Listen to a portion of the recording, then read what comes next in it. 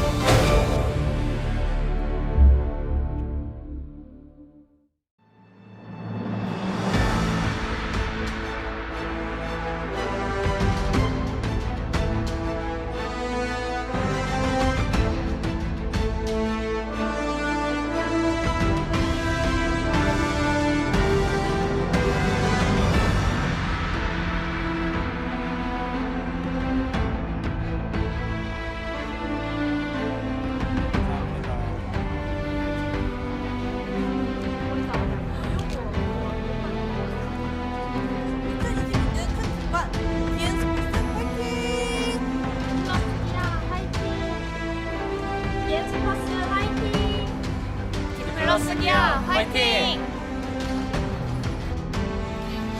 Hello and welcome back to the LCK. We're here on a wonderful Friday afternoon and we're getting ready for the DN Supers up against D+ Kia. One of these teams coming off of a loss, a close one against KT, and D+ Kia with the easy walkover over Bro. Definitely the favorites coming into this one. I am Valdez, with me is Wolf. How are you doing today, Wolf? I'm doing great. I'm really looking forward to seeing if the Supers can bounce back. They looked pretty strong already. I mean, early days, our expectations were a little bit low, and they had a pretty good showing up against the KT Rollster earlier this week on Wednesday. D+ looking really good. Showmaker was the best mid laner for CUP. I know you said this a lot, but you could really feel it when he destroyed the top solo queue player in Roamer in pretty aggressive, one-sided fashion in their last matchup against Bro, as well as you mentioned. For D+, they did well in LCK Cup last year in the group stage. They were undefeated at 5-0. And in this group, if they can beat HLE and a BNK that also looks pretty strong right now, maybe they could do it again. Yeah, definitely going to be interesting to see if they can line up those wins. You might notice that we do have two teams that have not played yet, T1 and Humble Life Esports. They will be playing in our second match of the night, and obviously big hype there with Guma moving over to Humble Life Esports, so make sure you guys are tuning in for that one. But first, we are getting into the matchup of two teams with opposite spirits, as DNS did take the first game against KT, but then did lose 2 in a row. D+ Kia speed ran through Bro, as Bro's new roster. As you mentioned, they have some solo queue talent. They have guys that have been fantastic, but not quite ready for the LCK, as yeah, that's cursed. Yeah, that's a little spooky. I was hoping that maybe we get his reflection as well in the back of the cape, but you know, it's just you know, the Shades of LeBlanc only. 5 solo kills in Game 2 versus Bro against Roamer. The guy everyone was talking about leading up to that Bro roster because of his solo queue performances, his win rate there. Win rate against Showmaker here in LCK Cup turns out to be 0% thus far. And will we see Showmaker continue to dominate? Remember, he was so good in CUP that D+ actually were a dark horse to maybe even win the whole thing. And his individual performances were so good there at the beginning of this year that we're hoping that they can maintain that form, because this roster does have some existing synergy on the top side. You have, of course, the bottom side of the map being replaced, right? You have Smash and Career coming through, but they look to be incredibly talented as well. And it's Career who's really the odd man out, but he's had some great games himself. I think we look at the other side of things here for the DN Supers. They came with a good game plan last time around. I think the mid lane is a big upgrade with Closer coming through. Bottom lane, world finalists coming through there as well, and Duckdom. I think that this could be a more interesting match than people expect. I don't think Closer would get bowled over the same way we saw Roamer, but time will tell. Time will tell, and we'll have to see what picks do come out for Showmaker as well, if they allow him to really do that as the LeBlanc does. And yeah, taking a look at this roster for the DN Supers, Ox and I were casting that. We were saying that this is the year of doo-doo. It feels like there have been a lot of years where we thought maybe it was the year of doo-doo, but this one is for real. 2026, definitely this time. It was 2023, I want to say, was the last time where we were all saying he was a top 3 top laner. Yeah. But it did not amount to anything much outside of his individual performance. We've seen so many top laners be kind of jailed, especially on this organization. You think back to Keen, of course, but Rascal, you know, when he was having his time in KT Rollster, where he was the only one performing, and maybe Dudu will kind of live up to that stripe, as we often call it there, for the DN Supers this time around. I'm thinking that when we look at the draft here, you're terrified of Smash, right? You are so scared of what this guy is capable of. He had an amazing series against Bro as well, but was just overshadowed by Showmaker in a lot of ways. And so even if you shut Showmaker down, or you make it so that you have a favorable matchup in mid, you have to be more concerned about Smash's power level in that bottom side. Life looking a lot better, I think, than what we saw from him the majority of last year. And I think a lot of people are surprised that he's starting over Peter, but he is the veteran, even though Peter now is a Worlds finalist. Yeah. Life has a ton more experience under his belt. Yeah, he definitely does, and you know, I'm very excited to see if Pioshik can keep up his form as well. He looked pretty good in that first series against KT, and CD Max said about the new bottom lane that their old bottom lane was solid, but this one brings in a lot of new young energy. We saw that Career was yelling, hyping up. It kind of gave me like young Lahen's vibes, where he was very He was joking around. He was having a great time, even though he's a rookie, right? So definitely bringing the vibes for the team, and maybe that's just what they need for this roster, who definitely does have a lot of young talent now, but seem to be one of our best teams in Korea. For those who don't remember or didn't watch Kespa Cup, Career was the guy who accidentally locked Aftershock on Nami, which is the second time it's ever been picked in pro play. It didn't work out the first time either. And it's so emotional, but also just kind of trying to keep himself together and being very funny about it the entire time. It's that kind of energy that you want to see for a new player. Not nerves, not stress. Yeah, well, we're going to have to wait and see if he can bring that energy this time around, as he's definitely having a fun time alongside of Smash down there in the bottom lane. And yeah, I'm sure a lot of people, you were talking about life. I'm very curious to see when Peter will play, if he does. And, you know, he's another support that brings a lot of energy and a lot of fun vibes. So I saw him on day one when they played against KT Rolster. Obviously, that was quite an interesting storyline there. And he said hello to me. He was very polite, very friendly. It looked like he was having a good, you know, he's having a good vibe, despite obviously not being the starter right now. CV Max has a very funny quote that I wanted to bring up here. We have a behind-the-scenes interview with CV Max, who said he wasn't going to use Coach Voice. He said, "I told the players I wasn't going to use Coach Voice, but during the game I had my hand just a millimeter away from the button, watching it. Every time I was about to say something that came to mind, the players did exactly what I was going to say. It was like telepathy." Wow. All right, CV Max. He's already mind-controlling them. I mean, that is a very awesome CV Max quote, as we do get first pick. The Roths, the right of first selection, did go to DNS as the home team, and they did go for the first pick, and so DK choose blue side. But yeah, I mean, you know, funny quote aside, I do think it's nice that if he's telling the truth, that everybody seems to be on the same page on the side of D+. He's facing off against his former team, right, in the Supers now, and we just see that it's Odin who's kind of taken his mantle there, former Gen G coach who has a lot of experience. I'm looking forward to seeing how the meta develops, because right now almost every team has a very different idea. We're seeing the Malphite priority all over the place, sometimes completely ignored, sometimes slam-locked first pick. It's not working out so far. And 0-2 here in LCK Cup. And we'll see if that is going to be baited here potentially. Silas is still untouched in the draft. Both the Orianna and the Azir banned by D+ Kia here, and DN Supers with first pick, looking like they're looking for a Rise here with this Cassiopeia ban. If they ban the Rise and they're looking to put Pyoshik on the Malphite, they can get it, but Silas is still available. Yeah, I think that's definitely going to be a big blocker. One thing you can do is ban Silas and say, okay, if you pick Rise, we'll go for Malphite, but that's another risk, because then you don't have a real answer for the Malphite. So they're just going to go ahead and ban away the Nico, which has been a priority ban here at the LCK. Not a big surprise with all the great Nikos we do have, as Rumble is just going to be the first lock. Okay, this does make sense.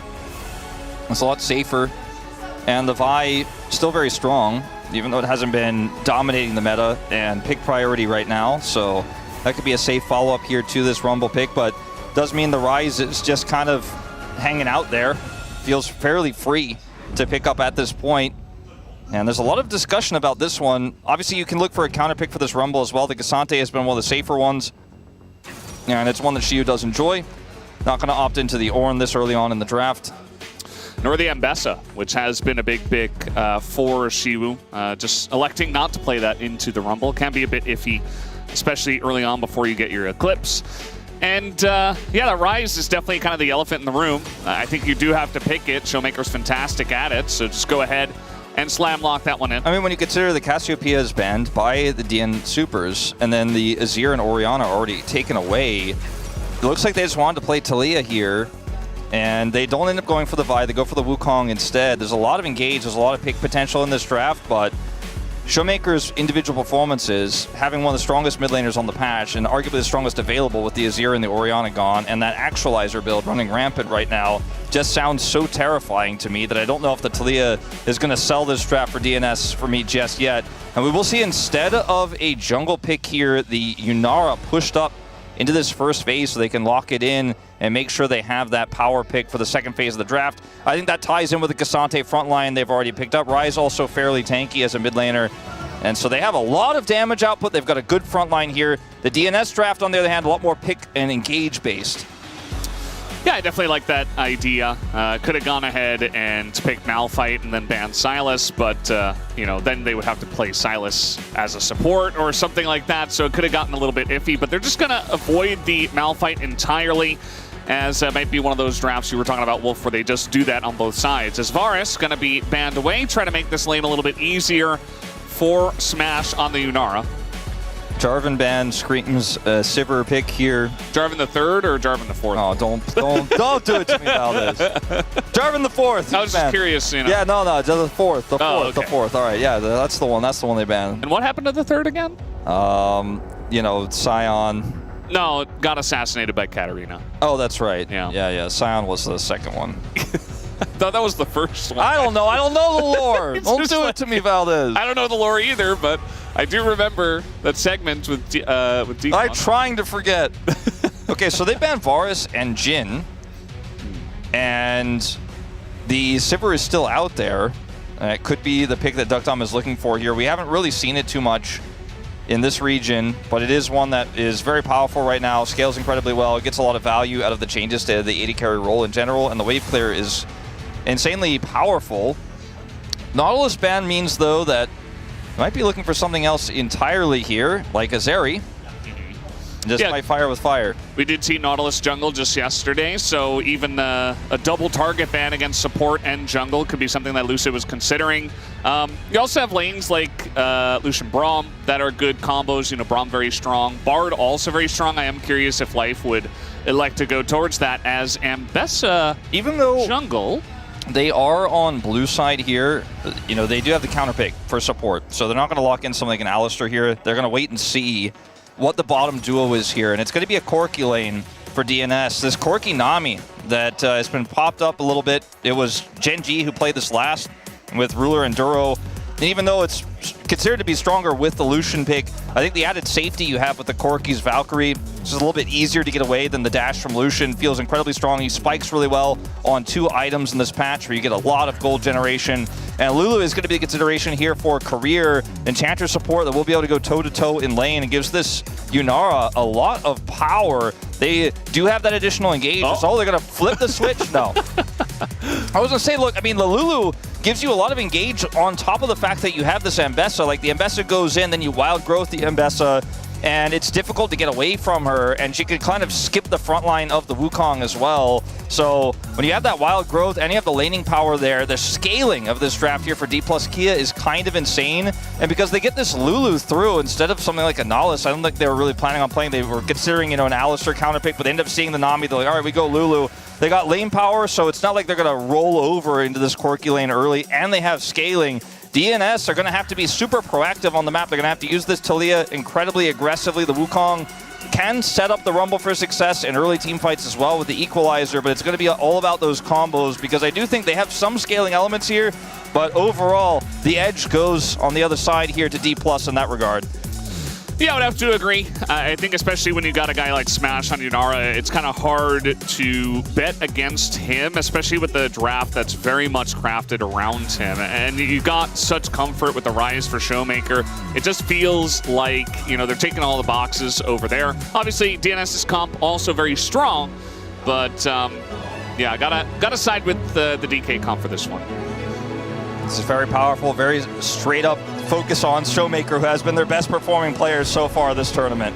Yeah, he's been fantastic. We'll see if he can continue with that streak of fantastic miss as we do hop onto the Rift here for game number 1 between D plus Kia and the DN Supers.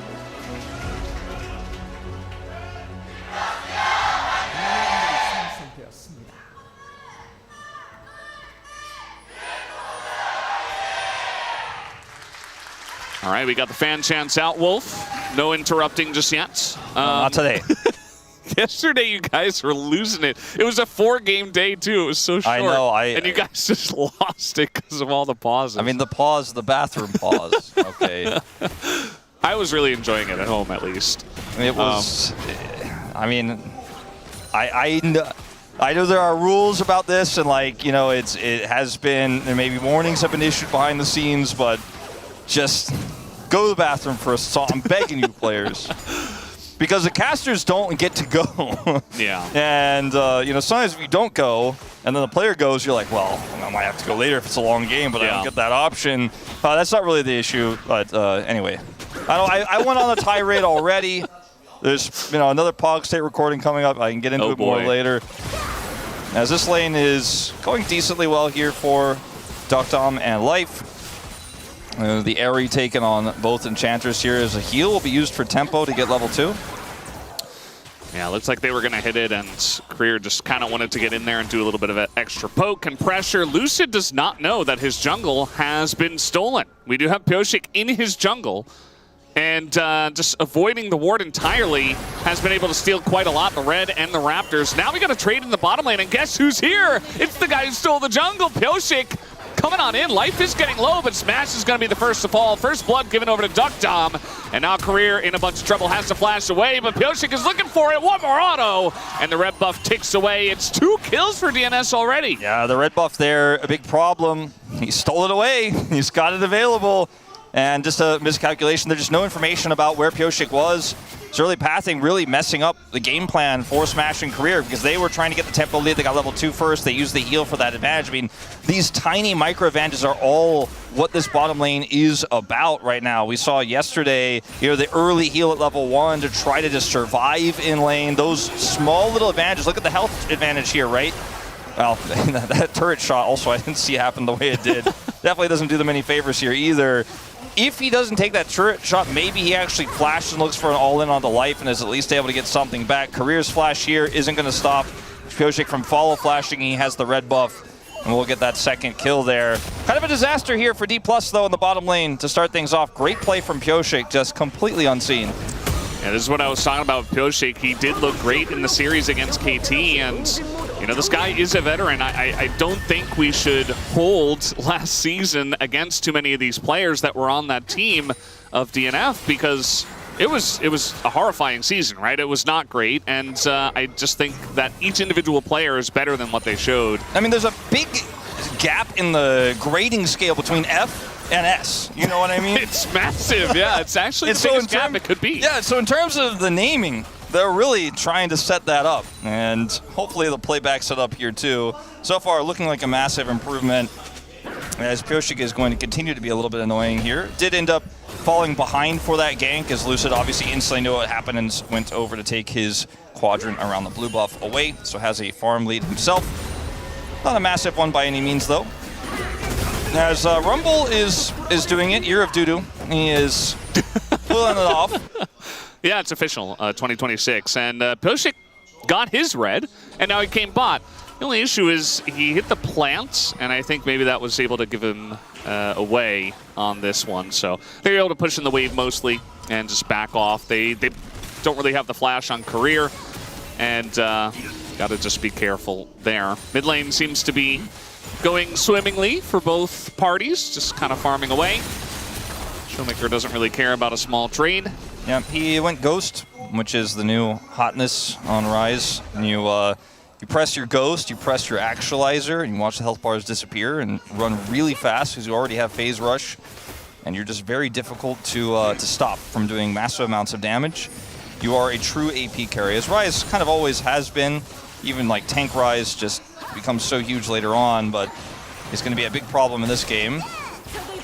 Trying to force a trade here. Smash is doing a good job of that. Duckdom getting pretty low, but level 5 is Lucy. He's going to come in, steal the Gromp, and force Pyosik away. He's up a level with that gigantic farm lead that he does have. 20 CS ahead is Almost Lucid. has his ult. Like, he is so close to it. If he had anything else he could take, he would hit it. He'll get it off this dragon. It won't matter anymore for this bottom lane, but this is going to be a plate at least here with the corrosion on this turret for Smash picked up on top of the farm lead he's going to get. So we'll get that corrosion proc there, the base essentially demolish, and then we'll get the first plate. So a lot of progress towards his quest, not to mention the gold that'll go over with it. They'll get this dragon, and as long as Lucid hits the smite button on this, should hit level 6.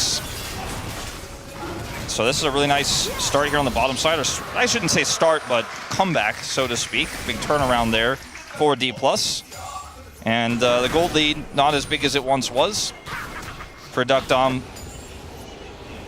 Yeah, still just hanging in there. You know, it's going to be fine. They were able to take a nice little trade as well and push DuckDom away. They had some support from Lucid, and you know, Pyosik, after he went bot, he had to back immediately, and then he only had his top red side jungle to farm, and after that actually went down to the bottom side of the map as well, so kind of a lot of time wasted, which is why he did fall behind so far on farm, alongside of the Gromp steal, of course, that Lucid was able to find, so he's going to be behind the level. Wukong definitely wanting those levels, but still at least able to put the bot lane ahead. His bot lane ahead, I should say. As DuckDom on Corki is, you know, we haven't really talked too much about it, but DuckDom very quietly has been just really awesome and was a big part of the reason why KT Rolster was able to make Worlds Finals and KT were able to have that run. Some would say he was elite. Some former members of the LCK broadcast doubted that. Yeah. And no longer with us. Yeah.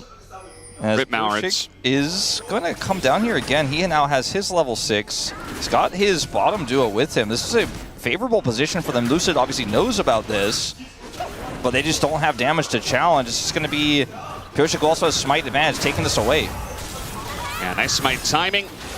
He's able to get that one going. The slows do come in, but Smash, I think he was holding a wave under his turret, so he was just farming that and couldn't really force a 3v3 in their own jungles. Yeah. Nice read by DNS to pick up the red. Almost would have liked Smash to just hard push that and career stay with him instead of trying to challenge, because there just wasn't really an option to challenge there. Don't forget, Closer also has Weaver's Wall.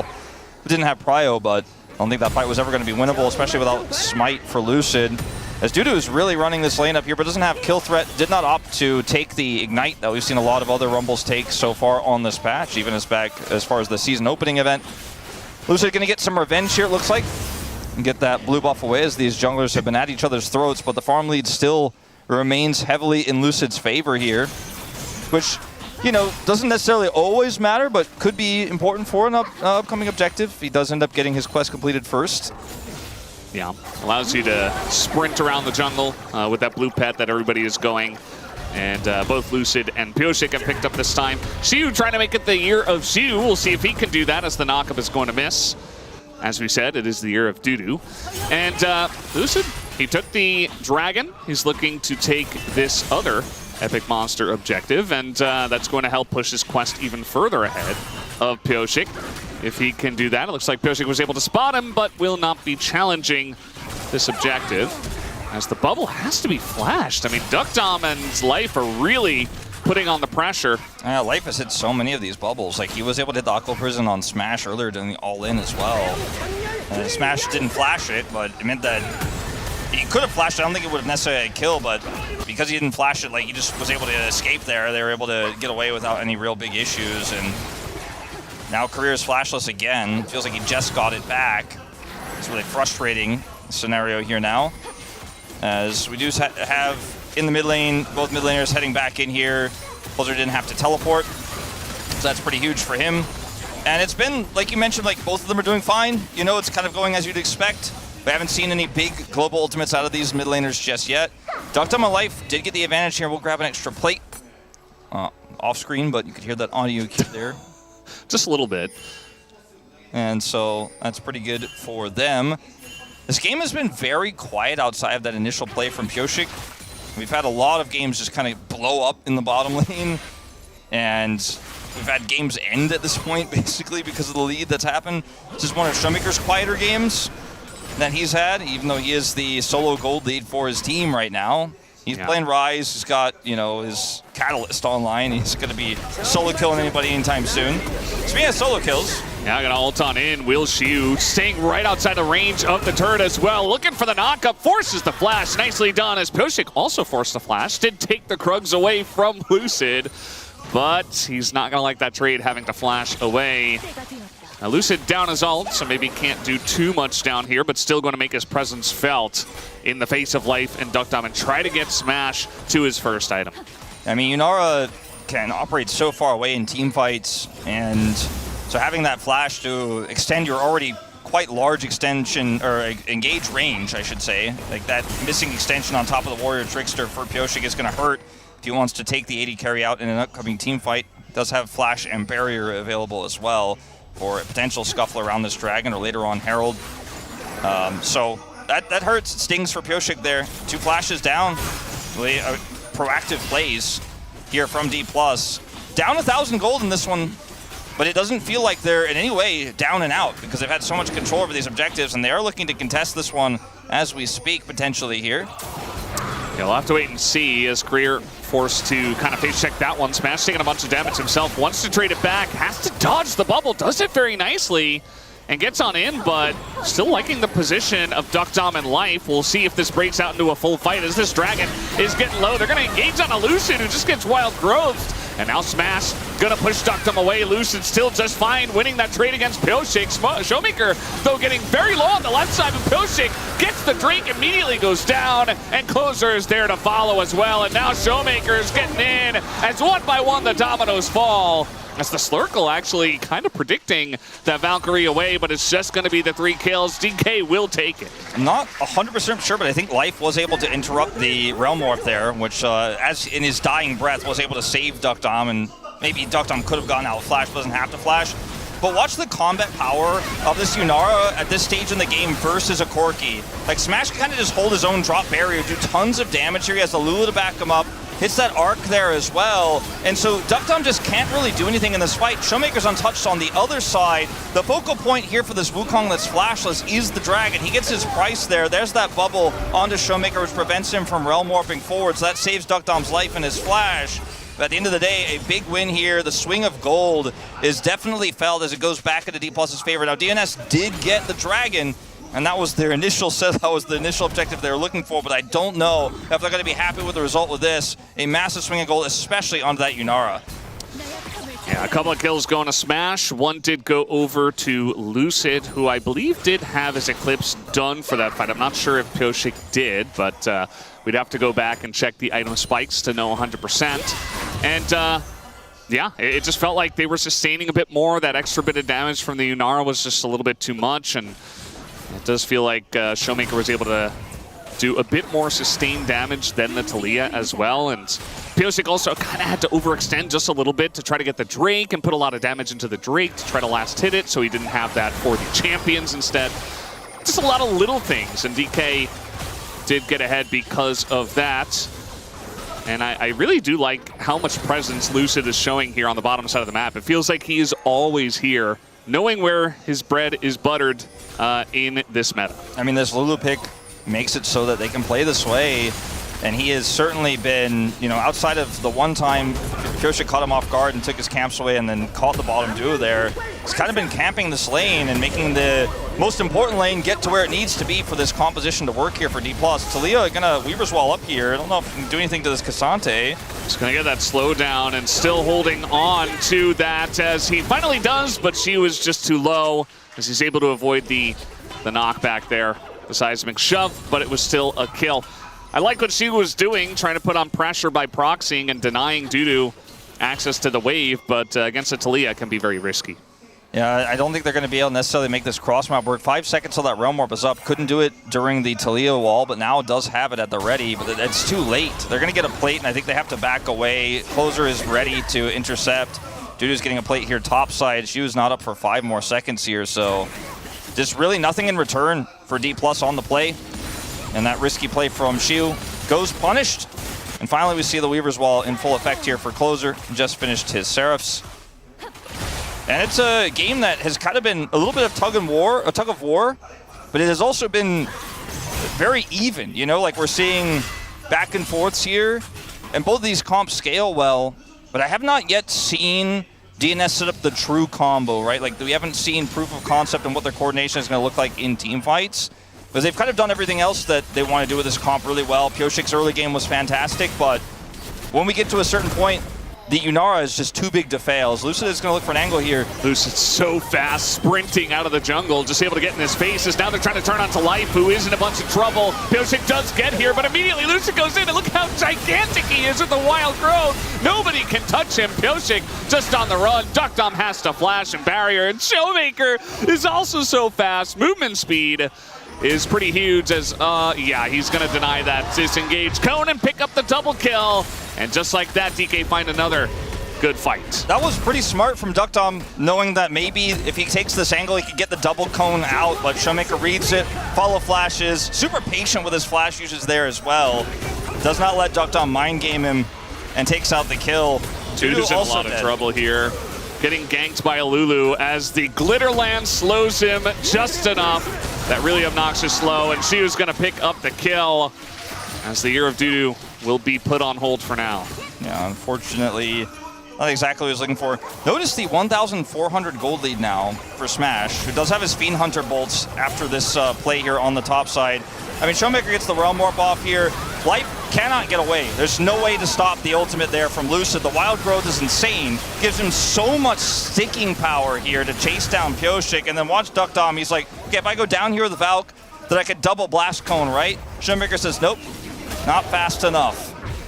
Follows it there for the flash, and then unfortunately for Dudu here, he gets hit by the Q3, and the Lulu is just heading straight down. He does not read this well. And it's just going to be eventually Career to come down and scoop him up. Yeah, kind of a very awkward spot for Dudu to be caught in, as he was very far down the lane and he got stuck there for so long because it is Cassante and you're going to get TC'd for basically 8 hours. So not much he could do, and eventually the Lulu gank is enough to just hold him in place for the Cassante.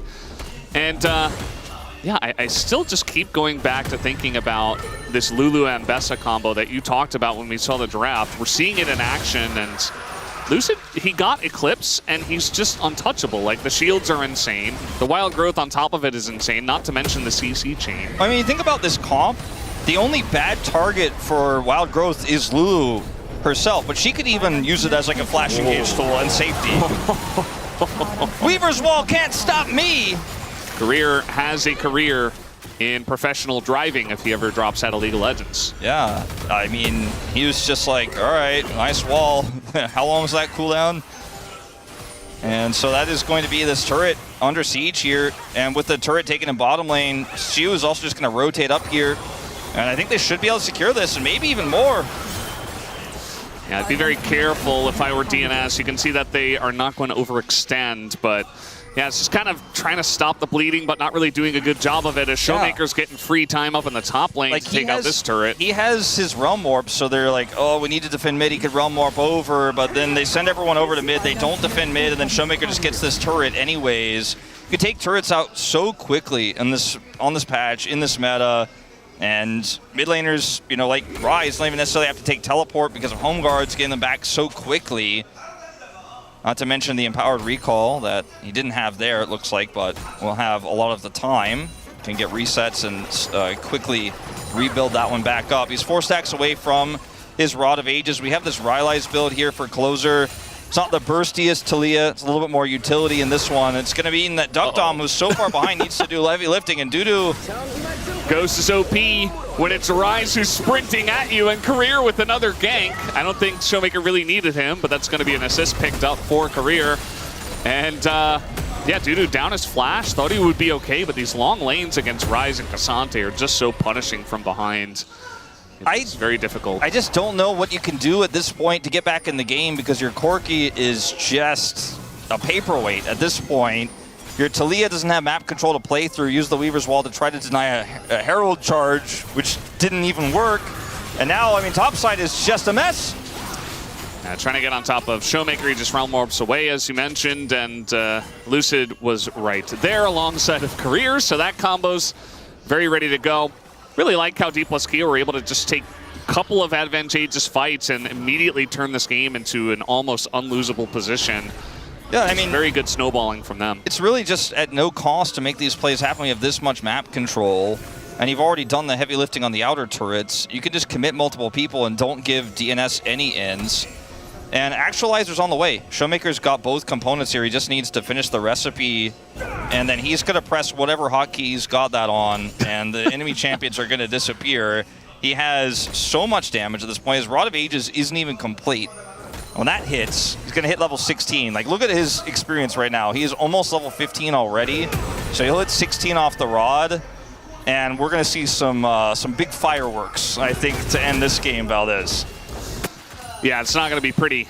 And just now, Duckdom was able to hit his second item and upgrade it to the Muramana. So the Corki's online. Question is, it feels way too late. And the question is, you know, will it be too late? I think it definitely is. Shiu is on the bottom lane, just kind of getting plates here as well. Dudu just desperately trying to clean up the wave and stop the bleeding. Thanks for the free equalizer. He's a level up. He's had so much extra time inside. Is Smash going to look for this all in? Or at least defend it, you could argue. Does end up dropping his barrier there, but I don't think he really cares. He's 2 levels up now on his opposition. And Career's just here with Wild Growth, loses that ult. They're like, yeah, you want to play this fight. You think you can defend, you think you can walk through that brush. You're about to find out you can absolutely not do that. Showmaker also has his ultimate, so he can join at a moment's notice. So DNS just kind of have to sit back and like put their hands up and try to absorb the punches that are coming through here for D+. This really isn't a battle they can take at this point. There is no fight that makes sense for them. They just have to stave off the pressure, and they're likely just going to have to give up Soul Point here. That's the next spawning objective in 30 seconds. Baron could be on the cards here for D+ as well, and that's where they have all of their focus right now in terms of vision control. But that Dragon, I mean, DNS have no one anywhere near, like they can't even imagine contesting a Dragon right now. Hey, remember that Duckdom and Life got ahead, but now it's Duckdom who's down, you know, about 1.5 levels in terms of XP value. Total gold going very much into the hands of Smash and Showmaker. Duckdom not too far behind there, but you can still feel the difference. Look at Showmaker's face. That's the face of a man who just built an actualizer and who just hit level 16.75 with his Rod of Ages. He is ready. He's like, oh, you guys think you could fight for this dragon? Let's find out how that goes for you. As, by the way, Shiu, who has teleport, is like casually just wheeling away on this turret and come for a flank. This is such a difficult situation to pilot for DNS. The Weaver's Wall has to somehow cut this team in half, but they got to find a single target. Showmaker may be that target, or maybe not.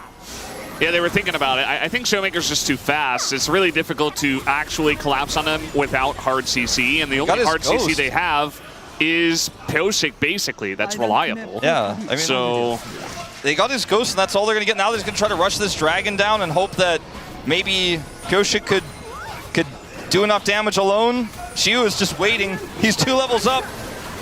I mean, they have position on the Dragon, but they are being flanked by Showmaker and Shiu, who are just looking to break down the front door now. The equalizer pretty good for zoning, actually, and they get the objective bounty as well, so nicely played. DK trying to force the fight. It's not going well for them, as the kiting now is not good enough, as there's the engage, the Ambessa on the back line with that Wild Growth, and just like that, it's not even dominoes anymore. Everyone is just falling all at once. Dudu is down. Pyosik, will he get away? No, he will not. The flash comes in.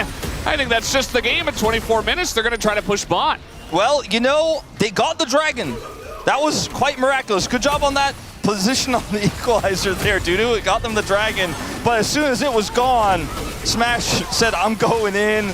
Lucid starts it off, has that Wild Growth combo. Smash just follows up incredibly well. He's got his Fiend Hunter bolts at the ready. Kraken Slayer set, doesn't even need his 3rd item. Doesn't care about it. And these turrets are gonna fall as D+ cut through like a hot knife through butter. He respawns here, but it's going to take some heroics to defend this Nexus. It didn't really have to go for this, but I think they feel strong enough to just go ahead and send it, as now trying to kite back. Pyosik getting super low to Smash and Showmaker, and just disappears once again, and nobody has the damage to deal with Lucid, as we have seen time and time again, just endless shields. As Dudu comes in, the equalizer's there once again, but yeah, the hero Dudu once again will be delayed. Triple kill for Lucid, and that is the Nexus falling at 25 minutes. Only halfway through January. It's okay. It's still early times. To ask Degon about bro, you know, he knows it's still early times. Still a lot of scaling to be had. This game was about the Lulu Ambessa, though, and the Lulu that was left through draft, which is so good with Inara and lane. And Pyosik knew, okay, this is going to be a problem. I've got to play through this. I loved his early pathing, but they couldn't hold on to that lead. They couldn't hold on to that control. And this Taliyah pick just doesn't feel very strong right now here in the LCK. We're not seeing it control lane. It's not getting prio. It's not able to use its Weaver's Wall to great effect. And I think the side lanes are just a little bit too fast right now, especially the Ryze having Ghost to try to punish a Ryze that's pushing up really hard, a Cassante that's super tanky. So you just end up having, it feels like for closers, so little agency. This comp isn't a straight up pick comp. If they picked Vi instead of this Wukong, I mean, Pyoshik did a lot of stealing of camps, but he did not do a lot of damage to champions in this game. Maybe Vi sets up the Taliyah better for picks, sets up the Rumble better. The Wukong just did not work out for them this time around. Yeah, they tried to go for a comp that would make sense as 5, but they never really got a fight that would make sense as 5 for them to win. As there you have it, D+K a very dominant first victory in this series. We'll see what happens in game number 2 after the break.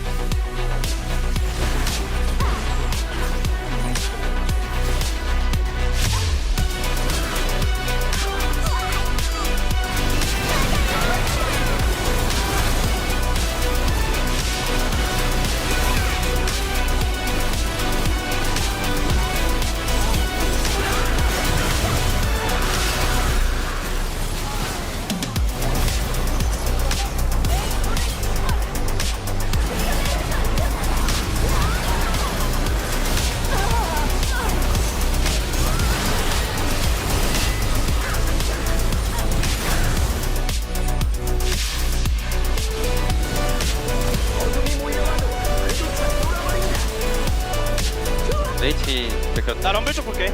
나 한 번만 밀려나? 나 떨어지면 좋은데 진짜. 나나나나 대대대. 내가 떨어져. 밀어볼게. 걸었어. 앞라인부터 봐야 돼. 아, 야 죽었어 한마 죽었어 한마. 또 쌈. 이따 올거 천천히 봐도 돼. 천천히 리턴이야. 이퀄 없어. 야 난 나 나좀 빼면서 할게. 발가 봐도 돼 지금부터. 내가 한번 볼게. 한 번 들어갈게. 나 한 번 들어갈게. 그렇게. 야나 구조. 좋아. 들어가자. 다 이겨. 아 밀어 얘기해. 야 괜찮아. 럼블. 아 얘들아 바론 가자 바론. 야 바로 럼블 잡고. 야 끝나냐 바통 가면? 바텀 가자. 야 바텀. 아 펜타인데. 펜타 올래? 맞으면 안 돼? 아 좋아요. 야 몸 좀 대봐. 이거 그 타워 탱가지 와봐 룰루. 어?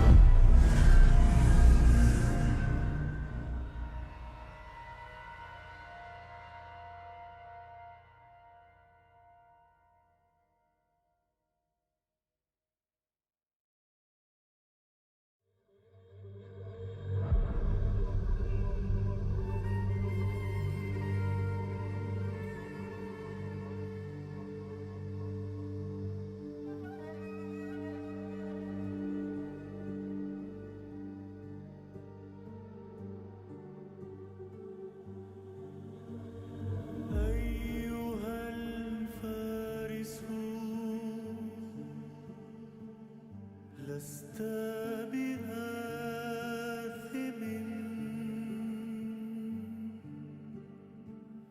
إن وزر هذا العالم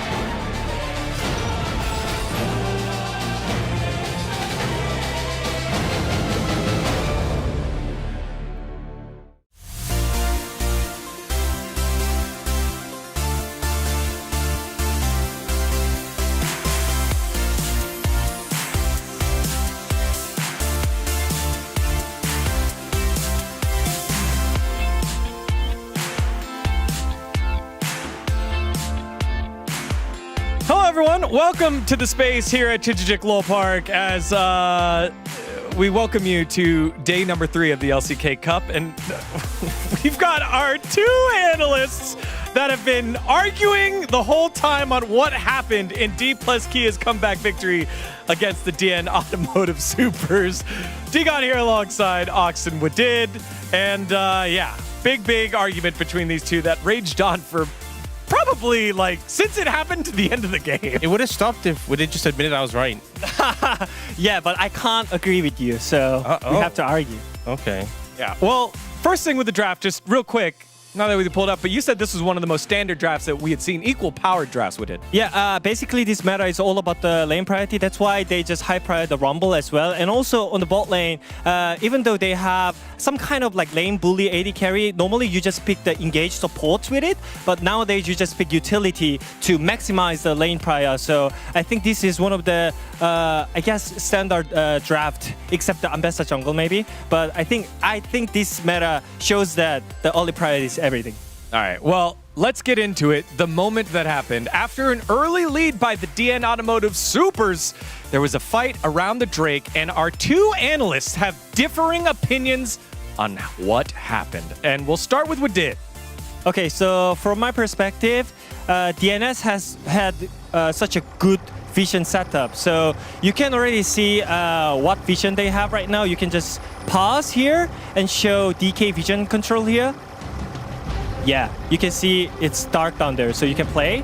And what happens next is that DNS is gonna use the advantage of the vision control. So they're gonna poke DK's bot lane till the half HP, right? So you can pause here and then put on the full vision control and zoom out.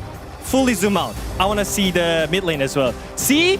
Showmaker is half HP and their bot lane is with the full HP with the full thumbs up, and your Wukong is ready to finish the Drake. So let's say if DNS just grouped as 4 men to finish the Drake.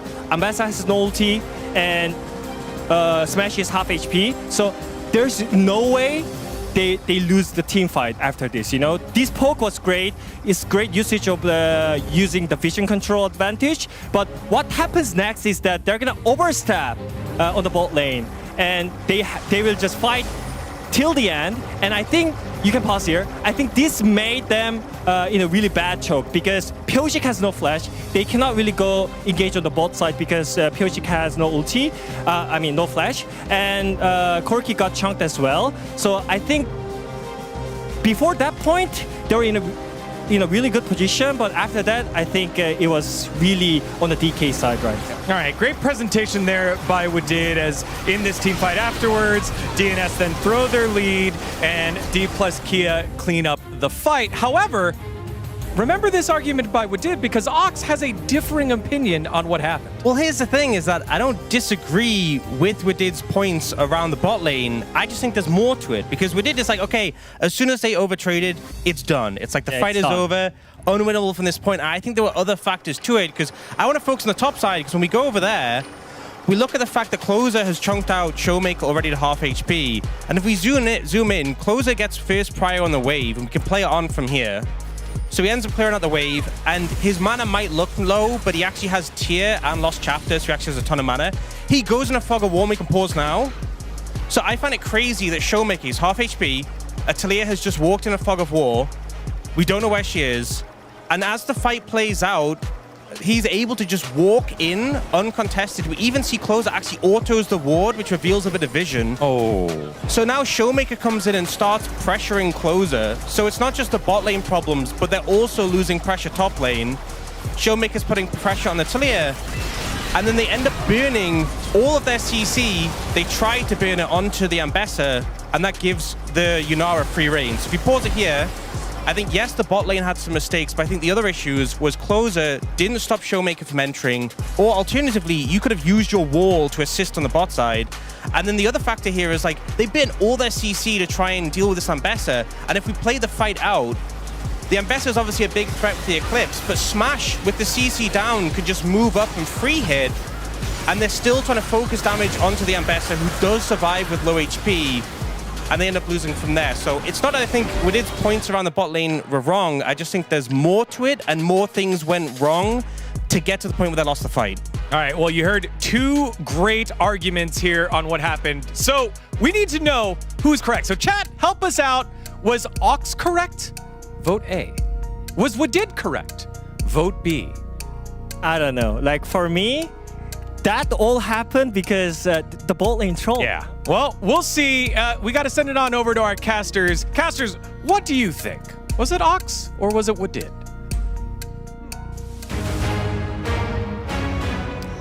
So, for me, thank you, by the way, for that awesome space segment. I think that was really the crux of the game, that one fight, so I'm glad you guys really dug deep into that one. For me, I feel like they were basically saying the same thing. Ox just added a little bit on top of it. So, It is. what do you think, Wolf? I mean, I on second look, because when I watched it, when I broke the fight down, my focus was on the bottom side of the fight and how Smash had so much agency there with the Lulu. They had the Mbessa with the clips. But the way that Closer just kind of let Showmaker in, I feel like probably shouldn't have happened with the vision toggles and stuff that we didn't necessarily see, really. Even that auto on the war that just allowed Showmaker to get in for free. I'm kind of Team Ox a little bit on this one, although I think both of them are correct, right? And they took a slightly different focal point there. That was a bit of a whiff in that fight, right? And, you know, that's the kind of moment where the shot calling needs to be a little bit crisper for DNS if they're going to win this one. As they will pick first pick here, because they now have right of first selection here on game 2 after the loss. Rofs, R-O-F-S. And so D+ choose blue side. So here we go again. A lot obviously removed in terms of 80 carry power. The Yunara and the Corki gone, the Ryze is gone, but the Orianna, the Azir, the Malphite, if these teams still think it's viable. I'm kind of feeling a little bit low on it after what we've seen. I'm a little bit underwhelmed. Yeah, and the biggest thing for me, you know, the Mbessa was such a huge powerhouse alongside of the Lulu, but just the way that Lucid played it as well was really top tier. So I feel like maybe in the future we're going to have this be permabanned against D+. And it's not the first time that this has happened to this team, where it's like, now we see Kiana's banned against them all the time. Now LeBlanc's coming out. In the past with Canyon and stuff, that roster, we had like Talia banned all the time against them because they could play at mid-jungle. Kiana has not been played this tournament, and LeBlanc has been played by one player this tournament. Jace has been banned by everyone, so that one's not surprising, but yeah, I feel like Lucid was definitely one of the biggest winners of the everyone could be a jungler, the final patch of 2025 patch. As Akali will be banned after banning the Azir and the Orianna, so really saying we will pick Silas if you pick Malphite here. And it is going to be the Jarvan that was banned last game around for Pioshik, who had a good early game and just wasn't able to impact some of the team fights later on. And his damage number was really just a symptom of their inability to fight, as you pointed out in the post-game breakdown. So what are we going to see here? I mean, when I think of an Akali ban, I think of Azir primarily. And he was already banned, though, instead. So what is Showmaker cooking? Is the real question. Yeah, I mean, Closer's very good at the champ, so might be a little bit of targeting as well. In terms of stuff we have seen that has not been, you know, stuff like Ryze, Azir, Orianna, you mentioned the Silas already, the LeBlanc. We saw it once, it was banned. We'll have to see just how deep they are going to go in their champion pools with Talia and Ryze gone now. Yeah, this, okay, they're going to shift over to Malphite here. I was going to say, Xin Zhao's a little bit boring, a little bit slow in this meta. Still strong, but certainly not as strong as he was before, because the pace of the game is so fast. You need something that's a little bit more reliable engage-wise. Having a frontline doesn't necessarily do as much for you, with 80 carries doing so much damage right now. As Closer's just going to slam the Syndra after they lock in the Scion, so kind of a little bit up in the air what this draft does. It has hard single-target engage, but it doesn't have great synergy in how it sets it up. And Varus is going to be pretty far away from all of that. Yeah, I don't think they're too worried about that at all, as Gwen, something we've seen many a time into Scion, is going to be picked up here, and does feel like one of the champions that can get a good amount of usage out of some of the new items. So very curious to see if maybe this is the game where Xiu carries. Yeah, let's see what the build is going to be. There's been some experimentation with items even like Dusk and Dawn for Gwen that was really popular at the very beginning of the patch, but has fallen off a little bit in solo queue. We'll see what his game plan is going to be. This is pro, so it's a little different. As now you take away the Ezreal, which has been relatively safe into Varus thus far, and is just one of the safest picks on the patch in general, even though he doesn't have the same early spikes a lot of other AD carries. The Bard is taken away, so basically saying we do not want to deal with double range here with the pick that we are looking for. And I mean, for Ductom here, the Corki is gone, the Yunara is gone, the Zeri kind of fits the bill here in terms of scaling damage. I think they need something that's going to scale incredibly well. Sivir would have also worked. They have the Jarvan on their side, because the Syndra just isn't going to have the same damage output as a lot of other mid laners would have. So Ductom is going to be the main damage there because their top laner is a Scion. Closer's not really a Syndra player in my mind. When I was thinking about what he would pick, I was thinking maybe Ahri, which could have had a similar issue where it's not a lot of consistent damage. It's a lot of burst, it's a lot of setup. But instead he went for Syndra, which really threw me for a curveball. Do they ban Braum here? No, it's just going to be the Nico. Yeah, Nico's still available, even though it went super deep in this draft. Braum hasn't seen play in pro, I think just because even though he's a really oppressive champion in solo queue, he's not as easy to use as an engage tool in pro games. As we've all seen what happened with BDD when we looked the Sin relatively recently. I would love to see Echo. That's really fun. It's really strong. It's Showmaker. It's happening. Yeah, so Echo, one of the long-time counters to Syndra because she presses R and then you press R and it gets totally negated.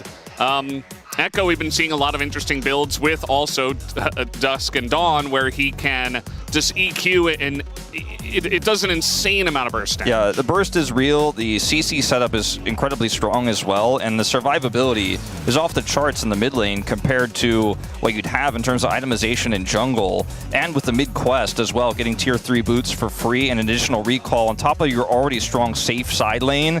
And you've got the Xin Zhao on your corner, you've got the Gwen on your side. They can play the map so incredibly well, which is why I like this Pantheon here as a final lock-in here for life and help a little bit in terms of dealing with these side lanes. They opt for the Braum instead, though. This will be the first time we see it here at LCK Cup 2026. It's one of the strongest Braum lanes you could ever ask for. Level 1 is incredible, but it's blind. So you can pick the Karma here. You abandoned the Nico, you took the Bard away, but the pushing lane support is still available here for Career. Looking to opt for more engage instead, though, potentially with this Rakan. I think with the Xin Zhao as primary engage and really your only form of engage, it's a tough ask to say Karma will be enough, but if you just win the lane hard enough and have stronger side lanes, they could have played through it. But look for something a little bit safer here in terms of setting up team fights. They will have to get through the front line of that Jarvan and Sion to get to the Ashe there at the end. We'll see what build we see from Ashe as well. We've seen a lot of different techings. We've even seen like Essence Reaver come back a little bit on Ashe. Vandal Pipes, you gotta imagine, is for my man Braum in the bottom lane. It's time to pull him out. Yeah, Bard's not the only one who can play the pipes, and neither is Nautilus in the jungle. We've been seeing a lot of usage out of that item on specific champions. I think, Valdez, since I joined the LCK, this is the first game of Echo that I have. It's definitely the first game I've commentated, I want to say. It has been a really long time since we've seen Echo here. This is not the LCK, it's the LCK Cup, but still. Like, I am really excited about this. We heard rumblings of this. We've heard rumors of this. I think Faker was the last one to play it, which was a long time ago. Like, that feels like 5 years ago. I want to say there was like a brief period where maybe Canyon played it once in my first year of LCK when AP Jungle was a little bit of a thing, when we had like Talia Jungle and Lilia was still strong. Lilia's still strong right now, by the way. We haven't seen her yet in the LCK, but I digress. I'm loving this draft here, 4D+. I think this draft is very situational, very single target blow with the Ashe, the Syndra, the Jarvan here. It's very similar to what they did in game 1. Didn't work out then. Maybe this time it'll be a different story. Gotta put it all together. Let's hop into game 2.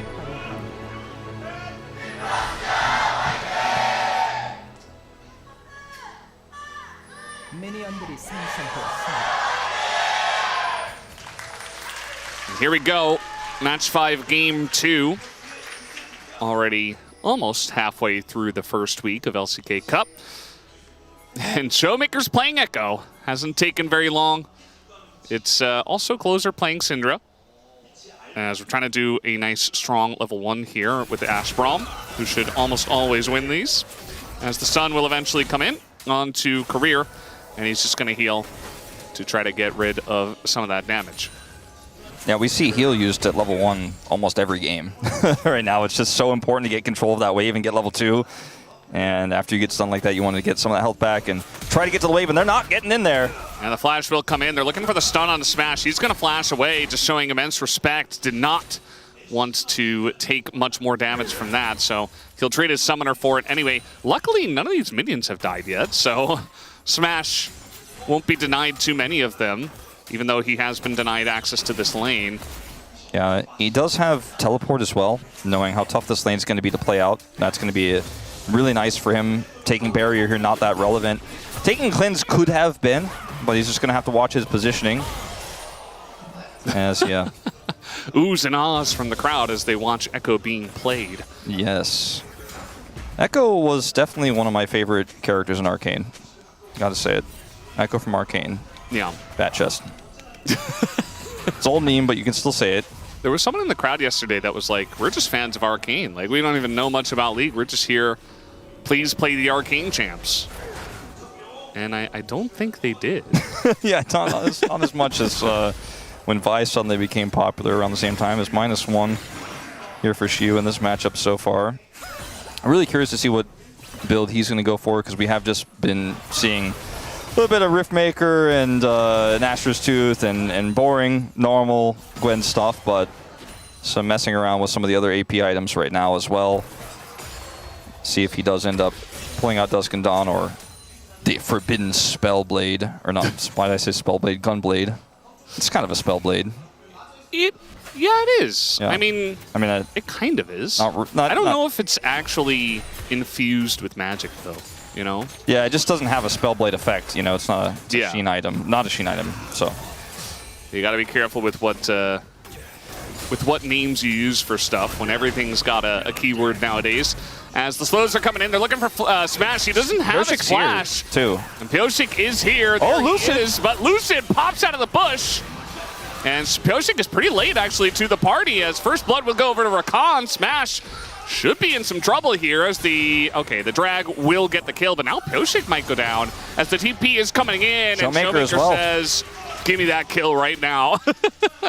And they will do exactly that. Definitely the smart thing to do. And that's going to be 2 for 1 here in favor of D+Kia. And they can actually send Smash mid to catch this wave. This will, of course, kind of mess up a little bit some of the quest, but it's not going to matter too much in the short term compared to what they get or too much in the long term compared to the lose in the short term here to patch the hole, as Showmaker will push the wave in bottom lane and then they'll swap back. So this ends up being a pretty big win here for D+. Very aggressive teleport, but I think allowed because Smash did opt for the summoner himself there in the bottom lane.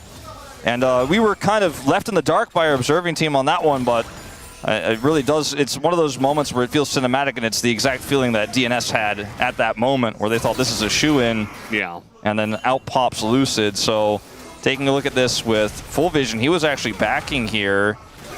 Sees the all-in coming through. They get the knock-up onto Duckdom. He bides his time. Has double buff here. And then Smash lives for so long. The slows are so frustrating. Life gets flashed on. Smash is dead, but Showmaker knows that if he buys enough time here, his teleport will be able to get the kill back onto Pyosik, and there's nothing Duckdom can offer here in terms of peel. So Pyosik just goes down. Closer tries his best to get maximum value out of this in mid, but because of the teleport on the Varus, they don't get as much as they would have liked.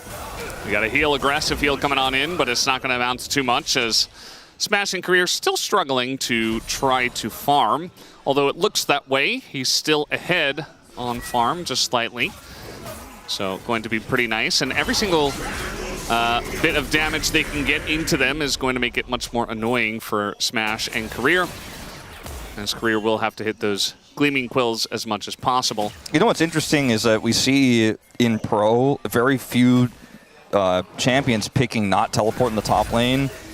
Like, you think, oh, Gwen is so good with that, so I might have to hold my thought on this before we get too deep, because we might have a scuffle over this dragon. Looking like we're going to see a group here for Smash and Career towards said dragon. Showmaker does have his ultimate available. It reminds me of a certain fight our desk just broke down. Yeah, it's going to be a similar situation here, you have to imagine. But in fact, both sides just kind of back away and elect not to take the risk. Showmaker, in fact, did not skill his ultimate.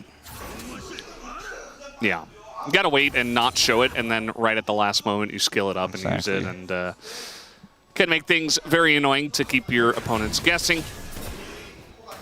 So that's the wise choice. And they do back away. So what I was going to say is, you think, oh, Gwen, she could win this lane even harder if she has Ghost or Ignite. But the trade-off, when you're already winning the lane by default because you're laning into a Scion, is that you lose a massive shield. And that shield that he's going to get later on is going to be incredibly powerful in team fights. So what he could have done was try to opt for the short term, but he is definitely playing for long term here, as he is going to potentially have to use his other summoner now. Yeah, Shu going for the flash this time around. He's not going to get stunned up and actually just dashes away.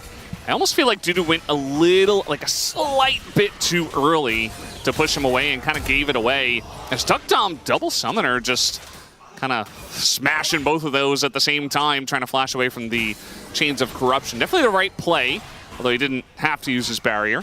Yeah, I didn't really end up blocking anything, but perhaps just a bit of a panic there. Lucid is going to steal these Raptors away with the mid-prio they have. Showmaker really controlling this lane quite aggressively, even though the CS is dead even. Allows moves like this to be made. This bottom lane, every time we look at it, we're like, well, the Ashe Braum was great at level 1. And it is otherwise just now kind of getting chunked out. The sustain that Career can offer here is quite helpful. And without the flash there for Duckdom, and he doesn't have his own ult defensively, they really have to play very carefully. Without vision of where the Xin Zhao is. It's on the other side of the map. Okay, Dudu is in trouble. Yeah, he just barely got his ult back, and there he goes. Is going to dash away, essentially, like the train he is. And Dudu says, well, nothing I can do here. Already down almost, 15 CS here, especially after Shu gets this wave, so. And Shu will get, he got the first plate, and we'll get a second one as soon as that wave crashes. And so this is a pretty significant lead in terms of top quest progression for Shu, which matters a lot for Gwen, who's already about a third of a level ahead here. And once she gets ahead and starts pushing the side lanes, there isn't a great answer here for the side of DNS. Maybe Duckdom getting an arrow, his closer's not going to get stunned. Yeah, and Showmaker with that extra movement speed is just going to make things even more annoying for the Syndra. Mentioned the ult, the way the ults interact with each other, but at the same time, Showmaker on the Echo, once you get that combo in, you're just so fast, and it's very difficult for Syndra to do much except press R, which also doesn't work in Echo. So you're just kind of sitting there farming with no kill pressure. It is very annoying as closer here, just trying to get your splinters in. But normally Syndra, in most matchups, just kind of wins by default if you play it perfectly. But in this matchup, it's a little bit tougher to do so. And now we're seeing Pyoshik come down to the bottom lane here, but look where the lane is set up. It's very difficult to actually dive.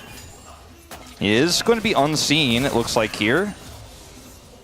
But, it's a Rakan, and Smash has flash, and he's basically under turret. So he's just going to chill here while Lucid's like, all right, grubbing it up. He's still waiting. Small wronging. Playing the long game here, as eventually they're going to get this combo done onto Career. Very nicely layered, as even able to interrupt with the Cataclysm is Pyoshik. So they do get that kill down. As you mentioned, a lot of time spent, as now once again the 1v1 Shu is making Dudu's life hell. They took so much damage on the trade back. It's kind of difficult to start Dragon here. But I think they might have needed to do something like that, even though Showmaker has prio in mid, because that kill alone isn't enough. Career doesn't flash. That was a really well-played setup there for Pyoshik. They set up the arrow. They're like, okay, this Rakan is super slippery, but if we play this just right, we should be able to get the kill. They also get the flash out of Smash. So a ton of value in terms of that there on the bottom side, but they don't secure Dragon. And so leaves you wondering, is it enough? As Grubs went over to this Gwen, who is such a problem already. So watch this again. Pyoshik plays this incredibly well. Career steps forward, gets hit by the flag and drag into the arrow, and then watch this turn on the Cataclysm. Yeah. Really well played. Secures the kill there and gets the flash out of Smash. Yeah, it's nicely done, but as you mentioned, not sure if worth. Not able to get the Dragon, and Lucid himself, I saw him moving up towards the top side of the map. I thought maybe looking to put pressure onto Dudu. Did finish his first item, the Sundered Sky, so is going to be pretty strong right now, the Xinjiao, although Pyosik just finished his as well.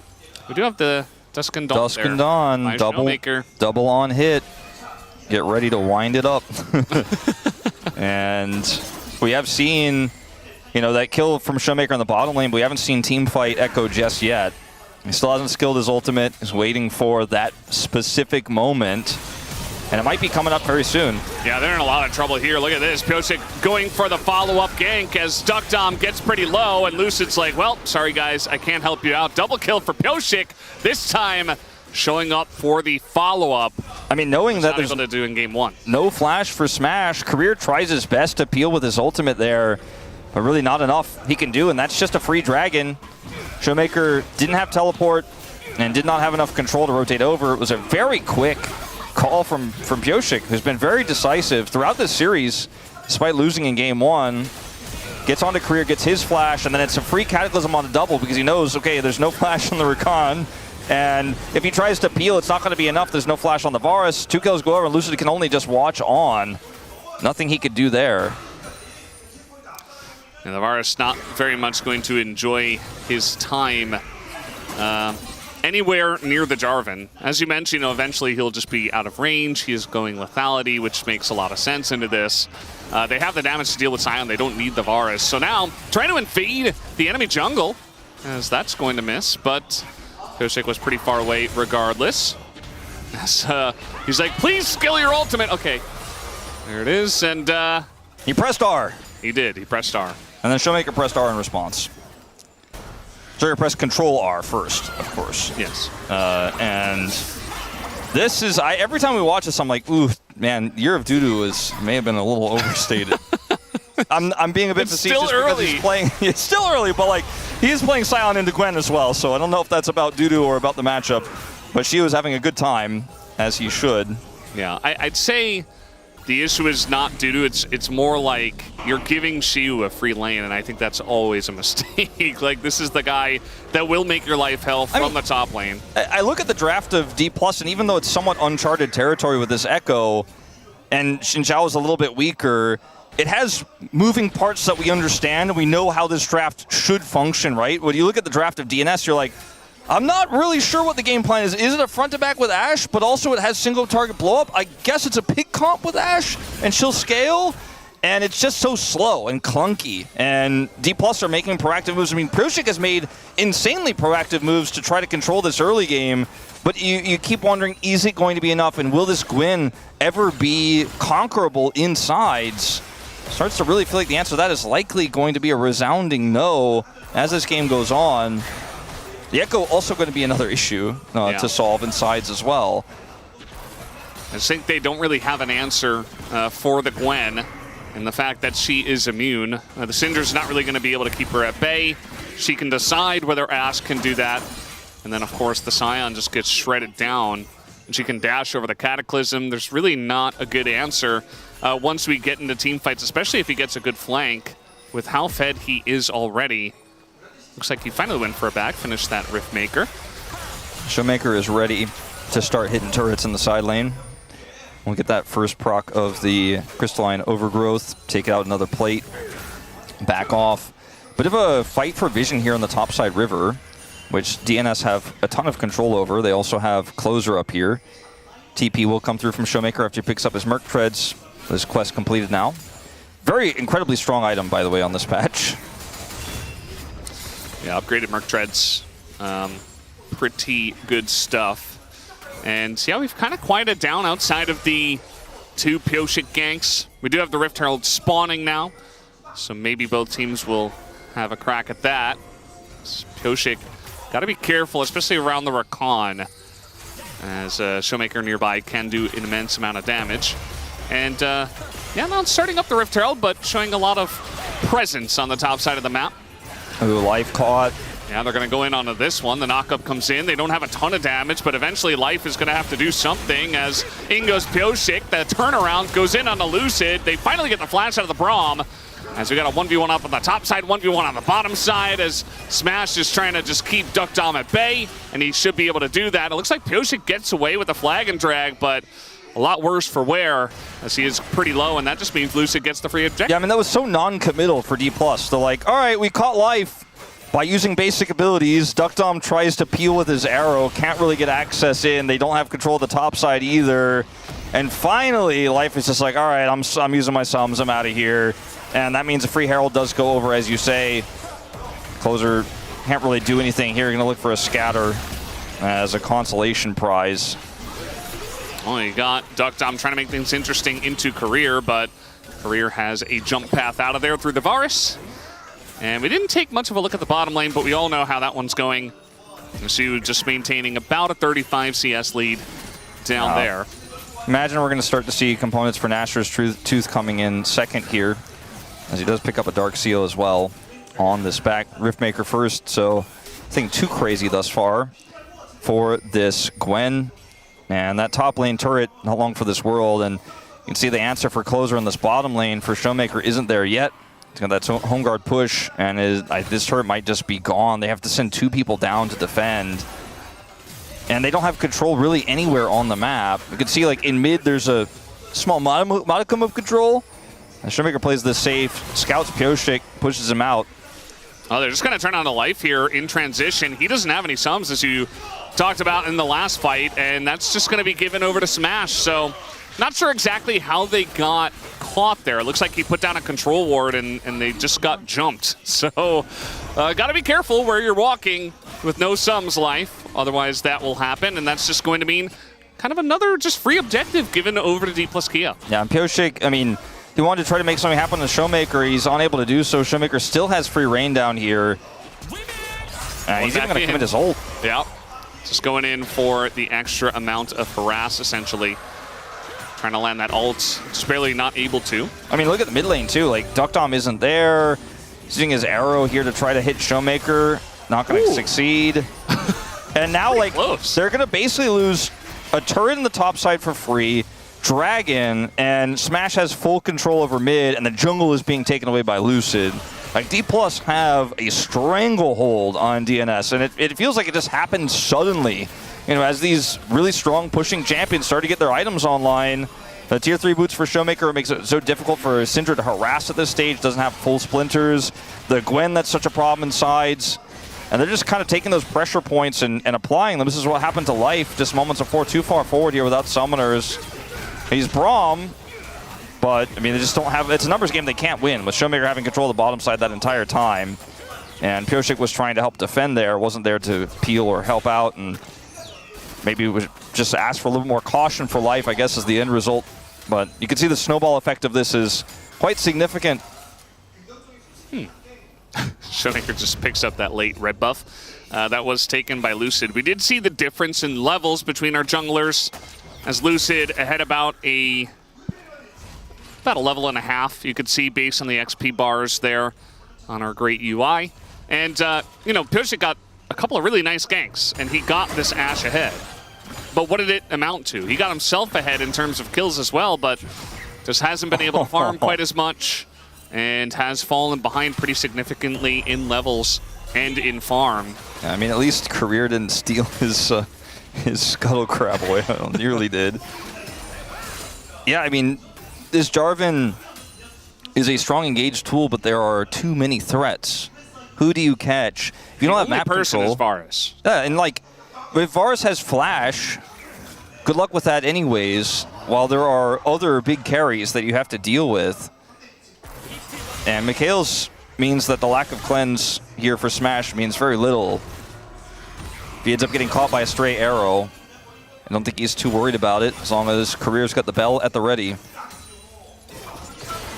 Trying to get an angle here on a Life once again, who this time is Braum, and it does matter. As now the engage comes in, catches two, his Career, it's beautiful, they get Duck Dom. As Career comes out of basically nowhere. I thought they knew he was there, but Career with the very quick engage was just too much for them to handle. I thought this was going to be a fun game where Showmaker has a lot of fun with Echo, Valdez. None of that. The most fun part was when he had to press Control R and then press R and avoid Syndra's ult damage. And that was it. Yeah. Otherwise, he practically could have been playing anything in this game. Let's the Lucid show. And Pioshik just trying to stick around to defend the turret, was never going to be able to. And yeah, I guess he cleared the wave, but he also cleared his own health bar by sticking around. As Lucid had a big smile, Pioshik a big grimace after that one. And there really hasn't been a lot of, game-turning moments in this one. I mean, D+ have so much control over the map. This 7K gold. This comp has to function around like CC into CC into CC to win. And when you have no map control, you can't see where to set up that CC chain. You can't team fight. You can't even exist on the map, really. As between Lucid and this engage from Career, can't even be near your mid turret. And we're too far away, I suppose. The engage is so real, it's so strong here for this D+ comp, and it's starting to feel like DNS are never going to get a 5v5 fight for this Ashe that does have 2 items, I suppose. Yeah, I don't think it's going to happen. And we also saw there a good example of how much Braum can struggle into Rakan, where you're just kind of standing there and accepting the brunt of the damage and no way to avoid it.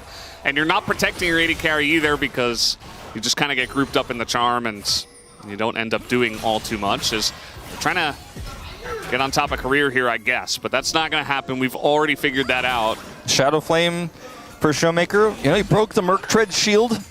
I want to see more Echo gameplay. He got the stun. It was cool. Yeah. And then he broke the shield, and we go back to watching where things are more relevant elsewhere. And, I mean, they are relevant over here, but at the same time, it just feels like kind of beating a dead horse at this time without actually getting any kills. And it's just kind of exerting all that map control that you have and not allowing your opponents to play the game and just suffocating them. Did a bit of damage there, okay. Smash is also going to be forced to flash away. As in comes Lucid, and in comes Career, and Life is like, well, I guess I'll try my best. There's the charm, as Duckdom's doing a lot of damage to him, but Career does get away, and now we got a TP coming in. Lucid has to go forward, as the ult is insane, pushes 2 back, and now Showmaker comes over, and Lucid is unkillable with the Sundered Sky, and now we see what a 5v5 looks like when everybody on DK comes on over. As Shiyu gets the angle, hits the needles on a closer who is playing Syndra into Echo and Gwen, the least fun you could ever have as a Syndra. Yeah, this draft really just did not work out for DNS, and I think that was probably the back-breaking moment here in this game. They're not going to be able to kill the Nexus off of it, but they'll get Baron. They'll take this 8,000 gold lead and send it to the moon. As, remember, you mentioned there's only one person you can really get. It's the Varus, but he has Flash. He waits to use his flash, baits them in further, then the rotation comes over, and then watch this from Lucid. God, the guy is definitely POM, like no question in this one. Just goes to the other side, gets the double knockback. Duckdom can't kill him. Then Closer gets the kill onto Career, but he's actually used his ultimate that way, and then the collapse of everyone else comes in, and it's just a well-oiled machine the way the rest of this team fight plays out. Like Shiyu's just chasing down, gets the turn onto Closer here. Snipe comes through from Smash. And D+ will take no prisoners. Yeah, they definitely didn't. We got to see a little bit of burst out of the Echo in that fight that you were asking for, Wolf, and it was on to the Ashe, who didn't have Flash and had like 30% health. But that 30% went away very quickly, actually all at once, to the Echo. And especially with the double flank coming in from the solo laners was really just impossible to deal with when you're playing Ashe, Syndra. And you know Really what, rough Rakan? He's bandle piping. Just wanted to mention it. Yeah, just a little bandle piping. As the Cataclysm is going to stop Dudu from getting in, Showmaker is still playing Echo, and still not going to be punished there, as when it becomes Lightning in on a Closer, and he is down. And the follow-up with a change from max range from downtown. Smash going to hit it. And this is where DK just kind of turn into the Harlem Globetrotters, and they just begin to really make their opponents look silly. As in they go, Duckdom, they're sending everything in the kitchen sink beyond that one. As Life and Dudu, they did their best, but their best was definitely not enough. As the first game was 25 minutes, it looks like this one will be very slightly longer, but it's still just as dominant As there you have it, D plus Kia will be taking the 2-0 here tonight over the DN Supers. Pick it up right where they left off at Kesbrook Cup, right where they left off against Bro. This team incredibly dominant, just like we saw at the beginning of 2025. A 4-0 start here, and Showmaker the leader, but today, Lucid was the main character. So many fantastic engages, and it wasn't even a bad game or bad series for Pioshik either. But Lucid knew exactly where to apply the pressure and just set up so many critical engages. It wasn't the Lucid game where he's playing an assassin, you're watching him on the Fury, he's getting into the backline. It's not the Kiana Lucid game, nope, just straight up classic Xin Zhao. So amazing ultimates, and he is, in my mind, should be the front runner for POM, and D+ just look fantastic right now. So that was Issei Dole, the famous Go player. I believe that's the guy who played against Alpha. Yeah, the AlphaGo, yes. AlphaGo, yeah. So that's pretty cool that he's here watching League of Legends. Maybe he'll be ready to train up the League of Legends pros to take on the AI later on. Lucid showing a funny one there. He had a fantastic day. I do think he will be picking up the player of the match. Showmaker had another great day. He just doesn't have bad days right now. Yeah. That usually happens like around July to August. And I'm hoping it doesn't happen this year, as Smash really showcasing his personality a ton here early on in the season. Same to be said of Career as well. He gave him the Lucid L. He's like, well, Lucid didn't do the Lucid L, so I'm going to do the Lucid L. Career, little shout out to his jungler. Yeah, I think he's basically voting for him for POM. Yeah. I do want to, I don't want to do the thing, but I'm going to do the thing. Small asterisk on these wins for D+ against Bro and DNS. DNS looking like a much stronger caliber of opponent, to be fair, but both of these games were incredibly one-sided. Maybe D+, and I mean both series. The first game started off pretty well for DNS. Yeah. But D+, I mean, when we get to tougher opponents later on, we'll get a better idea about where their power level is. But right now, I mean, looking pretty good. They still have the tougher 3 remaining, as Elder will take 4 here. They have not played against Genji, T1, or Nongshim here in Group Baron. Yeah. We'll see how it goes when that happens, as this all started off with some jungler shenanigans. We didn't know that Lucid was hiding on Bush. And that he was. That gave first blood over and also a kill to Showmaker, making it 2-for-1 in the trade in favor of D+ Kia. And again, we're going to have a highlight reel, but there weren't any crazy moments outside of this one, which really kind of broke the backs of DNS in this game. Yeah, I mean, this is just, when you watch games like this where moments like this happen, these are the flashy ones, right? These are the big plays. This is set up from the macro of D+, the map control they had, right? And Lucid has an amazing mechanical play there. His judgment is insanely smart. But they were able to flank and rotate down from top lane because DNS did not have even one piece of Summoner's Rift that belonged to them.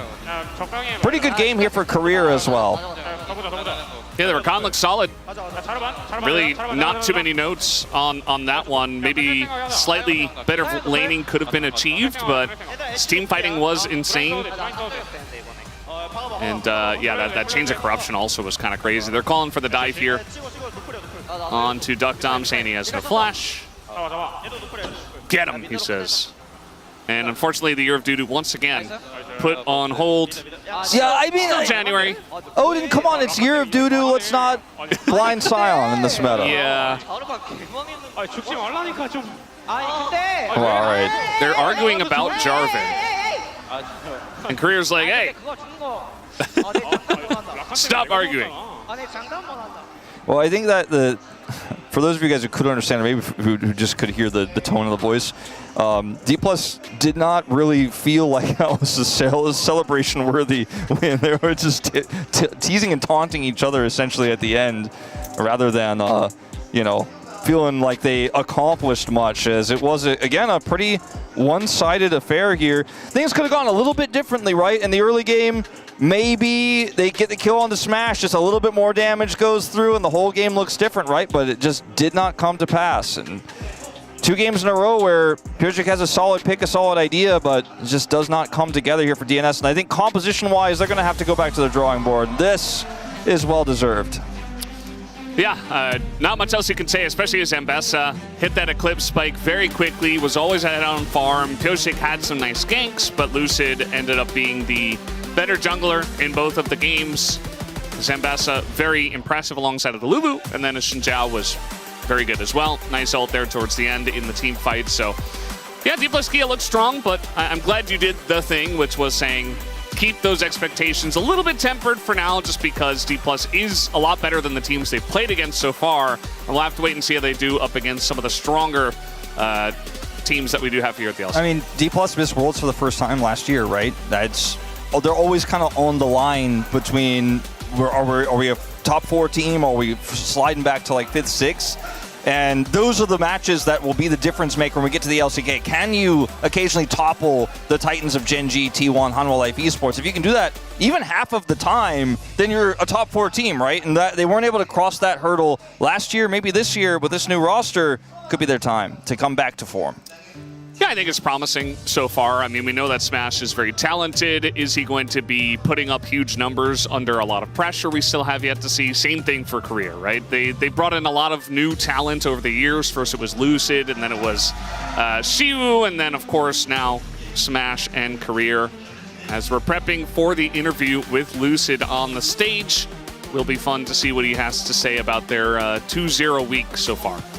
I think he probably feels pretty good about how it's going, but knows, it's tougher opposition ahead. Maybe he has some funny anecdotes about what they were talking about there at the end of the game. I hope so. As I want to hear what he thinks about Career, because this guy has just been so funny so far already.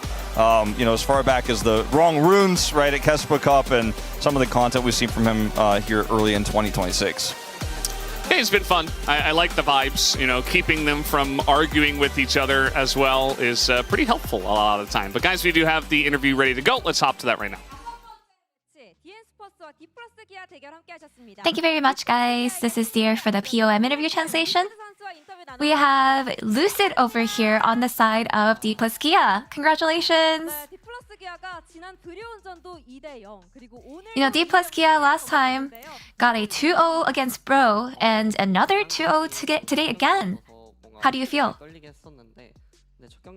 It was our first opening week, and after we went 2-0 on our first match, I feel like we definitely shook off a lot of nerves and felt so good about, coming back on stage, and I feel so good that we're able to go undefeated. And we noticed the enemy target banning you today, so how did you react? Yeah, the Kiana, and then another jungle ban after that. I felt pretty happy about it. I felt pretty proud that I got to this point. And in game 1, you pulled Ambessa jungle, and some believe that she's better as jungle than top. So how was playing her on stage? I think it really depends on the comp. But I feel like Ambessa has a pretty high ceiling, so I have been practicing her a lot, and the result was actually pretty positive. That's why I went with her today. And with the enemy Wukong's gank, your bot actually got behind. So what were the comms like with your bot? I told them, I think you guys should back off a little bit. I noticed on the map that he was missing, and then obviously the gank actually happened. But I think we just really tried our best in the given situation. I tried to aid my bot lane as much as I can after that. And I just told them, it's okay, we can play it out, you guys. We can do just fine. And after that, in game 2, you were so solid with Xin Zhao. With the counter gank and the team fight, you were just on point. And with the nerf on Sunder Sky, some say that Xin Zhao fell off, so how do you think? Yeah, after hearing about the nerf, it actually broke my heart. But I think in the end, how you play is what matters the most. So I really focused mostly on how I played. So are you satisfied with how you played today? Yeah, my gameplay, I was pretty satisfied. And with all the new faces in the team, we're so curious about the vibes of your team. Personally, how do you think? I think it's because of career, but I feel like I'm in a group of streamers right now. And naturally, because of the nice energy that he brings to the team, I feel like it just helps everyone open up really well. And with that, D+ Kia has secured Elder Group's 4th victory. And now the score is 4-1, a pretty significant difference. This is the power of DK in the LCK Cup. How do you predict how it's going to end up in the future? Yeah, I hope that we can keep the momentum going, and I'm going to make sure that our team focuses on practicing very hard, and we're only going to focus on winning from now on. And for the week 1 of LCK Cup, D+ Kia has concluded undefeated. Next up, you'll face Nongshim Red Force. How do you feel? You know, when facing Nongshim, I think it's always really fun. So I hope that it becomes just as entertaining as it has been in the past. And that's the end of the interview with Lucid, and back to the space. Thank you.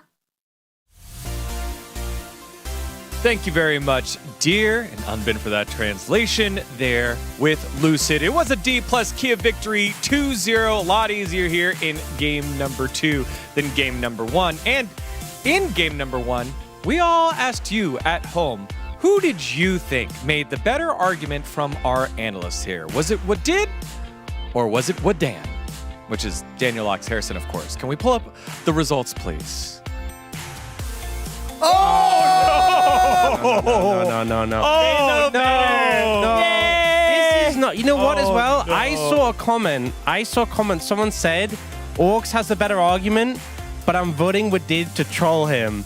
I think that's what happened here, right? And you know what the problem is? By doing that, you're just inflating his... That's how poll works. You're inflating his ego. You're just inflating his ego. You should have a better personality, you know? That's how the poll works. That's how voting You have a toxic personality. No, I'm not. Yeah, you were abusive earlier as well. We all saw nice that. Person. I'm just saying, you know? I don't know. I mean, maybe I just had the better knowledge about the game, you know? Maybe you should Well, just work on you know the what? Who else had Sorry, better where did you knowledge get placed from that last in- game? Yeah, who had better knowledge in that last game? It was D+ Kia over DNS. But just to hammer it home, what did you place? What did in your solo rank? I don't want to talk about it. Can we just talk about the games? What did you place, Dan? Anyway, We both are stuck in gold and bronze and silver, so... Gold, bronze, silver.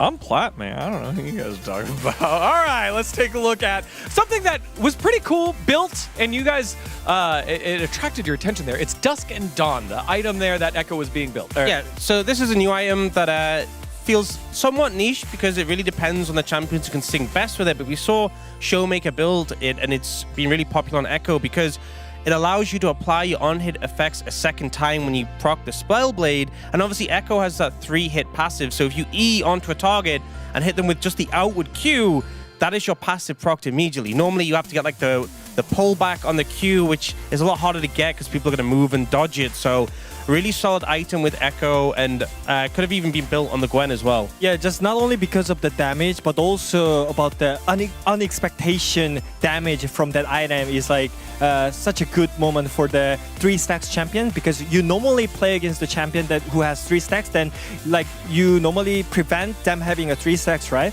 But if you have that item, it's really easy to get the 3 stacks on. So I think sometimes you just get burst on, so it's really hard to prevent the damage. Yeah, it would have been great to see a little bit more of that. As Wolf said, the game was ending a little bit faster, so we'll save the Echo plays for later. Now let's take a look at our POM voting. It was Lucid getting it 11 out of 13. Soup going with Showmaker, and one of our analysts going with Showmaker as well. I thought those votes are anonymous.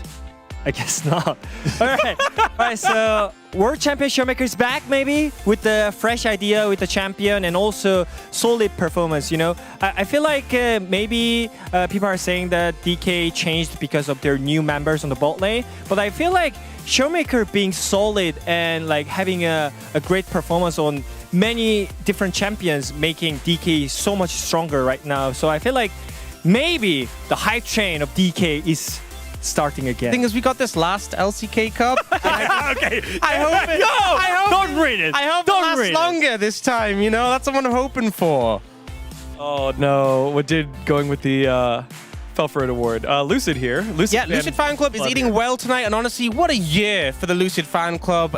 We've had some detractors, some false agents removed from the membership. If you don't know who I'm talking about, that's for the best. And the Lucid Fan Club is going strong, and he's been playing great today, so Oh, love to see it. why do we keep doing that? Why do we keep doing that? Everyone in the fan club is welcomed. I mean, you're the president. Everyone's welcome in the fan You're club. the leader of. It's just there was one person making false claims about him being president. Yeah, he was a little delusional. Yeah. That's why he's no longer here.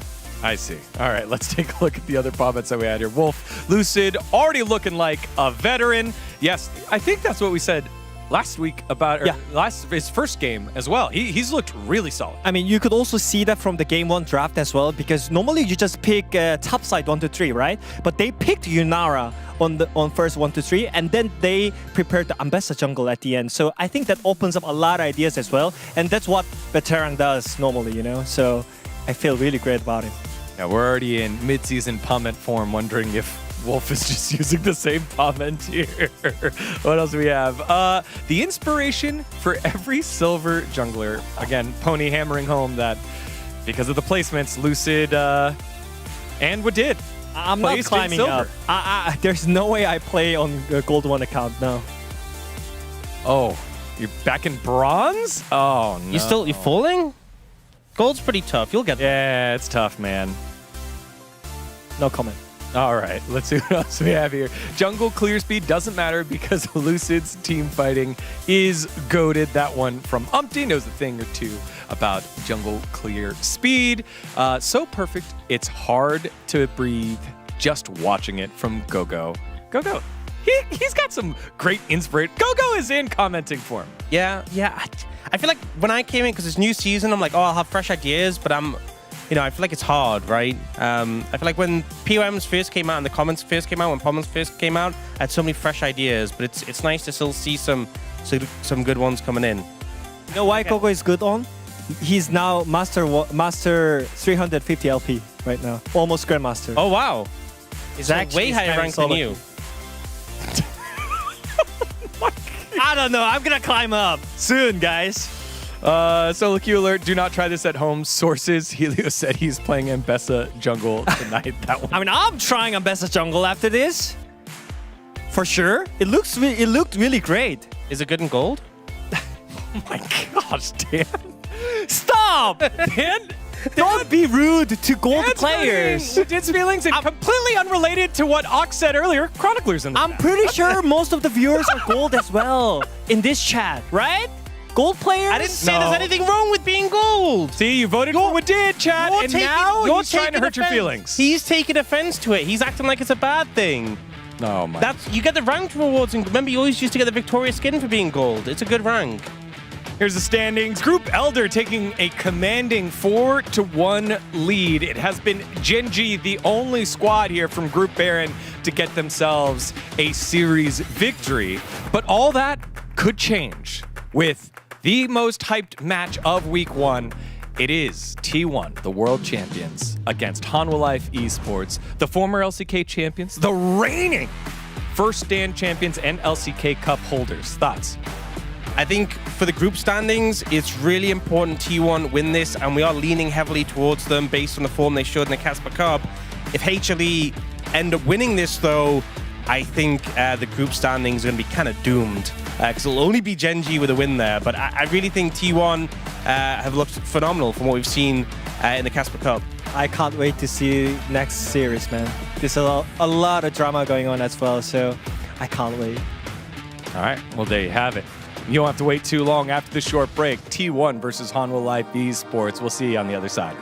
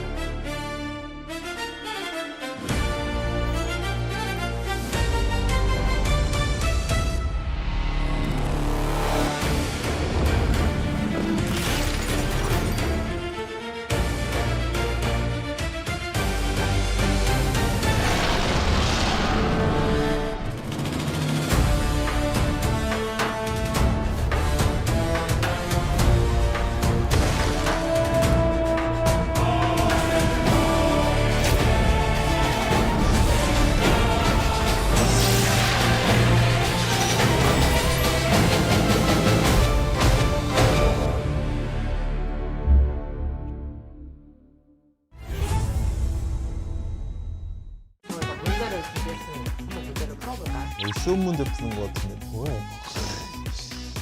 모르겠는데. 이거 아시나요 혹시? 100점 맞힌 사람 혹시 있어요?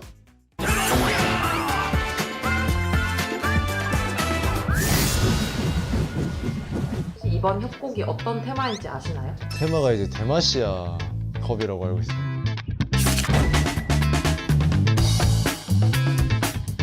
이번에 LCK 컵 개막을 기념해서 특별한 퀴즈를 준비했거든요. 대마시아에 대해서는 좀 얼마나 알고 계세요? 제 전문이죠. 오래 살았죠. 녹서스 때는 너무 어려웠어가지고 그거보다는 잘할 수 있을 것 같습니다. 제가 녹서스 팬이라서 대마시아는 좀 싫어하거든요. 대마시아는 이제 질서와 정의를 중요하게 생각하는 국가라서 녹서스를 좀 더 생각합니다. 자, 준비됐습니다. 태블릿을 위해서. 다음 중 대마시아의 상징으로 옳은 것은? 아 이거 너무 쉽다 이거. 1번 대마시아. 아 이거는 근데 너무 쉽다. 그죠? 첫 번째 문제라고 쉬고 내주신 거네. 아, 1번부터 너무했다 이거는. 롤체 해가지고 또 최근에 롤체 안 했으면 이거 못 맞췄다 진짜로. 이건 너무 쉬운 건데 1번의 이 칼 모양이 대마시아 상징을 본 적이 없어가지고 그래도 대마시아 하면 상남자들이 많은 것 같아서 좀 로고도 좀 세 보이는 게 3번이 가장 세 보여가지고 3번 해보도록 하겠습니다. 대근이가 여기까지만 할게요. 아직 동생들이라서. 이거 뭐야? 대마시아? 다 모르겠는데요? 얘네가 대마시아 출신이었어요? 제가 알기로는 루시아는 대마시아 출신입니다. 의외로. 베인도 대마시아일 거예요 아마. 베인이 쓰는 은하살이 그 대마시아산 은하살이라고 알고 있고요. 모르가나가 뭔가 정의적인 챔피언 아닌 것 같아서 약간 녹서스 쪽 아닐까요? 모르가나는 근데 확실히 아닌 것 같고요. 아니면 모르가나? 아니다. 정답 바꿀게요. 잔나. 왜냐하면은 케일이 대마시아 출신인 걸로 아는데 자매니까. 아닌가? 안나가 제가 알기로는 자운인가? 거기라고 어디서 봤던 것 같아가지고 잔나로 하겠습니다.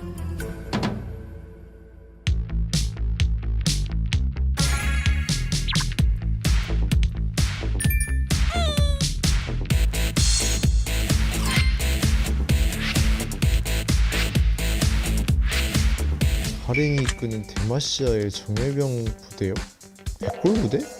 백골 부대는 이거 아니지 않나? 그 광희 형네 아버님이 백골부대를 넣으셨다고 저한테 얘기해가지고 근데 잘 모르겠는데 3번 아니면 4번 같은. 4번을 왜 깔리셨어요? 자주 들었어가지고 롤을 하면서 들었나 아니면은 다른 데에서 배웠나 좀. 네 3번 할게요. 3번인 것 같아요. 어디 가서 백골부대라는 단어를 들었을 것 같지 않아서 그냥 뭐 롤에서 배웠겠죠. 네 백골부대 하겠습니다. 불굴의 선봉대인가요? 네.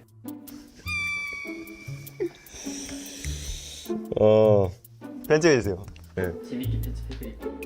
불굴의 선봉대 같습니다. 가렌은 딱 봐도 불굴의 선봉대죠. 4번 불굴의 선봉대. 이건 100% 맞는 게 가렌 대사가 내가 불굴의 선봉대다! 이게 있기 때문에 4번입니다. 100%. 대마시아 내에서 마법사들의 반란을 일으킨 흑막의 정체는 누구인가? 누구야? 사일러스. 반란을 일으킨 사일러스죠. 사일러스였던 것 같아요. 그거는 사일러스예요. 일단 사일러스는 감옥에 갇히지 않았나요? 뭐 흑막이니까 갇혔나? 사일러스 아니면 르블랑인 것 같은데? 르블랑이다. 사일러스가 마법사 치고는 운이 너무 좋아가지고. 맞아. 그죠. 누가 어떤 마법사가 근력을 키워요? 맞잖아요. 운동을 좋아하는 마법사일 수도 있죠. 그러니까 좋아해도 무슨 사슬 들고 다니는데 몇 킬로인데 이게. 장난하나? 다음 자료가 설명하는 이 물질은 사일러스의 패시브 이름은 예술은 폭발이다. 사실 킨드레드 Q 이름도 몰라. 화살세례인가? 화살세례. 패시브를 잘 안 읽어요. 패시브 개수를 보지. 힌트 좀 주실 수 있어요? 6글자 패로 시작하고. 지지 베이커로 할게요. 6글자인데요. 베이커 파이팅. 이거 아는데. 뭐뭐 사이트인가? 뭐뭐 사이트인데 모르겠어요. 뭐라고 적으셨어요? 페이커 사이트였어. 사일러스의 패시브 스킬 이름은 패트리사이트 폭발이다. 이걸 어떻게 알고 있지 내가? 이거는 누가 봐도 알 것 같은데요? 대마시아 럭스궁 이거 하는 것 자체가 럭스궁밖에 의미하는 것밖에 없어요. 한번 해보세요. 보여주세요. 저는 여기에 희생되고 싶지 않아요. 이분들로 이제 충분할 것 같아서. 네. 양손을 뻗는 느낌이 루시안이 총잡는 느낌이라 세나의 복수. 자, 그리고 마지막은 세나의 복수다. 마지막 자리 앞만 봐도 루시안인 것 같아서 자 이렇게 끝났습니다. 저.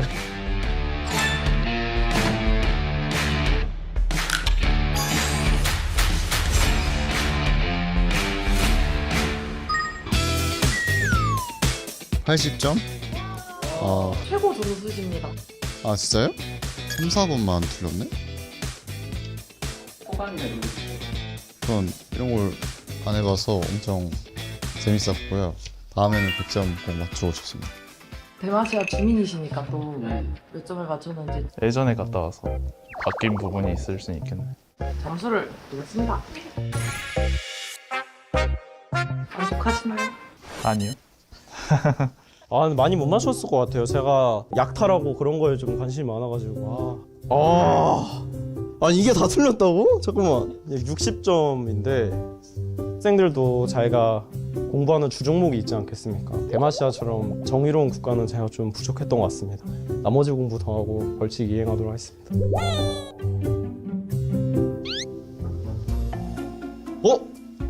로쿠즈 태블릿 주시나요? 100점 맞힌 사람 혹시 있어요? 없습니다. 아 너무하네 여기. 스카우 선수는 몇 점일 것 같아요? 70점 이상일 것 같고요. 스카우 선수 좀 감이 좋아가지고. 네.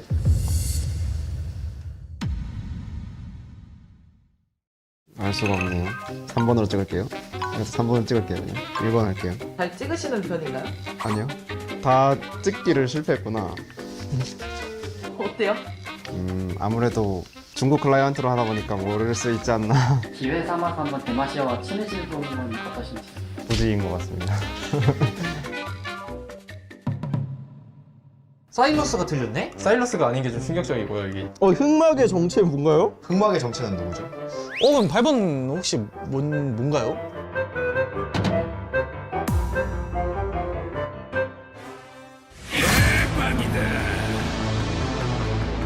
검은 장미는 다시 피어날 겁니다.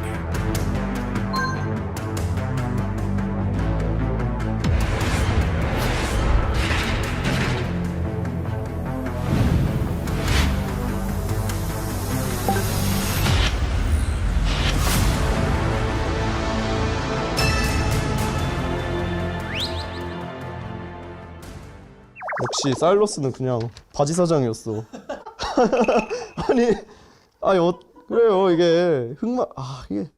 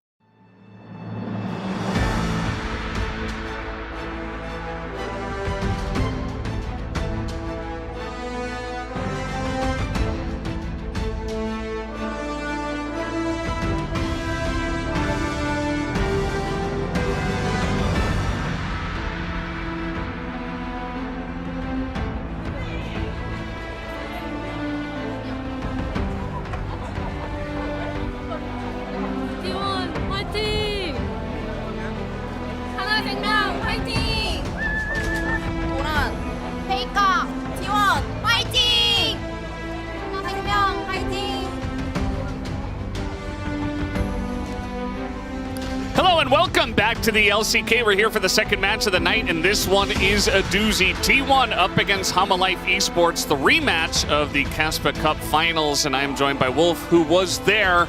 As if you have been living under a rock and you did not watch CASPA Cup and haven't been paying attention to some of the roster swaps we've had this year, Gumayusi has gone over to HLE Esports, joining Zeus, who did it the year before, and is now going up against T1. Our biggest rivalry in the LCK has always been T1 and Gen G, right? The two Titans that always make it to the finals. We've had that matchup so many times, but there's this new rivalry brewing over the last 2 years here with T1 and HLE Esports, especially with what happened in the LCK Cup last year with HLE Esports taking the whole thing but knocking T1 out first before we got to double elimination on their way there. So there's a lot of history between these two teams for this tournament already, even though it's only in its second year.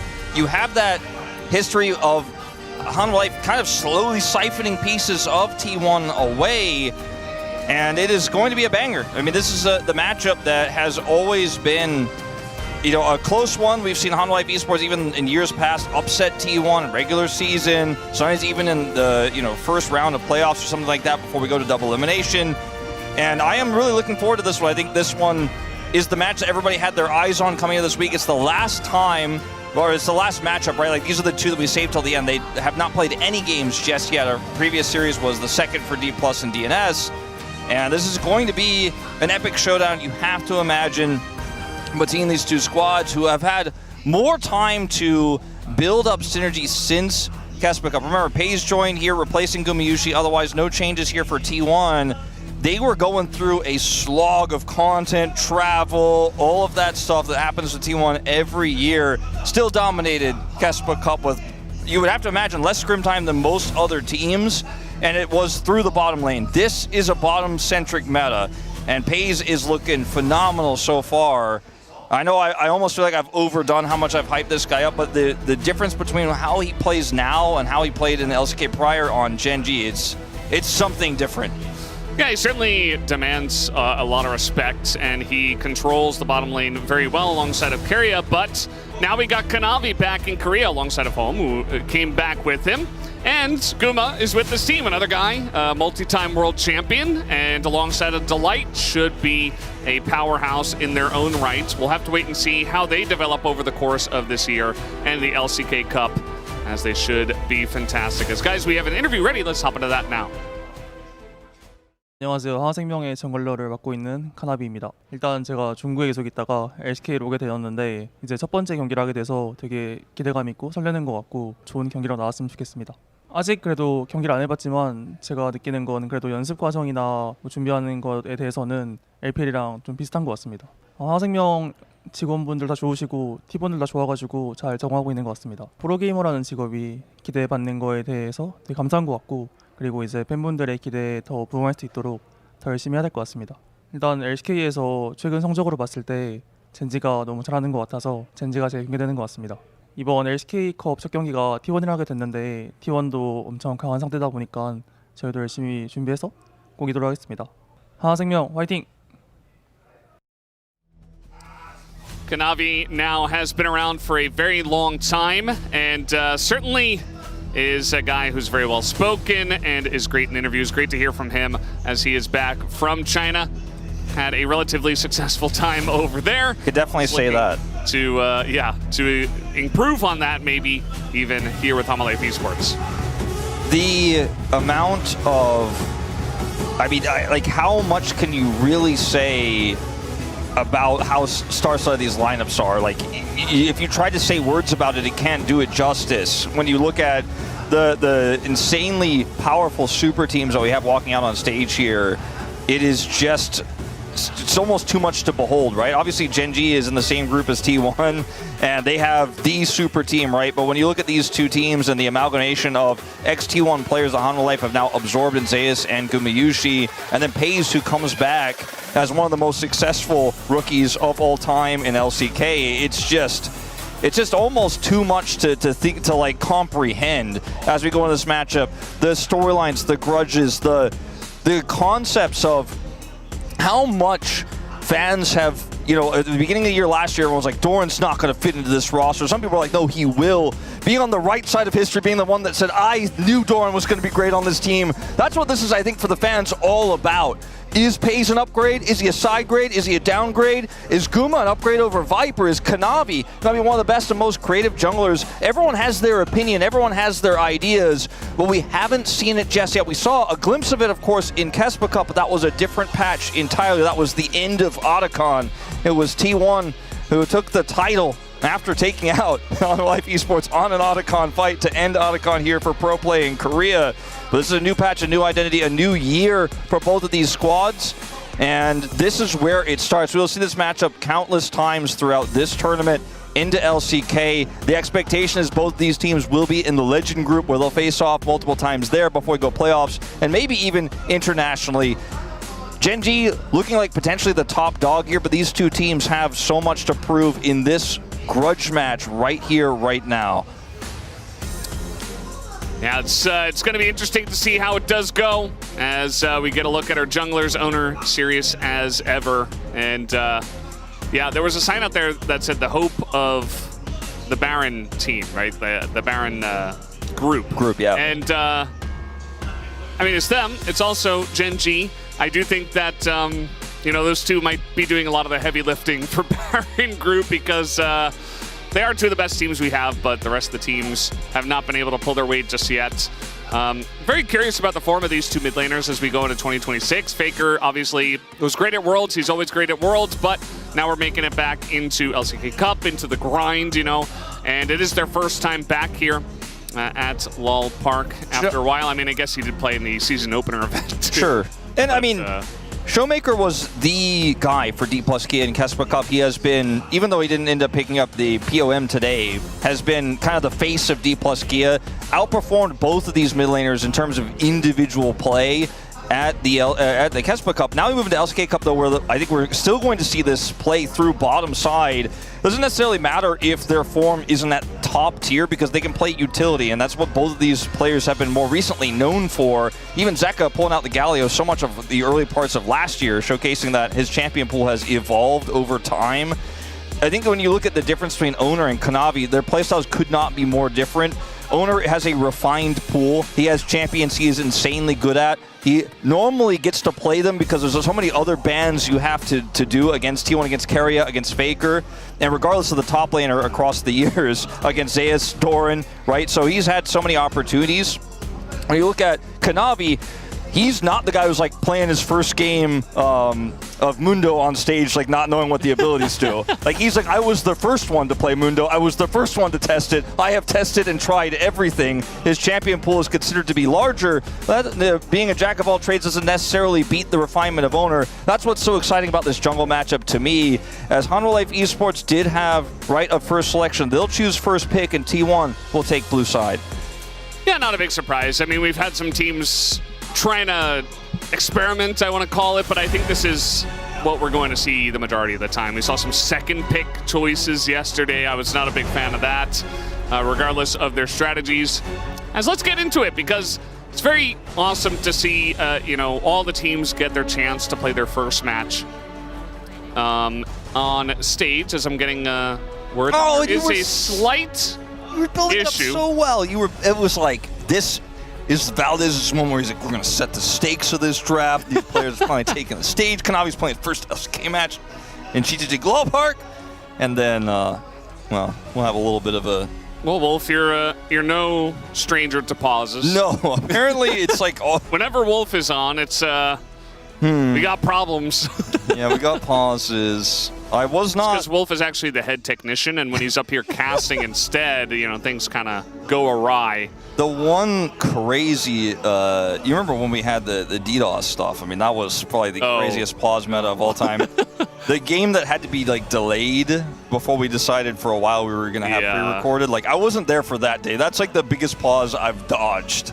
And... to be honest, I was pretty thankful for it. Although, watching the game at home, you know, it's your day off, but you still got to lock in. I was kind of like, when do I need to lock in? Should I go for a run? I'm not sure. All right, well, no DDoS, no issues here. The draft is remade. So, as you were saying.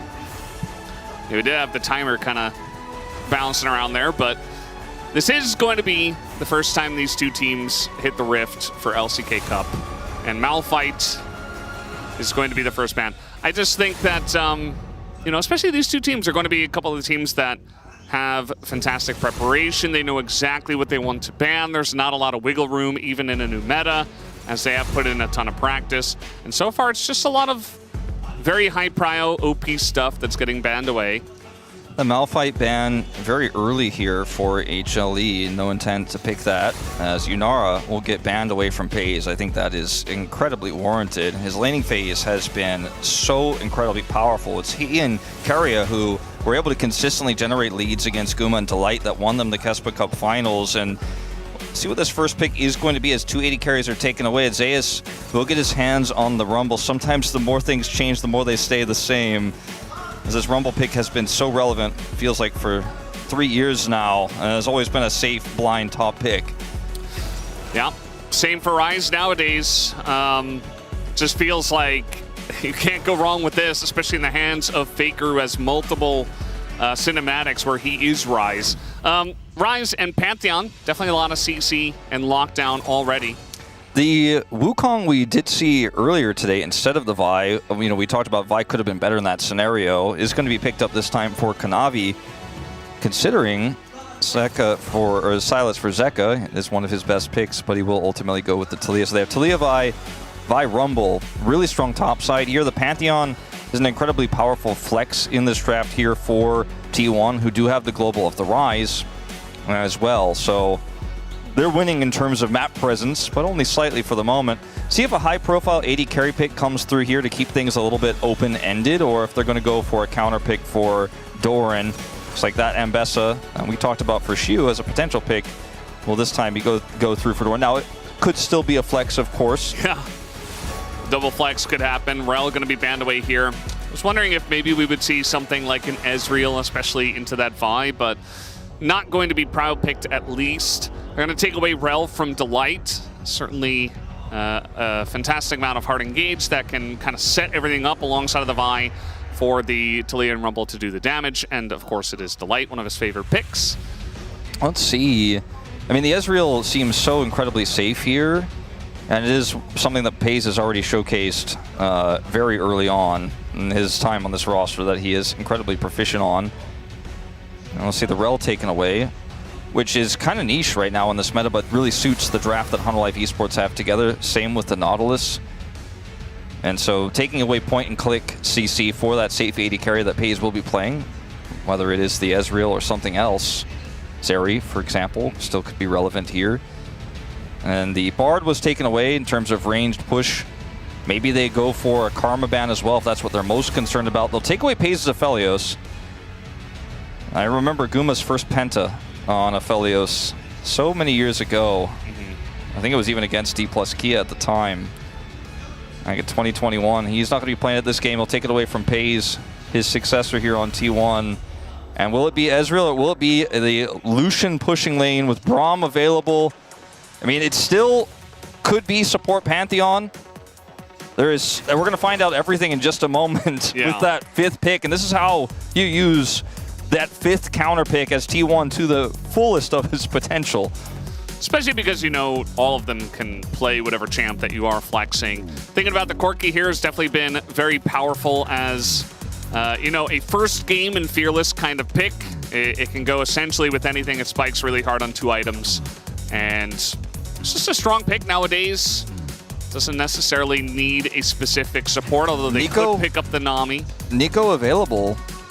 And that has historically been one of the strongest lanes that you could go for here. Delight's no stranger to the pick. The Nami has been more standard. The Alistar gives you a really strong front line that I think they pretty desperately need if they're going to look for late game team fights into this draft here for T1. It is going to not be the lane power that I think they're expecting us. This is a throwback. Okay. Well, it will be Pantheon going to the jungle here, the Ambessa top, and the Emilio to give some extended range and lane power to this Lucian. Definitely not as common as some of the other picks we could have seen here. And it is going to be not that useful in terms of ult here either into this draft. I mean, there are some CCs you could absorb, but just really going to be looking for some additional range here for FaZe. And it's one of those niche support picks that really says the AD carry is the main character. We are drafting through winning this lane. We are drafting through mid-game spikes and an insane lead going into the late game. Kind of like Yuumi, but a little bit different in this case. Yeah, for sure. I think that, especially with that extra range, and nowadays the Lucian building Essence Reaver as it has been changed back, I think that they have tried to find an angle to make Lucian kind of the main character, as you were alluding to. And this is certainly one of the ways to do it. You've also got Milio, who is ranged into Alistar, which can give FaZe a little bit of extra room in that lane up against Guma and Delight. So very curious to see how this one is going to go down. The drafts have been selected. We're getting ready to jump onto the Rift here for game number 1 of T1 versus Homolife Esports.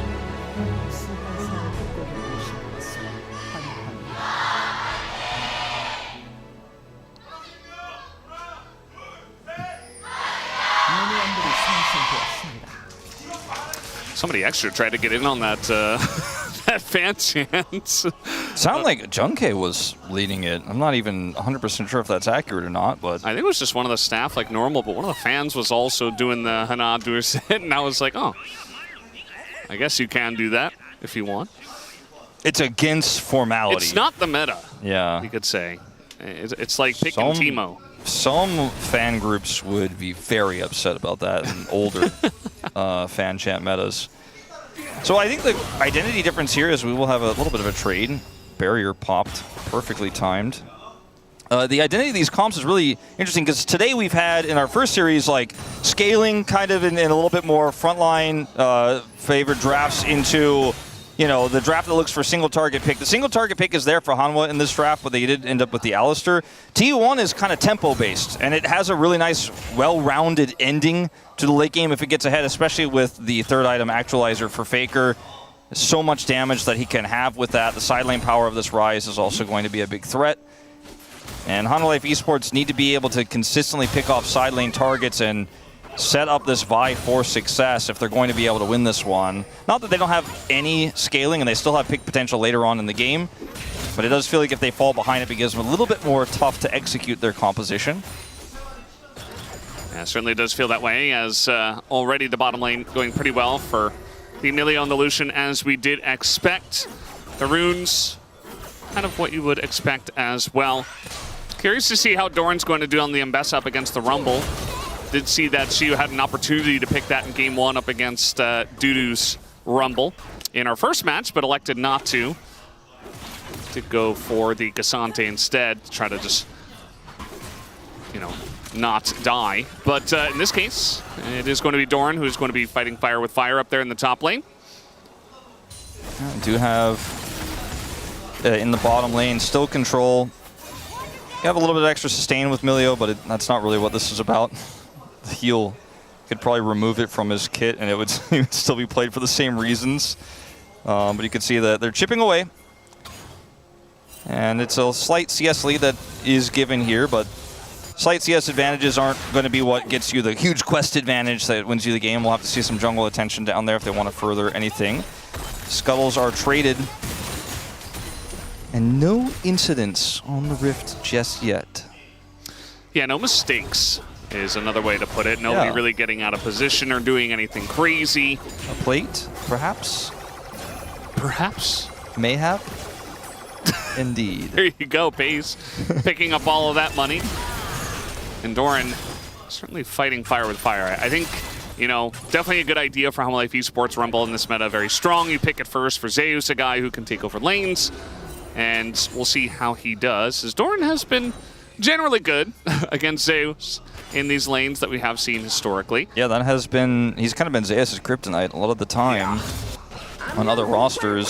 So we're just kind of running at him. He's just going to flash away, as now we got the Pantheon here. Doran's still pretty low as they're going all in for it, and he does get the first blood, but Kanavi is going to take a turret shot and has to flash away. Owner did have to flash in to save his top laner, so just a trade at the end of the day. The kill going over to the Rumble, but the assist gold going over to Doran, so you could argue both sides feeling okay with the exchange. Maybe feeling better if you can get Faker, but he does have phase rush. And kind of an insane dodge. Did you see that? Yeah. The Q from the Vi just went behind him and Faker just stepped forward. Not what you would expect. It's like he did a Dark Souls roll. It did look like that. It was crazy. It was last second, too. It almost looked like Kanavi pulled it short or something, but I think it was just a dodge from Faker. Delight tries to go in for these trades, but I don't think you're really ever winning that, at least this early on. It's like you have to use your health, though. Otherwise, they get more damage to the turret. They get more plate value. You have to kind of just sacrifice your health to try to stem the bleeding. It feels a lot of the time. And if you do have Unsealed as teleport, oftentimes that doesn't even feel that bad. But they will be able to sink their backs here now. So watch this one more time. Kanavi's engaged here. Doran has flash, so fairly optimistic. Does flash the knock up there, or the Q, but does end up getting the damage from the Rumble in from the tank. And it's a trade of kills. The Rumble picking up the gold means that maybe he could try to further this advantage or further an advantage later on. He is behind in experience at the moment, did opt for that Ignite, as Rumble doesn't use the shield that well. Yeah. And certainly going to help him get even farther ahead in the lane if he's able to utilize it here. Saw Owner kind of dodge out of the bush from the missile right before they were going for the dive. It almost looked like they didn't think that Kanavi was there, and he wanted to try to set up kind of a 2v1 if Zeus was going to go for the one-on-one dive, but ended up being a little bit late and had to flash in to try to save the play. So one of those small little things that did happen. Faker is trying to gank top, and Zeus does not have flash. So yeah, I mean, this Realm Warp play could absolutely work. Trying to bait him in. There's the Realm Warp and an easy lineup for Doran to set it up, and Faker with the gank in the top lane. Zeus trying to turn it here on the Doran. It's not going to happen, and Doran even gets given the kill on top of it all, so a very nice setup there from Faker. And Zeka doesn't even have a crashing wave here into the mid lane. Faker loses very little for this. Just his ultimate is all that he expends. Zeka does not match the rotation. It's just a little bit too slow for the Weaver's Wall. And I mean, I don't want to chalk this up. I mean, he does get a plate ultimately here. It's not like he got nothing, but definitely not equivalent. I don't want to chalk this moment up to Taliyah being bad. We just are seeing Taliyah's kind of late to the play so far here at LCK Cup. Just not able to actually make those early Weaver's Wall plays successful thus far.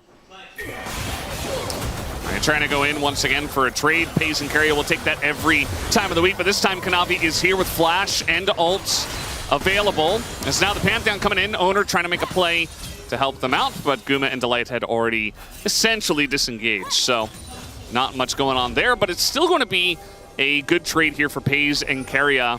This is, you know, essentially what we expected with the duos and the draft the way it did go, and that last pick, counter pick, essentially being held for Carrier.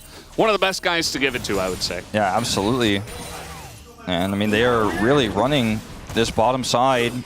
Owner gonna have a jump scare on him taking out those Raptors, but he was not able to get in there and get any kills for them, but was able to match Kanavi's rotation and is kind of impacting both sides of the map at the same time. Comes over there, covers for them, allows them to grab that second plate. And this is just, unfortunately for Hunter Life Esports, bit of a deficit, but nothing that they cannot overcome by any means here in this game. Nobody's died in the bottom side of the map. It's not like they've lost this turret or anything. There's not been crazy dives that they've failed to defend. And so the game does continue at a relatively even state. Yeah.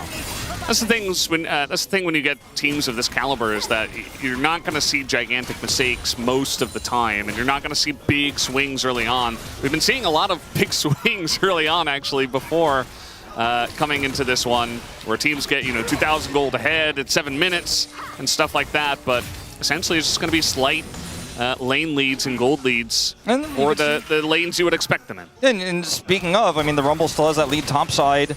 And so Kanavi, knowing that Owner used his ultimate on the bottom side of the map and cannot come over and match him there, takes the Grubs out in a very decisive way there, gets all three, so it denies some side lane power here to T1, as well as bolstering some of their own. Not the strongest side lane composition, but Grubs are always important. Even impact what you can do after a team fight. It might be the difference whether you get a mid turret or not. So pretty big win here for Hanwha Life Esports, who already had that first dragon in the pocket. So a pretty insanely close game, and I'm happy for it because we've had, like you said, a lot of games that have been blown open wide early on. Now, some late dragon contests that haven't worked out, some lane disasters, some solo kills in the mid lane. This is just good old classic LCK. Yeah, sitting back, relaxing. Can bro and brew, even though they're not in this series, I suppose.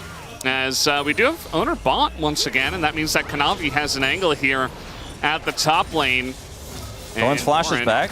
He does have his flash. He is going to use his ult to actually get away from the Vi, and still just holds on to his flash the whole time until the equalizer comes down.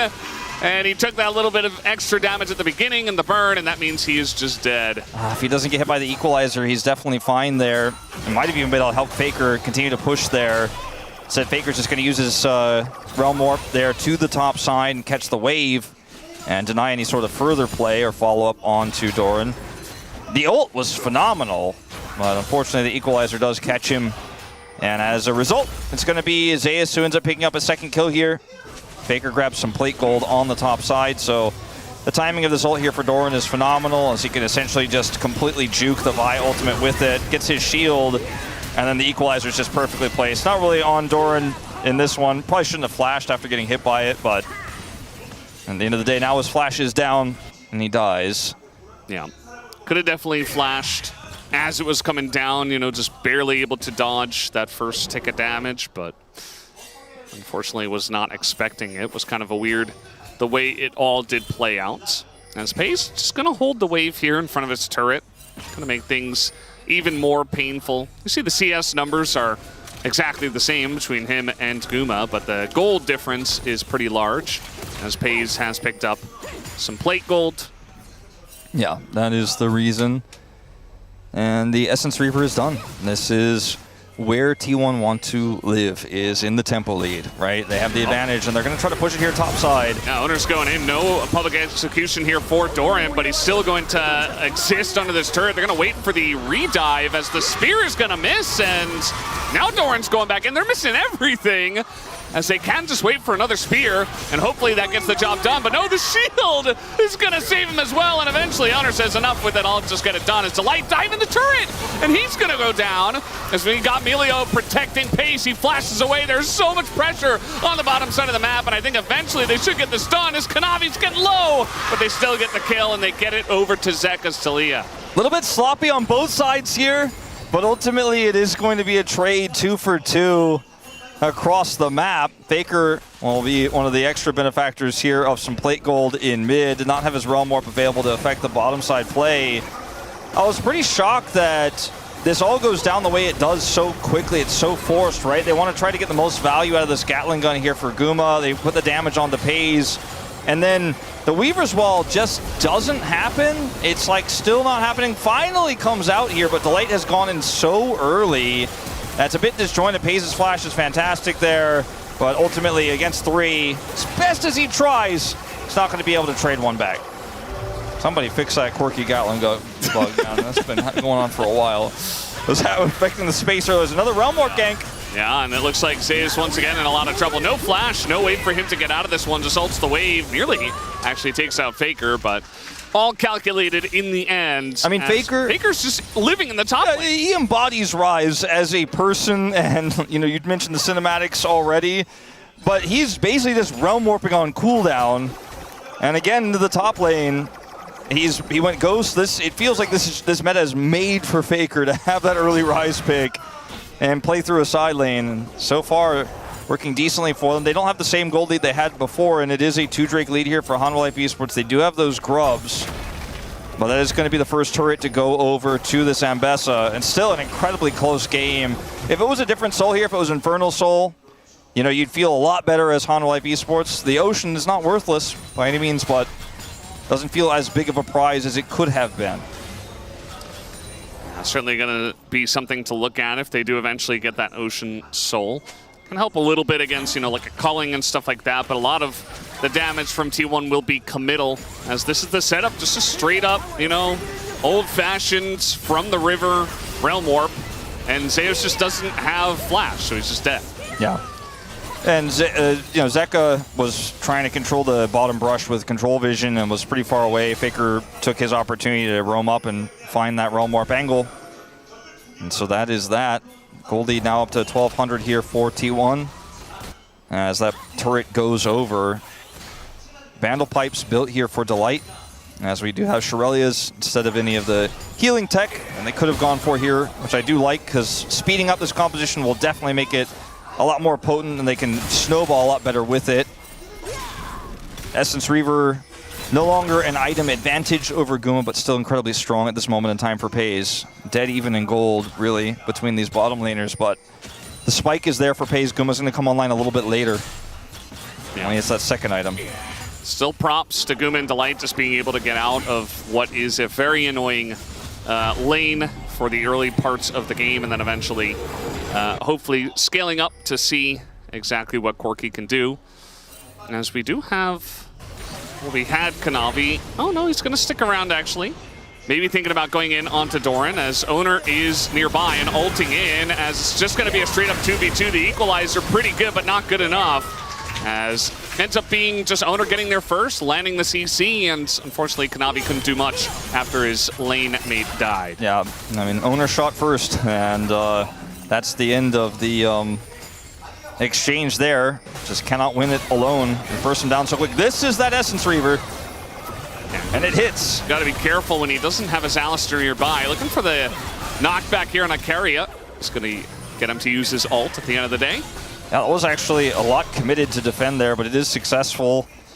And, you know, the ultimate there from Akaria comes out, but you could really feel this Milio-Lucian combo at work here in these razor-thin margins where Delight just isn't quite there to peel. And he's like, I'm going in, I've got barrier. And I will just push Guma out of the lane. Shove this wave through. Doesn't get a kill. But man, they have a lot of silent pressure. Look at the top wave. Bottom wave was controlled again by T1. As Doran is like the target. Man, get that Gatling gun out of here. Thanks, Fearless. Anyway, you see the ultimate comes through from Owner, as you already pointed out. You basically explained this already. They strike first. That Gatling gun on silent mode, man. It's a theater in here trying to.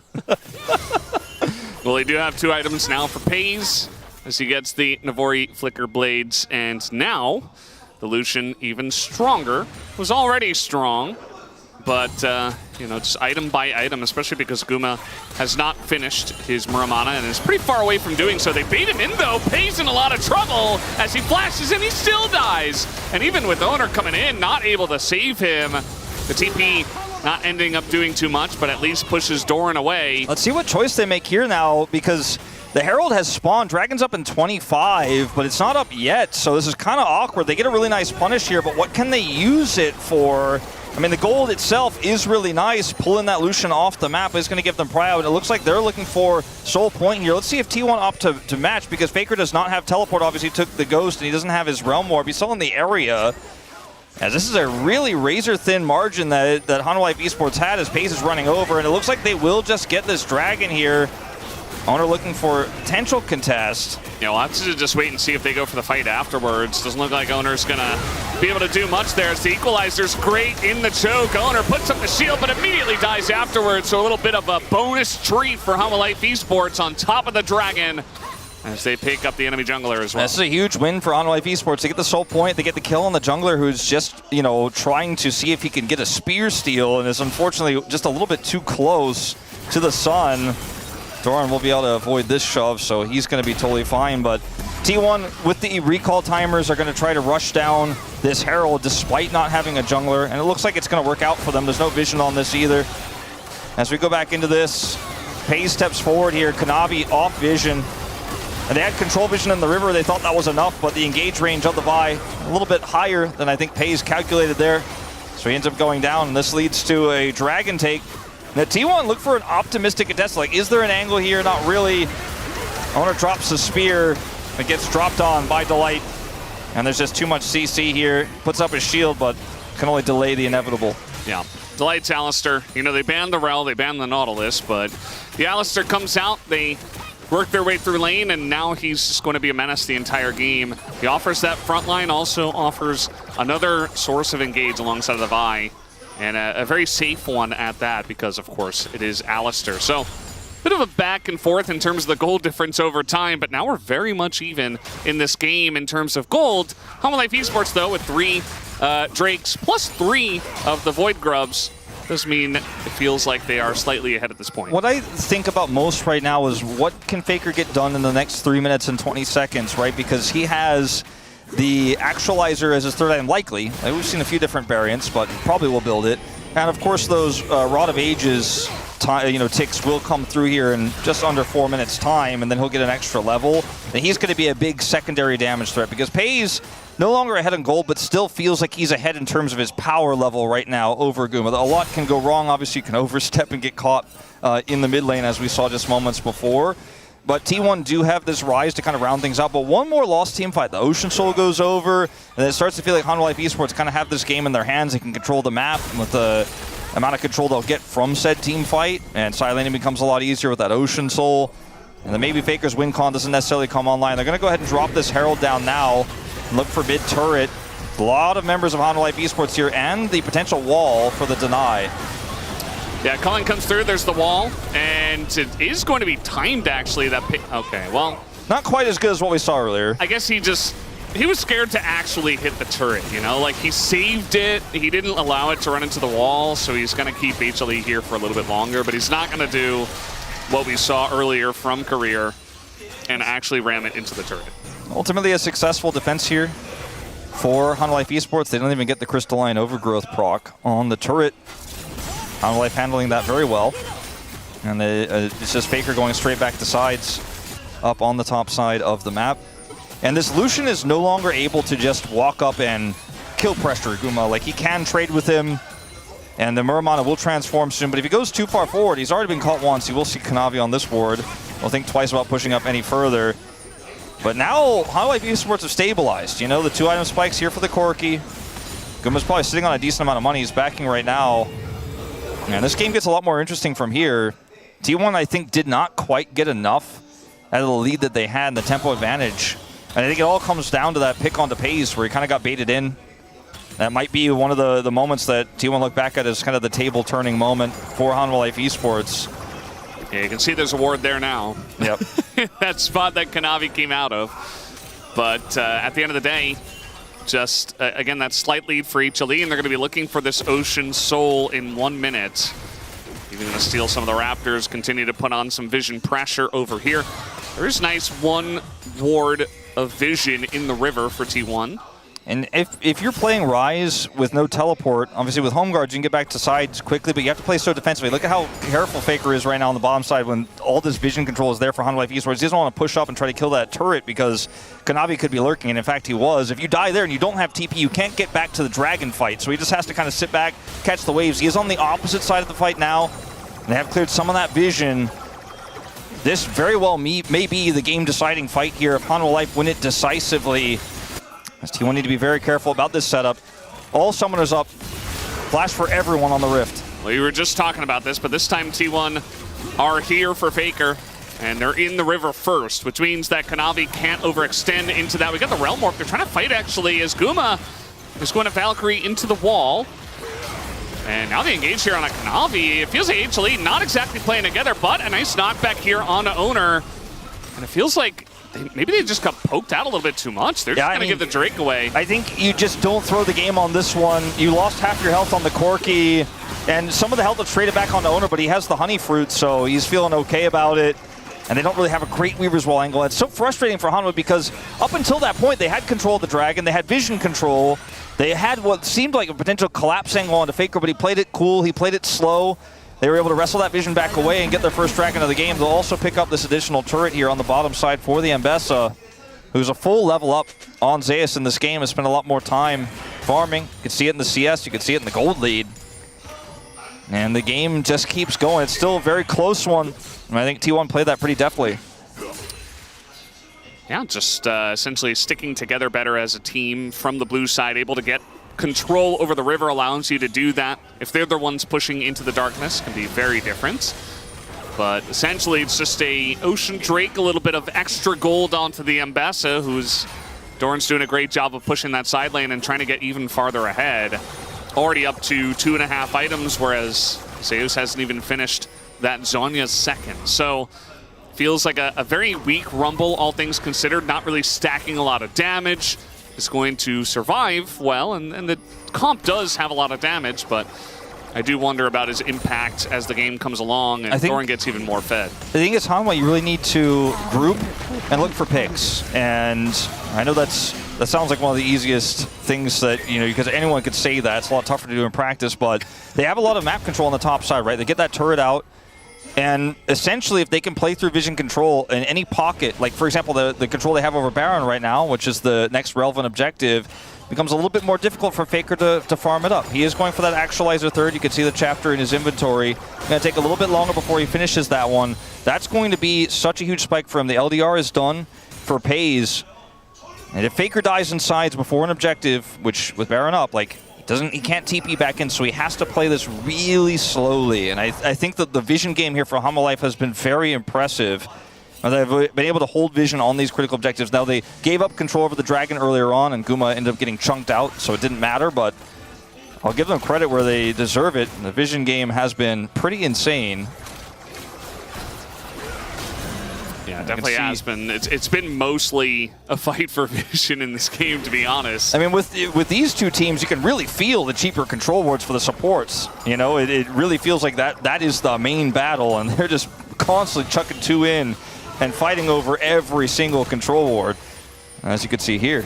And Hanwha Life maintain control with their dive comp here of the Baron. That's definitely been good plays so far. Faker, nice shout to just back away, but that does mean that HLE are going to be getting even more golds in the side lane. Pays trying to match that in mid as his jungler. It looks like basically what T1 have decided is they're going to bank this on one big team fight here with Actualizer for Faker. They're just playing it slow. He's farming it out. They're like, we can win this game off one big team fight. We need that third item spike for this Rise. Let's not make any rash decisions. When they group for Baron, we grab a plate here, we grab a plate there, and sides. Faker gets what minions he can. He can't push up. He doesn't have TP. If he dies, we may lose the game. Does he have the Actualizer now? He just backed. He has it. This is the moment where T1 are ready to fight. Level 16 for this Rise as well. Nearly level 17 is just a few minions away. Yeah. He is a huge powerhouse in this game, and will be able to do way more damage throughput than the Taliyah could ever hope for. So it's a battle of long-term damage versus who gets picked, and Guma's positioning is going to be critical as well. He's got Falcon Flash, 3 items at the ready, almost has his 4th. This Dragon, again, it's just the big tense point. It's Kanavi. Kanavi's going to send it. Does he have his team with him? He kind of does. Pays is going to get that flash off, though, as he's trying desperately to live, and he does not. As eventually he goes down, Doran exhausted in amongst 3 of them, and he's not going to be able to do much. Kanavi might eventually go down to Faker here, but it looks like HLE are winning this fight. Owner flashing and dying, and Faker the only one who can do damage left in this fight. That's going to do it for that one, as HLE take down 4, and they will take this Baron. That may have been the game-ending moment, with Faker trying to do what he can at the end of the fight, popping the Actualizer, trying to burn those health bars, but Pays was blown up in an instant. And it doesn't matter if there's no Zhonyas for Zeus, you know, in these types of situations. Equalizer will be enough. The follow-up for that ult from Kanavi will be enough as he flashes at max range onto Pays. Caught out once again, just alone. Really nice flank angle he picks up. That's Baron for HLE, and that should be map control for this upcoming Dragon. Timing of this a little bit thin as they're recalling as it spawns, but look at this angle here for Kanavi. Zeka comes in, Equalizer follow-up from so far away. The teleport in here for Doran gets into the backline, but there's no damage because the Lucian is dead and Faker's on the other side of the fight. He punishes Kanavi, who wants to come in here with Actualizer and do the damage here. I mean, some of these health bars have been a little bit whittled down, but unfortunately alone, even with Karria's support, he won't be able to get it done. Great play from Kanavi. They're looking for that Dragon. This is Soul for Hanwha Life Esports. I mean, Owner, no flash. His spear can't reach from there, so it's just Ocean Soul for HLE on top of the Baron. And that one fight just got them so far ahead. They used the dive onto the Lucian, and T1 assuming they can keep Pays alive on the Lucian with the Melio. Not against this comp. It's not going to happen. And that just means that HLE are in a very strong position. Now looking to push with this Baron. Looking to go down the bottom lane here. No wall available. Faker up doing the Wolves or something. He doesn't have his TP. He's the only one not here, but they weren't going to defend at this turret regardless. And Hanwha Life Esports, I think, are right to not look for a split. Instead, to just group and look for one inhibitor at a time. Even though the inner turret in mid still has 3 plates, still alive, just focus your efforts on one area where you can look for that single target blow up. Say, Paze, you can't walk up. You have no flash. And this inhibitor is free. Now, Faker is going to be able to get an interim return in mid, but I think that's really the only play for him. So, and in fact, I thought it was lower. He might not even get the whole thing. It is 2026, so he's like, yes, I will. Wolf, watch me do this. Let me press all my buttons. Yeah. Clear this wave and then do massive damage to the turret. He will ultimately get it, it looks like here, but it's just not an equivalent exchange on the map. Barely gets it calculated. Pretty close. I mean, they were definitely considering, yeah, they're going to pull the trigger here. Is Zeka going to keep him around? Even gets the knockback, and I think Faker going to have to try to realm warp out of this one or just actualize his way out. Nearly kills. No, he gets the kill on a Zeka, and he just barely doesn't get away. As Kanavi gets there and shuts it down, but at least he took one with him. Yeah, that is going to stifle a little bit of the power here for Hanwha Life Esports for the remainder of this Baron, but they got what they were really looking for, was that one inhibitor. The composition siege-wise isn't that strong in terms of, you know, clearing waves and then just pushing the turret at range, but it is really great at grouping and looking for kills. Faker just said, I'm not going to have any part of that. We're going to lose that inhibitor no matter what. I'm just going to send it down the mid lane, gets a kill back, gets the turret the last possible second. Paze now picks up IE as his 4th item here to match Guma. But the map control is so important, and you know you can look at gold as we'll watch Faker actually real quick. Actualizer on 3, 3rd item, 3rd hotkey. He's going to press it, and I love how you put this to actualize his way out of here, because that is exactly what happened until he ultimately does go down here. He's out of the realm up for a second, cannot quite get back in. It was very close too. Like he almost got out of there, but at the end of the day, as you mentioned, it was kind of like little consolation prize for Faker. He gets the inner, he does get a kill on his way out, and yes, he's strong, but it just feels like the 80 carry difference in this one in terms of how fed Guma is and how much protection he has, and it just feels like he can essentially do whatever he wants, because not only do they have a very strong front line, but they also have tons of engage that takes all of the focus off of the Corki. And if you try to engage as owner onto the Corki, first of all, it's going to require a lot more map control than what they have. But he can just Valkyrie you into the middle of the team. You don't have that same follow-up necessarily with his draft, as Kerry is playing an Enchanter. You have the Ambessa, but this is just so much control over the map, which makes it incredibly difficult to walk out here as T1. They can use these, you know, these buffed wards. Oh, why the name is Phaelites. Yeah, to try to see you, but I mean, they're coming. They know they're coming, but there's nothing they can do to stop the siege. They're like, all right, I can see you're coming, and now Owner puts up the shield, but again, the CC lasts for too long. He does flash away and actually does live. Lots of damage is going on in, as now Doran accesses the backline, and the follow-up from Faker is right there. They've got Paze, they have the front line, and HLE are just routed. They go a little bit too deep, trying to kill a Pantheon, and they are going to pay the iron price for it. Kanavi by himself behind everyone. He is absolutely dead, and T1 turned this game on its head. And Doran actually with the insane play there on the turnaround. The follow-up comes through from Faker. And I said they could see them coming, but there's not much they can do about it. But I suppose if they put everything into that Pantheon and he raises his shield, there is some play there for T1. They defend the inhibitor. They kill 4 for Hanwha Life Esports. And now the vision game is no longer fully theirs. As Owner's the one on the edge here, right? When you see this engage come through, you're like, all right, the Weaver's Wall's coming.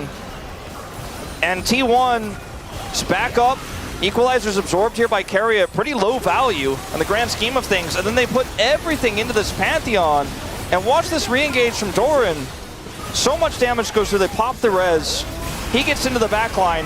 Guma gets burst down, and then with the Carry showing up, your health bars just go from half to 0. Owner has his ultimate, by the way, still. Not even necessarily really that needed for this cleanup, and Kanavi is just trying to buy space here. Is Guma the only one who lives?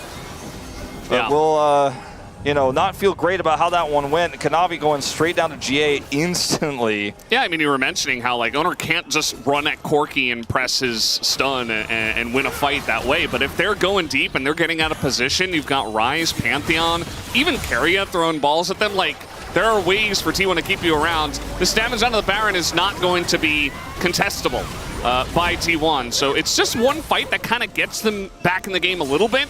But HLE are still in control of the map right now. They take the Baron and they're looking at Elder. Can they try to rush this Elder down or set a trap here? T1 have this little pocket of vision. The control ward on the Elder is actually so valuable because it means Hanwha Esports are like, I'm calling your bluff. Like, you're not actually doing Elder. You're just waiting here in the bush. Like, they're 100% aware. And now Zeus actually TPs to it and has a flank angle here for a big equalizer potentially as the rest of Hanwha Esports collapse in. Doran does not have TP, so doesn't have his big shield for this fight. A lot of flashes blown in the last fight. You think about Owner, he's not going to be able to do the same thing. Faker used his. Same on the side of HLE. They don't have it on Kanavi, so maybe a little bit less extension to be able to access a backline with the cease and desist and the rumble on top of it. Pays has his flash. That's the most important one, I think, that's left available here. T1 are spending a lot of this Baron time of Hanwha just kind of grouping on Elder and taking that prio away, but eventually they will have to pay the piper. Hanwha do get that prio back, and Baron is way less valuable than the Elder buff if they can get it. Oh, very close actually. Might have forced Owner to shield preemptively. Every second T1 could buy is huge, but eventually this Elder is started. Their inhibitor respawn. Owner dodges a second shove here, but they're gonna have to roll warp in. Wait, they're just going in. They're getting a better position actually as a team. The equalizer does an insane amount to Carrier, but only Carrier Delight is gonna zone them away essentially by himself, and he's Alistair, and the double knockback is gigantic. They have the Elder on top of it. Pays trying desperately to hold on, but it just doesn't look like enough. With Elder Dragon, you have to imagine HLE can end this game. Pays against the world here. He's going to attempt the recall, but I don't think this has a happy ending. There's just no way. He's trying to kite it out, but the burn with the Rumble and the Zhonya's is enough, and it looks like HLE have done it. They will look to push and end game number 1. Fantastic game of League of Legends between these two teams. Pays caught a few too many times in this one, though, on the Lucian, giving Hanwha Esports enough control. We were praising his control of the 2v2, but as you pointed out several times, Guma and Delight handled it really well in this game. And Kanavi ends up finding the right picks at the right time. Faker trying his best to side, got the Rise online, but HLE will reign supreme here in game number 1. And a decisive victory at that. Just a couple of team fights go their way. They're able to hold on and get the job done. There was one whoopsie that we, it was a nice capitalization by T1 to try to give themselves a chance. But as I mentioned, essentially, Hanwha Esports did not lose control of the map after that play from Pays dashing forward in mid lane. After that happened, it was all HLE all the way.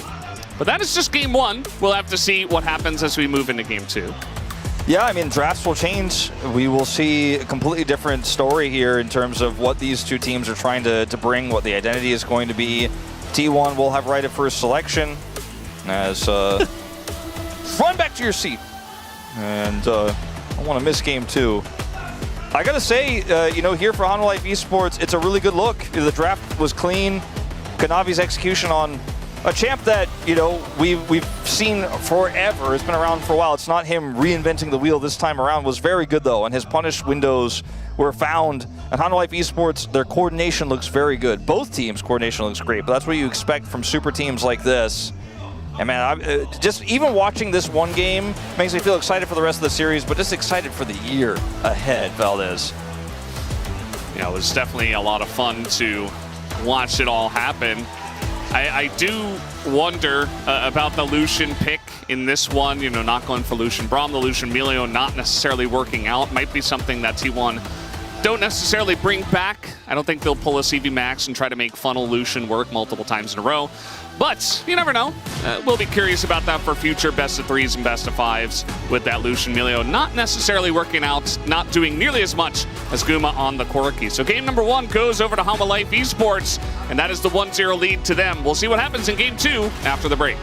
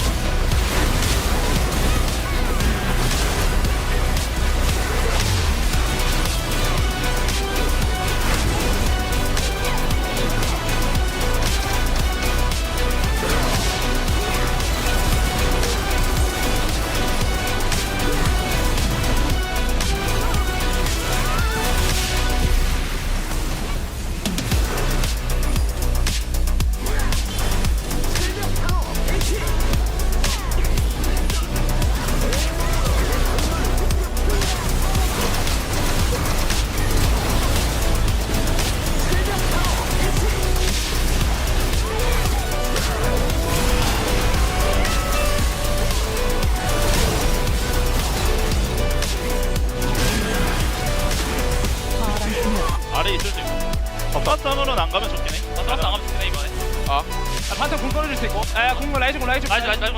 어디 아래. 야, 먹을래? 마카로스 걸어놨어. 먹어봐. 싸보자.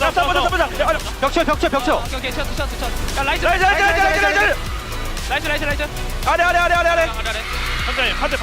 반대부터 마무리해야 돼. 너네 잡아. 야, 돌게. 얘네 잡으면 끝난다. 야, 앞으로 갔다, 여기로 갔다. 탑거가 바텀 라인 쓰자. 여기 있다, 야네. 나이스. 바텀하러 가자.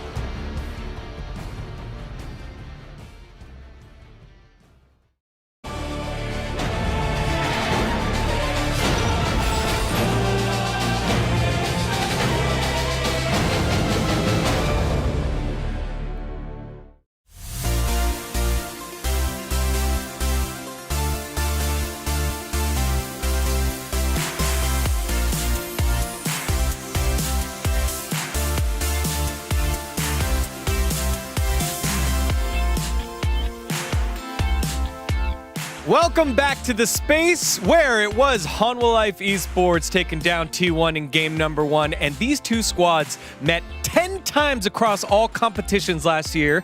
The set score was 5-5. The game score was exactly 15-15. Crazy. Wow. But now 16-15, 1-0 so far in 2026 for Hanwha Life Esports. A great win for them. And it was a tense start. I feel like that game, there was lots of moments going either side. You know, you saw heavily Zeus being punished in the early game, and I thought maybe that would be enough to get them over the line, but some great team fighting from HLE. Yeah, I mean, especially from the draft, I was kind of concerned about their bot lane mainly because their bot lane matchup is kind of disaster for Corki Alista, because Corki, I think whenever you pick that champion, you want to fight for the early lane priority, and for Alista, you don't want to fight for level 1, you don't want to do something in the early game, you are looking for to do something more in the late game team fight, but those two together, I don't think that's a good combination, so I was really worried about them not having a great time on the bot lane. It felt like a lot of the plan for HLE was cementing tools to make the game hard for Lucian. You know, having the Vi, I mean, I know they came before the clear, but securing it with the Alistair as well really just made it that whatever Pays picked, you have so much CC that's point and click with the follow-up, and it did end up being a hard game for him. Yeah, but the thing is, they were doing really great on the bot side in the laning phase, so they didn't lose the first Drake, and then I think they snowballed really well around the mid lane fight as well. Well, Ox, point and click onto the Lucian, you don't say. Here's a pretty good option of that in 16 minutes into the game. Yeah, and unfortunately, Emilio not able to do much to save you from this situation. The layered knockups, the dash in to play aggressive from Pays is just immediately punished, and then the fight kind of breaks up. We get both teams backing away. But the timing's really awkward because Dragon spawns around where Pays does, and that means T1 are still interested in contesting Dragon, but they have to try and do it without their AD carry present. Yeah, again, I mean, this shows that how good HLE is on their playmaking, because again, I think draft is not optimal. As I said, I don't think this is good for their laning phase, but look at how Delight is good on this execution plays, you know. This was so close. Lucian is actually back on the fight, but by him making this play in an inch of play, you know, like he just made the correct play in really nice momentum right there. I think we saw them being really decisive in moments like those, especially when the early game had been rocky. They had to be decisive to get back into the game. Yeah, the growth that they've made so far from Kespa Cup, that was their first time played together again. They did battle against T1. It split 1-1 in the early match. It went to Hanwha Life Esports, and then in the finals it went to T1. And you got to see some Delight there. If you're a Delight fan, you get even more love in this huge fight, and all starts yet again to a very similar situation for Pays. Yeah, I love the duo between Zeka and Kanavi, a new duo now that we're seeing, but the Vi goes in, we get the follow-up from the Weaver's Wall so that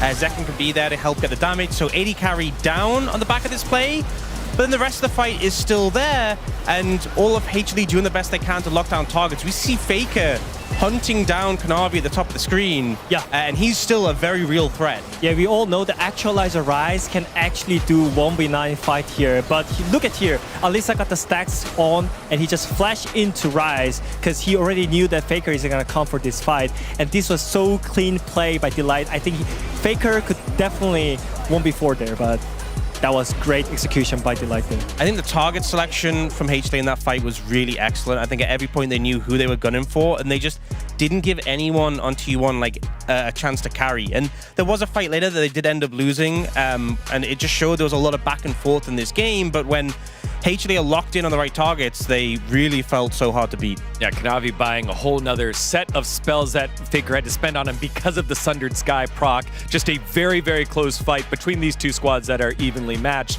But it takes a lot of ingenuity to get themselves a victory here. And you guys wanted to point out something about the support role here. Yeah, this can be a fresh idea from Keria because there is a change on home guard, so you get the extra movement speed as well. You can see Keria didn't bought the boots, and also he didn't pick the magical boots as well. So you can actually have cashback, and you have 2 items. Like you can just rush the items, right? Yeah, because that's the thing with cashback, you're not getting money back from boots themselves, so just spamming those full items. And as well as Emilio, you just play behind your AD carry. You don't really need that extra movement speed as much as like an Alistair does in comparison. Yeah, even in the loss, Keria is still experimenting and showing what can be possible for 2026. But we know that coming up next is is game number 2. Let's send it back on over to the casters. Thank you, Spacers, for that great breakdown. Love the insight into the support role with those two on the desk and just talking about the cashback value you can get. Unfortunately, the extra item did not help T1 win the game. So we'll have to see how it goes into game 2. HLE proving that they were the better team in that first one, and T1 are going to have to prove that they can make a comeback and bring us to game 3. Yeah, I mean, I guess he's probably still here, at least or maybe he left, I don't know, but he was here earlier. That game felt like chess-like in its win cons and how both teams really played and practiced this strategy so incredibly well. There were just a few too many oversteps and a few too many good punishes there, as T1 will choose the final pick here, which when you pick second pick, you are basically saying I'm picking R5 because the enemy team will choose blue side and you will end up with red side. So a traditional draft here, but surprised at the choice. And we'll see what they have in mind here, as they had some incredible flexes they were holding in the previous game as well. Yeah, I think it's definitely an interesting one. I do think that the Emilio could have worked out, but they engaged a little bit too much, as it looks like we do have another error. We'll have to hop back in as soon as we possibly can. Apologize for that one, guys. If it's Wolf who sets up pauses, it is T1 who bolsters the pauses. When we are together, we are unstoppable. Actually unstoppable. And, well, maybe we'll just get a longer pause this time then, as we're getting a look at all of the different signs. Well, luckily it happened at the beginning of the draft twice, so we don't have to like remake the draft and then do all the picks over again and then get to the end. So yeah, we're right back in. No jinxing. No caster cursing. Well, they can still pick Jinx, actually, because it hasn't been picked yet. That's true. But Malphite is going to be banned here. Might see very similar bans. You know, very meta stuff that they get banned in game number 1. Wouldn't expect too much of a difference. Maybe the Varus gets left open this time. The interesting thing about, okay, well, the Yunara is banned. I was going to say the interesting thing about how this draft could differ is that the Yunara could end up being the powerhouse AD carry this time around, but we'll just have that banned again. And Varus taken away. So there's a lot of prio picks here. The Orion and the Azir are gone. The Lucian's gone, of course. Aurora first pick, very flexible, but less relevant in the top lane with no Rumble to speak of. Surprised by this one, to be honest. It's a pretty unusual priority. The Nico also still was available, and we have not seen that one as heavily prioritized here in LCK Cup as it has been for all of 2025, or was. Yeah, I mean, Carry is insane at the pick. Maybe they just go ahead and pick the bottom lane. They're going to pick the Aphelios for now. If he's insane at Nico, he's also insane at Thresh. And they'll need to pick it right here, but it certainly could be a very strong combo. The classics here of Aphelios. Pays and Guma both really proficient at the champ. His owner, Xinjiao, was the champ that you had in your mind when you were watching him play throughout 2025, and I'll lock that one in here again. Wukong does have a reasonable, it is reasonable to pick him here, decent into the Xinjiao. Not as powerful early, but incredibly powerful at getting on top of that Aphelios, especially when you have an Aurora there as well. You make too many threats, and that Thresh isn't going to save you. And it looks like they're trying to stack the threats on top. It worked in game 1. And Rakan, I mean, going with the Wukong, we always talk about this duo, is insane. So if you're looking for backline access, aka an Aphelios, who is not the most mobile, you pick something like this. Now they need an answer to it. They need some kind of front line, or maybe that Thresh you were talking about. Something to get Aphelios to safety. I think if they go for Thresh, they probably want something else that wants to kind of walk that fine line so they can get double power out of it. I think it's probably going to be banned if it isn't picked here. They go for the Lulu instead, which empowers the Xinjiao. We've seen this so often, this combo. Usually with Zeri instead of the Aphelios, as he hasn't really been in favor for a long time, but with the changes to crit, he is incredibly powerful right now. even though he was hotfixed some of his lethality, that wasn't really the main part of why he was back in the meta, although it did make a very funny win rate for a little while. Let's see what very happens. Funny high number. Yeah, yes. very, very high 50s. Let's see what gets banned here now, because the identities are once again clear. You know, the scaling Aphelios, and then the team that tries to kill the Aphelios. And Yone, pretty good at getting on top of and killing the Aphelios. Zeka's very good at that champion. Zeus also very good at that champion. And they have AP in the top lane already, or at least in a lane, because I suppose Zeus could play it as well. When you have Zeus and Zeka and you have a Flex Aurora, it's like, you know what? Just get rid of that. That's probably a safe call. Just ban it. Galio going to be denied, and you think about Galio with the Xinjiao, definitely a good combo. It's something that Faker's played many a time. It's fantastic for keeping Pays alive on the Aphelios as well. So that's Instamand. See what comes next here, as a lot of dive picks have been taken away. I mean, it's really up to whether you want to deal with, because it's so difficult in this position. You're like, do we ban for Zeka's champion pool, or do you ban for Zeus here?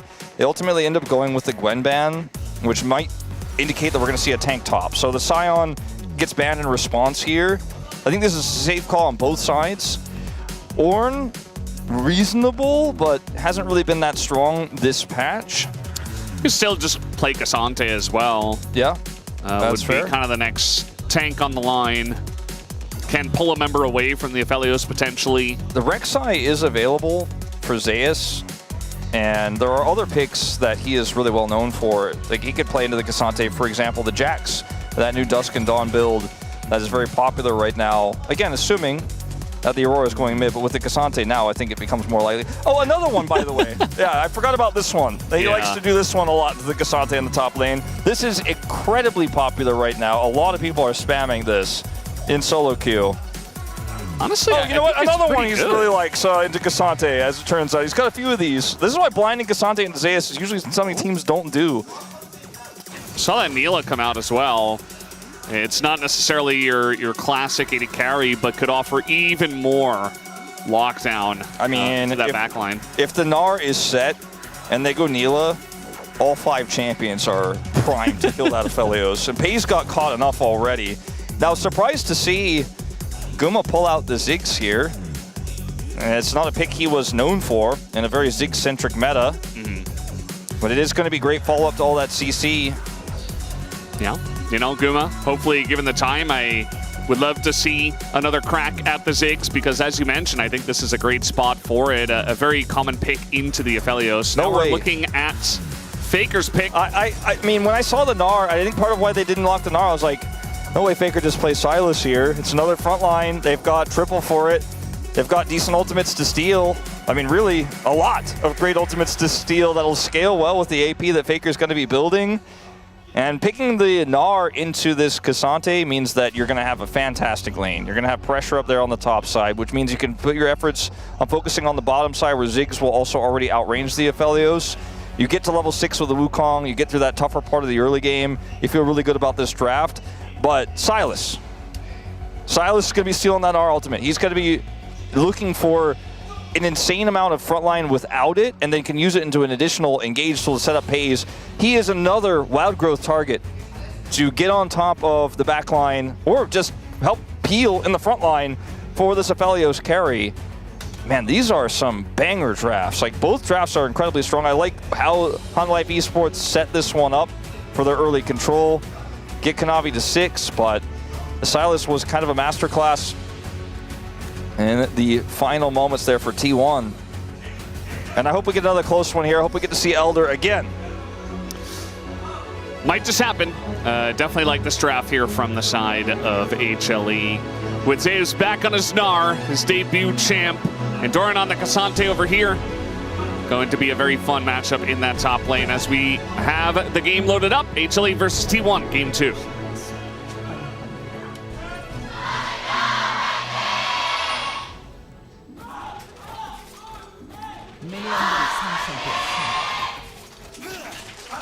All right, game number 2, and just hoping for a game number 3 at this point, because game number 1 was certainly a banger. I mean, there wasn't a heaping helping of action all the time, but it was definitely very tense and very back and forth and could have gone either way. Wasn't it LCK Cup last year where we had to pull out the Vayne cosplay? Was it that early? I don't know. It was definitely a big game. It may have been LCK Cup finals or playoffs.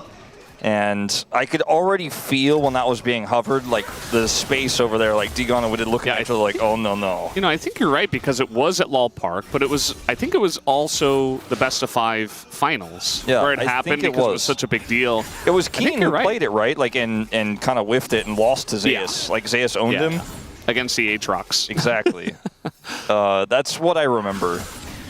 Sometimes I write my own memories, but I think this one is true. Anyway, maybe we see it in Game 3 and he gets to cosplay again anyways. Remember his Ari cosplay? What else has he got? Gnar. Would love to see a Gnar cosplay. I think it would fit him very well.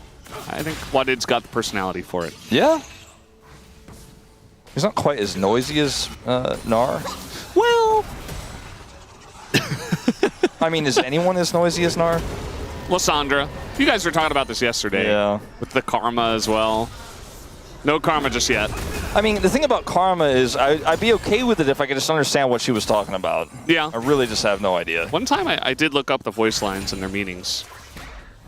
What do you mean you looked up them? It's a fake language, Valdez. No, it's a thing.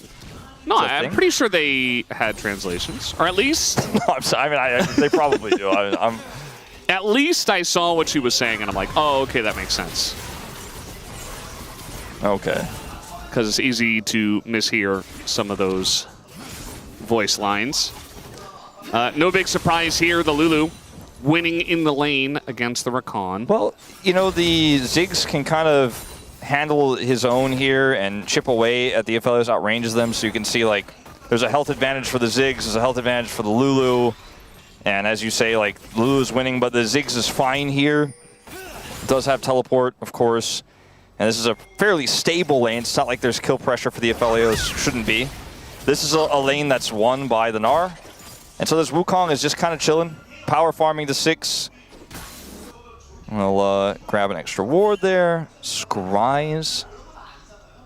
And is just going to head over and keep clearing. Owner's just going to wait for him, actually. If we get the knock-up into the satchel used aggressively, this time makes sense. Owner's like, oh, hello. So they're going to have a little bit of a skirmish here, a one-on-one. Which mid laner gets here first? Looks like they're here at the exact same time. And going to respect the Xin Zhao, it looks like, or maybe not quite enough, as the chain's not going to predict, as the flash comes late, and now Owner has to flash away, double flash in, as Kanavi desperate to kill that Xin Zhao, but he just cannot! And Delight follows, double kill given over to Faker at 3 minutes into the game. Triumph proc there, Owner's got too much health, and my money is always on the Sylas in the skirmish like that. He has Kingslayer, he is so difficult to deal with, he's so much health. And even if the chains don't connect, which was a bit of a disaster there, but I mean, it was Faker trying to be a little bit 3D chess, you know, 400 IQ play.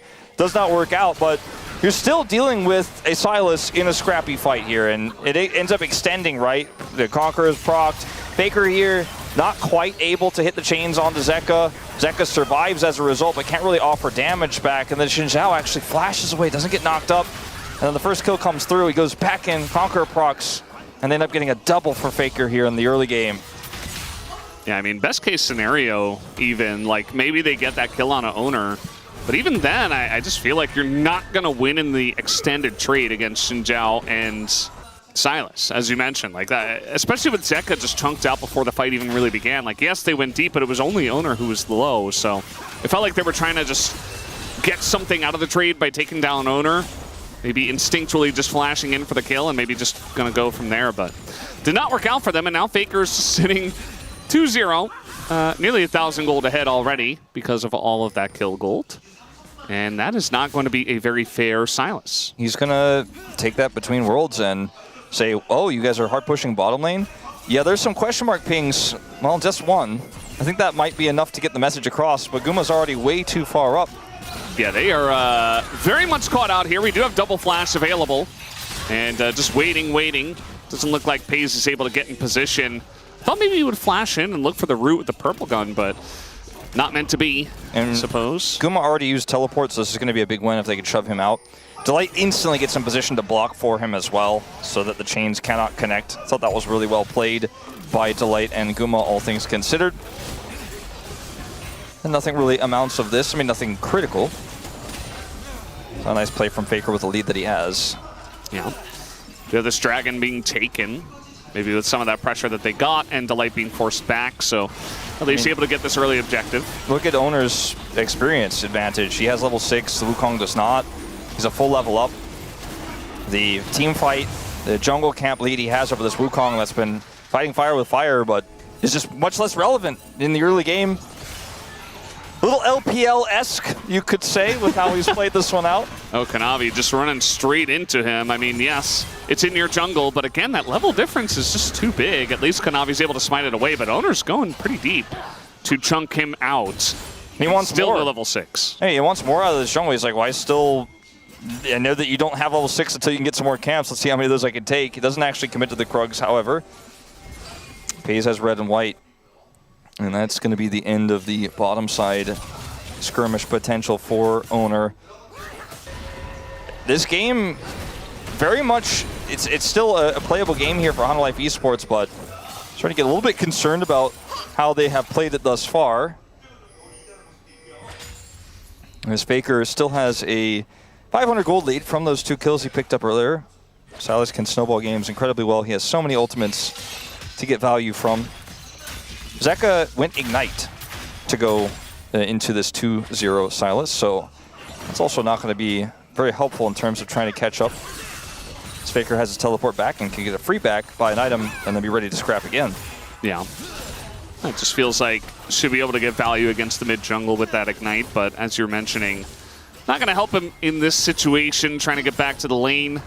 It's kind of cool that we don't have to have teleport be the only thing that people take nowadays. In the top lane, obviously, but also even in the mid lane nowadays with a lot of ghosts being taken and Ignite in this case. Faker doesn't even use his teleport to come back because he has plenty of time. So he can continue to hold on to that summoner for power elsewhere. Crescendum. You know, it's not Duck Dom this time, the Crescendum King, but FaZe is just going to rip this turret apart. That bomb coming out will force him to push forward until that next wave crashes, but a lot of damage has been done. On the top side of the map, Kanavi does have level 6 now. He's looking for some grub control. And pays alongside of his friendly carry Lulu is just totally fine to push up, do a ton of damage, and be very fast when it does come to getting that speed boost from the Lulu. I talked about being excited for the top lane. Well, it's basically just been Zeus getting a little bit of a CS lead. And he is the one stripe on the team. You know, he is the Zeus stripe at the moment. That does have 600 gold in the lead. Owner continuing to try to pressure these Raptors and take them down time after time. Yeah, if you're a Hanwha Life Esports fan, you're like, it's just the tip of the iceberg. It's the part you can see. Don't worry, the rest of the team will be online before you know it. You just haven't been able to see into the depths. But, I mean, this Gnar is generating the kind of pressure he needs to with this counter pick. Again, could be a detriment later on with Silas steals, but it doesn't always work out that way. Can outplay. I remember back when Stopwatch was purchasable, we would see people Stopwatch the hijack, which was kind of insane. Like, Zeus actually was one of those guys who would do that. Yeah. I'm glad that item was removed. I was kind of on the same page as you. It made for some fun team fights for spectators. Trying to make a play here on a Faker. He's getting pretty low. Actually has to flash the burst at the end of that between worlds.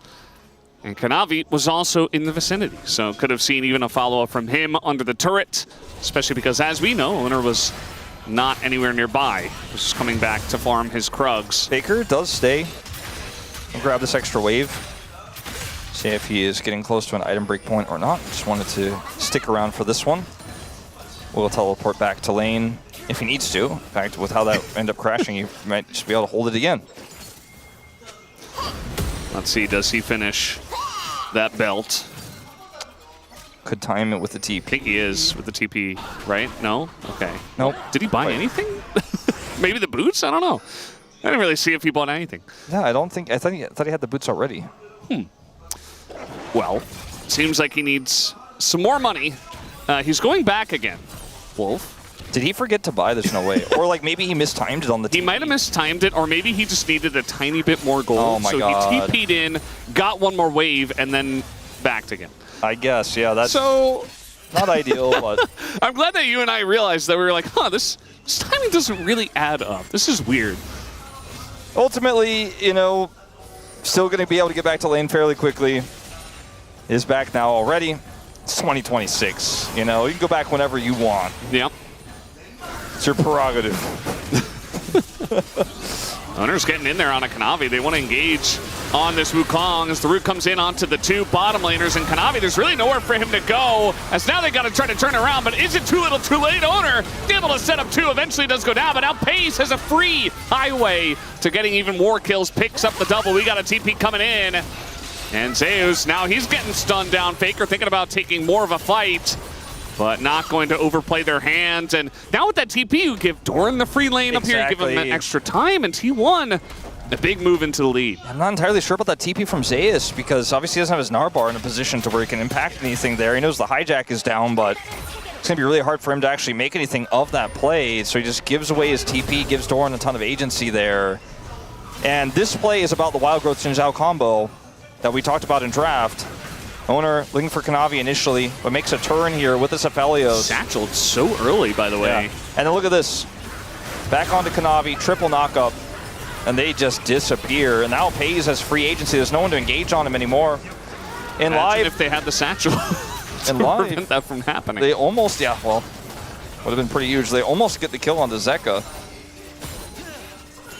Yeah, Zeka, he is one of the guys still doing pretty well at this point in time, but Pays again with shields and speed ups. There's really no threat at this point in time. Like, again, this comp can do so much when it comes to team fights and punishing the Aphelios, but in this early to mid game state where HLE are behind, it just feels like Pays does whatever he wants. And it feels like the opt-in to these team fights from Kanavi has really been the bane of their existence. And, you know, you took him out of the LPL, but you can't take the LPL out of him, maybe, is what we're seeing here.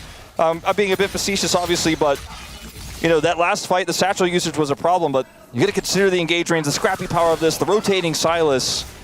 And Pays 2 kills under his belt already. And Stormrazor. Yeah. Now, Guma's going to wish he had his TP. He's going to back away here, and we'll see how much Pays can get done then with this crescendo. Might be able to grab an additional plate here. Guma's going to stay and clear this, but down goes the plate. More gold in his inventory. Faker does not have his quest completed for some reason. That can't be right. Oh, it's right. His boots are not. I mean, he was out of lane for a decent amount of time. Yeah, I guess that's it. He just running back and forth, buying items, and going bot lane that one time. They're like, he lane swapped to being a jungler by roaming a lot. That's the Gnar steal. Yeah. Should be the better Gnar, but he's up against a Rakan at the same time. The better Gnar ult throws them into the wall, and Faker says, this is why I picked Silas, guys. You're not going to enjoy this fight. Gets the slow on a Zeus. There's the block from Delight, but he might be in trouble now as the smite comes down. Oh, the boomerang nearly gets him. Minions? Wukong? He was trying to TP away. I think he should be able to. I think he's got the time. Yeah, there he goes. And a slick play by Faker to get away, but has to expend his TP to do it. Yeah, flash down as well. That was a very risky scenario for both sides. Look for a moment like Faker might have misjudged. Okay, well now he's going to have to go between worlds, but you can see that Doran able to pull him back for a moment. And really exerting that pressure on the Cassante. And he's like, I've played against Keen enough times. I know how this works. And ends up handling it pretty well.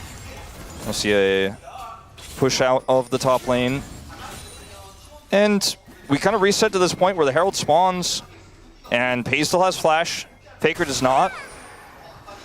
And they have Prio.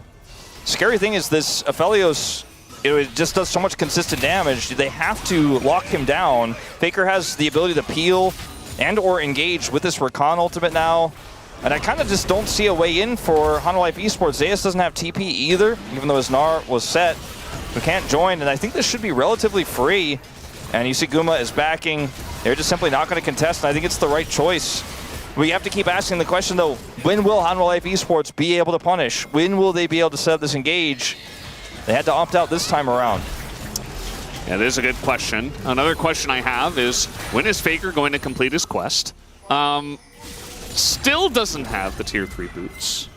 It's a little bit tougher for Silas to hit the enemy mid laner when he's not in the mid lane. And he could go mid, but we've kind of entered an awkward state where he got it late, and now he wants to be in a side lane, but I would assume he also wants to complete that quest. So we'll have to wait and see. Maybe it was like the one teleport snafu where he had to, like go back twice that actually messed up his quest timing, and now he's just kind of locked out of it. Super bizarre. Well, he's gonna wish he had those cooldown boots, and obviously his empowered recall. He will not for a little while. Maybe he's delaying the empowered recall so he can use it at a better time. Oh my god, that would be such a Faker thing to do. Just like how he delayed his use of the Rakan ultimate here to make sure he could clear those minions a little bit faster. Yeah. Yeah. Well, that's a plate. There he goes. All I needed was one more plate. See, he used the Rakan ultimate perfectly there. And now he's ready to have his empowered recall right after this dragon fight. It's perfect. My god, Valdez, he's genius. This guy's pretty good. Cerebral player, some would say. Yeah. At the end of the day, this dragon doesn't spawn for 40 more seconds. And his hijack is going to be up. Well, he might be backing sooner rather than later. Faker in a lot of trouble here, actually. The Ignite doing so much work, and just straight up a solo kill. Zeka takes him down. Owner takes an opportunity to go mid and try to take down this turret with the Rift Herald. Should be able to do so. And actually trying to run it into the second turret here. Carrier going even deeper. There he goes. There's the knockback, but at the end of the day, with the Wild Growth, I think it should be okay. Still does have to flash, but I suppose worth with all that extra money. Yeah, I mean, that's a lot of money he picks up. Does have to flash, but they end up taking that first turret out so quickly to save the charge. Now the dragon is spawned, though, and their support doesn't have his ult or his flash or his heal, but, you know, whatever. You know, that's relatively useful. Doesn't have anything, and now Hanwha Life Esports are looking for a contest. Owner's going in. Yeah, he's just going in. I mean, he's got everything. He's got his flash, his ult available. He's the same level as Faker. So they're going to exhaust him and try to get into that circle, which Wukong can easily do, as does Rakan, and Zeka gets in there as well, does the damage. We got the Between Worlds stolen, and Delight might be in a bit of trouble here, as down he will go. See if Faker can try to cut off their retreat. Oh, does not hit the chains. Still has that ult. To throw this ult in. There it is. And he is just going assassination mode, but unfortunately disengaged Cone. As now we have TP coming in, and Kanavi trying to punish him as the Gnar is not quite ready. Faker has to flash out of this one. The Gnar almost there, but now Pei's going man mode as nobody is able to get onto that backline. Faker's going back in, and now Doran's able to join as well. As Zeus low, as is Kanavi. They want to try to take them down. The chains once again not going to land. This fight was actually so difficult to pilot for T1. But they turned it into such a scrappy fight. The Hanwha Life Esports could not group and get anything done, and you could really feel the difference, obviously, in terms of damage output. Zeus. I think Owner eventually just, he'll just get him here. Oh, little sidestep. Did a good job of dodging basically everything, but it did not matter. Faker still get the drag. Doesn't get the kill, but ultimately doesn't really matter that much in the grand scheme of things, but I'm going to go all the way back to this solo kill here onto Faker from Zeka. He made a funny sound when he killed him. Like he didn't want to do it. I was trying to decipher what he meant by that. What did he mean by that? Yeah, I don't know. I think he was just telling people they didn't need to commit to a TP or something like that. Is probably what he... Sounded like he said maybe no. Yeah. Anyways, Owner is really tanky, right? And this fight gets really split up. Guma does not have the same damage output as Peizu. It's a massive ultimate. Even though it doesn't execute anyone, everyone's health bars get a little bit dented, right? Delight here tries to escape, gets taken up by Faker, doesn't ult until the last possible second.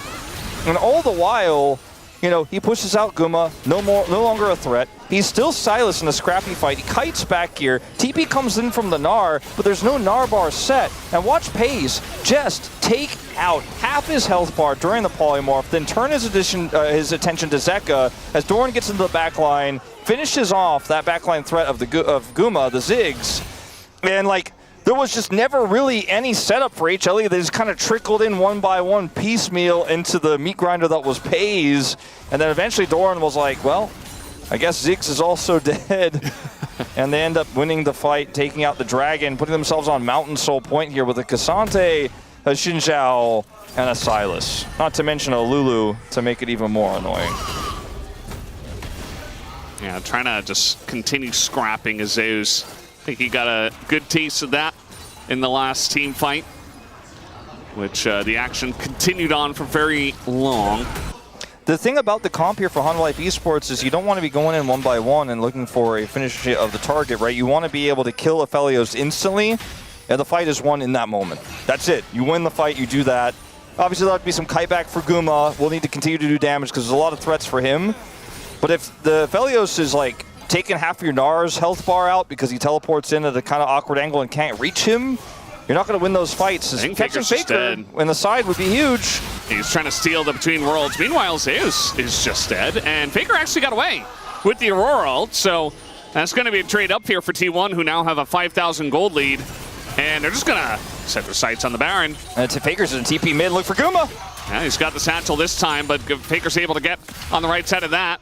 Now he just wants to get away from Kanavi. And they're just going to keep them away from the Baron. Red-white for FaZe means this Baron goes down so quick. Yeah, I don't think there's any way. I mean, Kanavi's trying to run over. At this point, they're trying to burst down Faker, who is this tankier Silas who's quite fed, and that's just the Baron given over to T1. I wouldn't put that in the T1 Baron column, but it was fairly close. They see an angle, they see a window, they've got the right gun set up for FaZe, they take it out. Hanwha Life Esports trying to trade back a turret, but it doesn't look like they're necessarily even going to get that. The satchel's been changed. Hunter's going in, and there's really no recourse for this. The satchel does come out, but unfortunately that's going to leave Kanavi to the Wolves as in goes Faker and does the burst damage. I think they're just way too far ahead at this point. The chain's once again going to miss, but Faker will not be stopped. Does get denied the quadra, but does pick up the triple. As owner, man, he's getting so much aggro from the guys on HLE, but he just rarely goes down. Yeah, he just absorbs it, takes it like a champ, and you know, it's only 3 kills for FaZe in this game, but his damage output has been so insane in some of these scrappy fights. And now Zeus. We got better Gnar ults coming on in, but Faker pretty low, and it looks like maybe not gonna go for it. Although Faker has been going insane. Kingslayer comes in. Zeus is getting low. The chains are going to connect as might just have this Gnar ultimate into the wall, into the turret. Delight super low, and the auto from Carrier gets it done. He flashes forward. The bloodthirsty support trying to get another one, but he will not be able to. T1 having a bit of fun with their food at this point. Yeah, this is definitely becoming a very one-sided affair very quickly as FaZe kind of baiting them in. He does die. Dead. Kanavi looking for a bit more over the wall. They are going to get Carrier. As Ingo Zeka as well, but yeah, I suppose just getting the scraps at the end. FaZe was almost able to turn that into something. Does have to use his flash and still dies, so not ideal, but it's really just a drop in the bucket of the deficit now. Can't satchel the turret until it goes to its final plate, if I'm not mistaken, on this patch, so they can't get the turret as quickly as they would have normally. And then, yeah, he is just going sicko mode in this fight. So difficult to kill, so tanky. And then he just is able to catch them before they can take the turret out. And then best friend Carrier coming in. Speaking of best friend Carrier, he's going to have a lot of fun in this replay as well. Oh, this is not quite the replay I thought it was. Yeah, like, I don't know. No. What did he mean by that? The replay where he helps Faker with the Gnar ultimate and all that. With the too much action. Too much action, too many replays. We don't even know which one it is. And Faker gets a kill as we're in a replay. And he's looking for more. I feel like he's throwing so many chains, and I see most of them miss, but sometimes he just gets in there and blows up your entire health bar instead. Well, that's an inhibitor going down. And Zeus is trying to get some bounty gold on the top side. We'll see a TP from Faker to shut that down. They're not going to go for the bottom turret there as the Baron fades away. And we'll just reset and look for Dragon. Owner is level 16. And go over the wall here. There's just no way anyone can get anywhere near this Dragon. They have no vision either. I mean, Kanavi's going to come over here and see what he could do. He doesn't have flash. And I think this is just Mountain Soul to T1 for free. Yeah, look at Doran's positioning as well. Just the threat of that. And now Faker from the top. Rope is looking to come on in as trying to get on top of Guma here, but he's able to satchel away. Faker, though, able to steal the Between Worlds, does an immense amount of damage, finds Zeus on the top side on top of it all, and Kanavi essentially just the sacrifice as Disengage Cone does get Zeus to safety. It's only a matter of time until T1 end this game. It might be a very short amount of time, in fact, Valdez, as they have this super minion wave here. Shirelia's out. They're looking to end it right now. I think they should be able to. Zeus, Nodar, and the gigantic Aphelios ult on top of 3. And it's still Faker that gets 2 kills somehow. As now he's diving the fountain. I'm sure he's giggling the entire time. And they have a little bit of a wave, but it did just get cleared out. Doesn't seem to matter.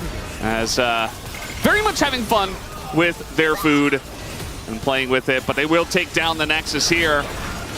As Owner looking for a bit more, wants that damage number to look even better. And same thing for Pays as they are just in it. Zeus, though, wants to get a kill. He's not going to be able to. Just Pays picks up the double, and that will do it. T1 have their fun, and they will also have their Game 3. All right, bringing us to a Game 3, a full series here. Degon mentioned they were dead even before today, and with a 1-1, we'll keep it that way until we get that 5th decider. Faker doing a lot of work, getting the extra gold from that early skirmish. Not having as much of an impact in sides as we could have potentially seen. He was focused a lot, had his quest complete very late, but it didn't ultimately matter. It's Rascal. Yeah, we were just talking about him. Yeah. Shows up, you speak, and he can appear. Yeah. And this game for Hanwha Life Esports was very scrappy. I think they did not really ever find a way to get on top of Pays, who did, let's see how much. Only 25k damage here. It was a relatively short game, 26 minutes. And everybody had a part to play. The Owner, Xinjiao, you know, it's still pretty good. As it turns out, that didn't really change.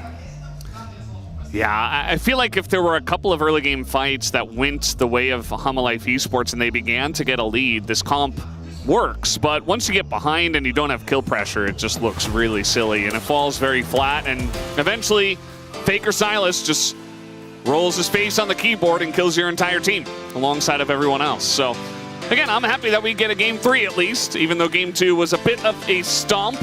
And we'll have to wait and see what Game 3 holds for us after the break.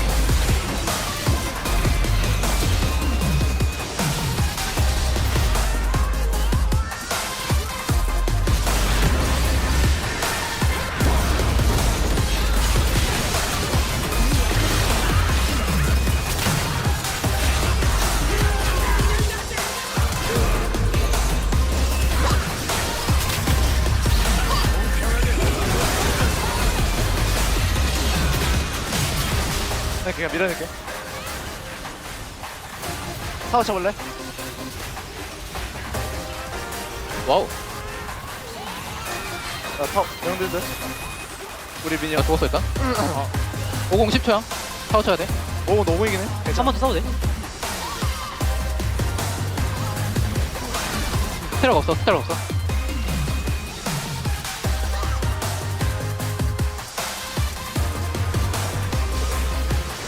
걔네 셋밖에 없어.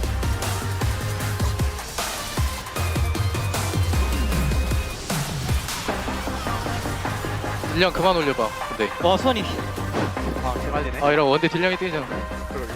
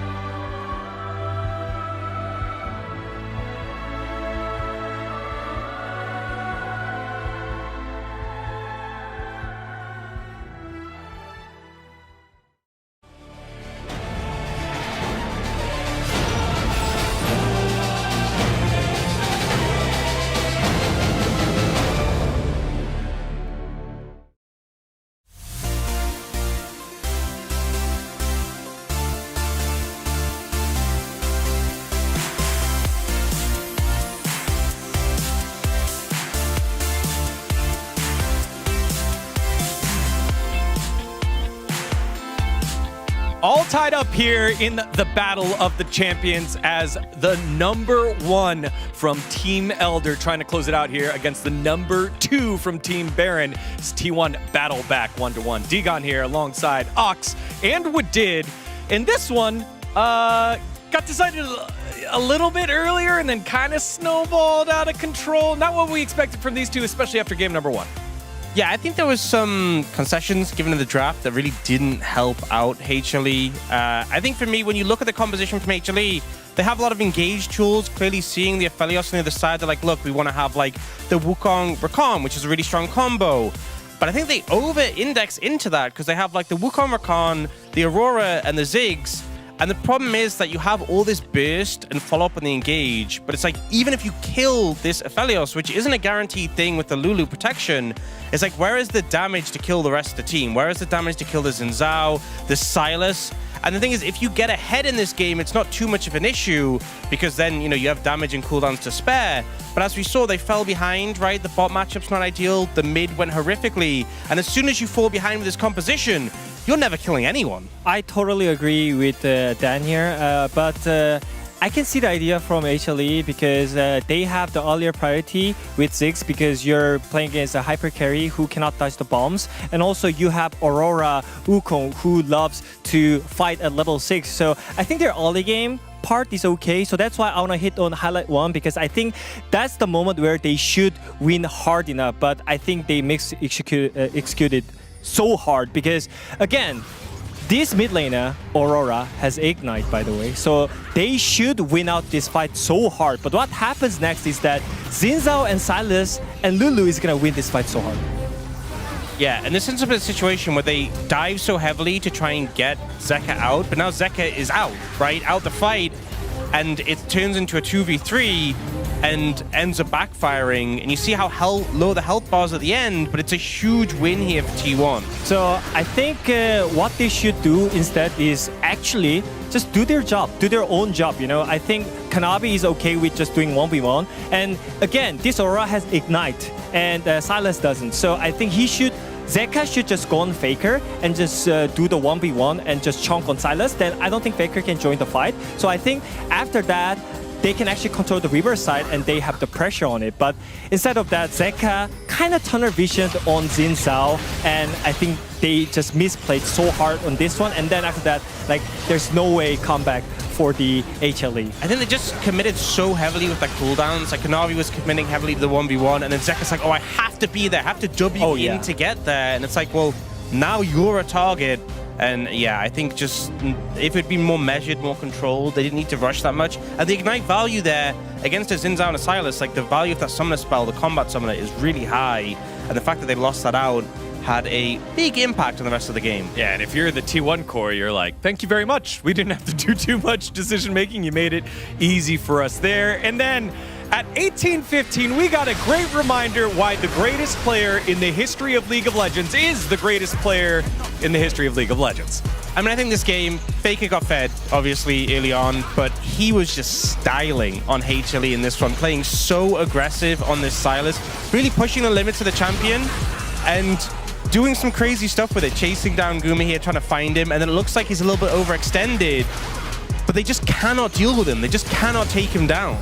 Yeah, I mean, he's not hitting any skill shots, but the point is he's okay with it, you know? He knows his limit, and I think unless he's still in the fight, he can actually win the fight because he knows that he's already fed here. So at the end, he cleans up all the targets with the teammate. And again, I think this surprised me a lot because every single year, Faker had the issue with the beginning of the season because he had some issue with the laning phase. But I think this season might be different. Like, Faker has solid performance in laning phase, and also in the mid-late game, he's just styling on enemy team. And I think this maybe can be a different version of T1 in 2026. Yeah, those were intentional zoning chains, but they did the job, right? They started the fight out of nowhere as T1 and Faker get themselves game number 2. But who will get the decisive game number 3? Let's send it back on over to the casters for our final match of the day. Thank you, Spacers. We'll get into game number 3 right now as Zeka gonna have to somehow step it up. I don't think he personally had a poor game. Just kind of felt like, you know, his opponents got very fed, and then eventually he was the better Aurora. I mean, I think that is a pretty good summary of what ended up happening. And the composition, I think Ox summed it up really well. They just didn't have consistent damage to cut through the insane front line, even if they could burst the Aphelios, which just didn't happen. And you could see in those moments there that were showed with Faker, yeah, he didn't hit the chains, imagine if he did. But they just can't kill him. He's mobile, he's tanky enough, and there's no damage. So let's see what the draft looks like here in this third and final game. The selection goes back to Hanwha Life Esports. And instead of taking the second pick, or the R5 basically, they go for first pick, T1. Likely to choose blue, you have to imagine, going into this one, and they will. So a little bit more standard this third and final time around. Winner of this feels like they are going to have such a massive lead going into the next stages of this tournament, and also, of course, will be the one leading these two teams here in the year. They were dead even right before this. There's still some big prio picks I think we're going to see gone. The Orianna and the Azir are those two big ones. The Malphite, the Jace. Oh, the Graves. Graves kind of niche, but still strong. His crit kind of got buffed, obviously, and like he's been changed, and then like I think, what? WTF 2 Malphites? Wait.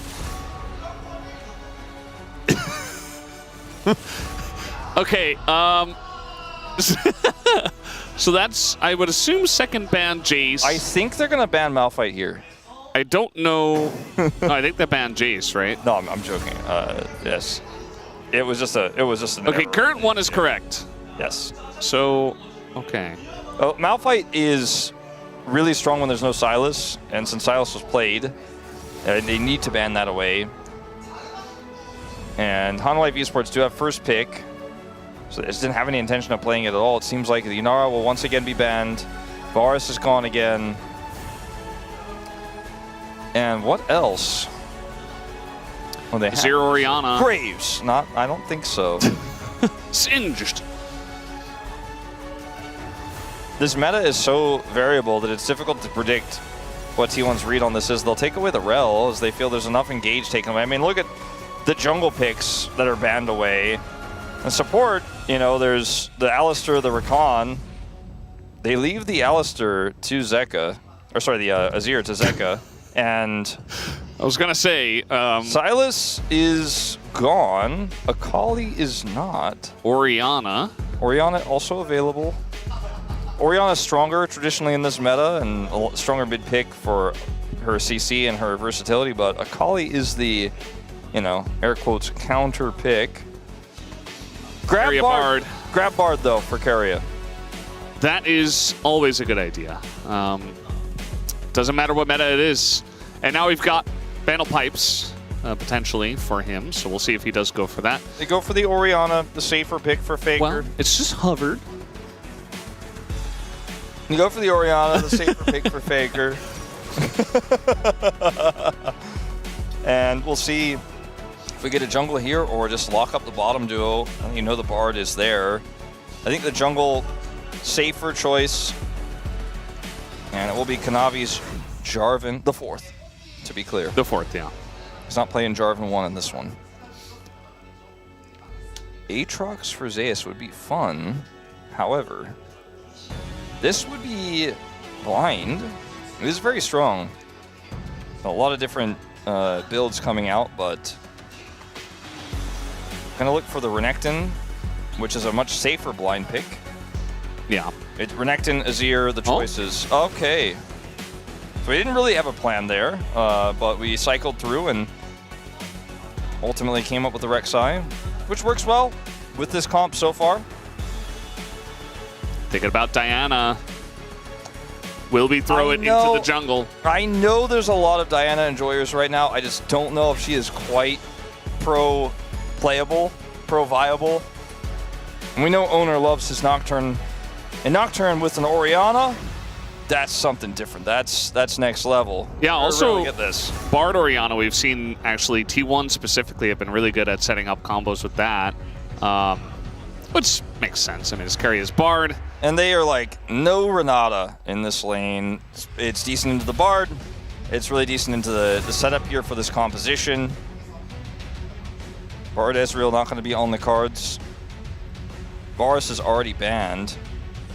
I wonder what else they're concerned about here. We don't know what their pick is going to be just yet for Guma either.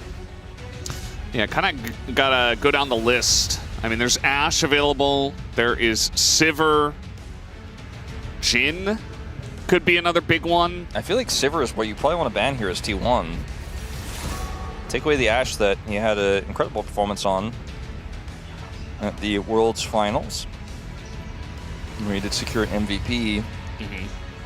And for here, it's not about safety necessarily, it's just about poke and pressure in lane if they're going for an AD carry, which they in fact do not. Instead go for what could have been a potential Gwen counter pick into this Rek'Sai for Doran.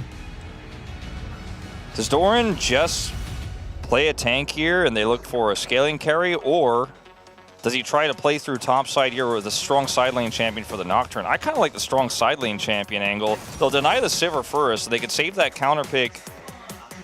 Well, I mean, it's not necessarily, I mean, it is a counter pick, but it's not the pick to the counter. They blind the Sivir to keep Doran's pick hidden, is what I'm really saying here. I think they're going to do something like Camille or look for some sort of other strong side laning pick, potentially. I want to see what the AD carry is first. Guma Kaisa might be making its return here. Or it might just be Jhin.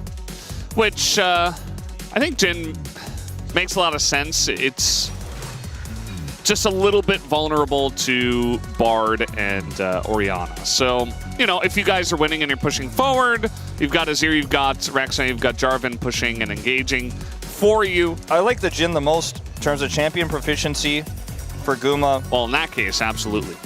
And for the comp that they have, I think the Zeri works. I think the Kaisa is decent with the Jarvan. But otherwise, the Jhin just has so much frontline, and with the Azir, can both aggressively set him up and also peel. Zeus, one of the best Rek'Sai players in the world. The Jhin just really fits the bill for me. And it's going to give you a little bit more of a stable laning phase, even with the Nautilus lock in here. Now, what is it going to be? And Camille, I teased earlier, it's going to be something weird. It could certainly be something that Galio just smashes lane outright. Something ranged. Could be the Jax. Akali in the top lane, because it's not going to be Orianna. I mean, I suppose it could be, but I think Doran would be a lot more proficient on Akali. Yeah, well, Akali was meta in top lane. Rascal's like sitting right over there. So true. It's a shout out to Rascal on camera. I see him. I can actually see him. I think this is a bit of a wild card pick for me, the Akali. Not 100% sold on it. Could have seen a tank, but doesn't necessarily fit the rest of the identity. The comp works well with the Sivir, but not necessarily the Orianna and the Nocturne. And it's another ball carrier, arguably, with Akali being as hard to lock down as she is. You know, sure, you have the the Nautilus, but the Nocturne, it makes it so difficult to actually see where she's coming from, what angle she's taking, and that paranoia gives you so much frustration when you're trying to deal with this champ if she's fed. That's an if, though. We don't know how this game is going to go. I think the volatility of this draft for T1 just went up massively. The rest of this, stock standard. I mean, it's carry a Bard. You know, it's Faker, Owner, Orianna, Nocturne. Doesn't get more standard than that. But the Doran, top lane Akali, gonna have to prove something here to us. Definitely will have to. Feels like comfort along the board for the rest of them as we jump onto the rift for game 3.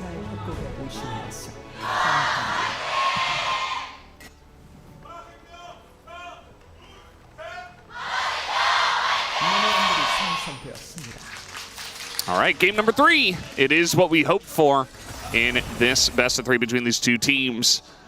The long-awaited matchup here at the LCK Cup, happening already in day number 3.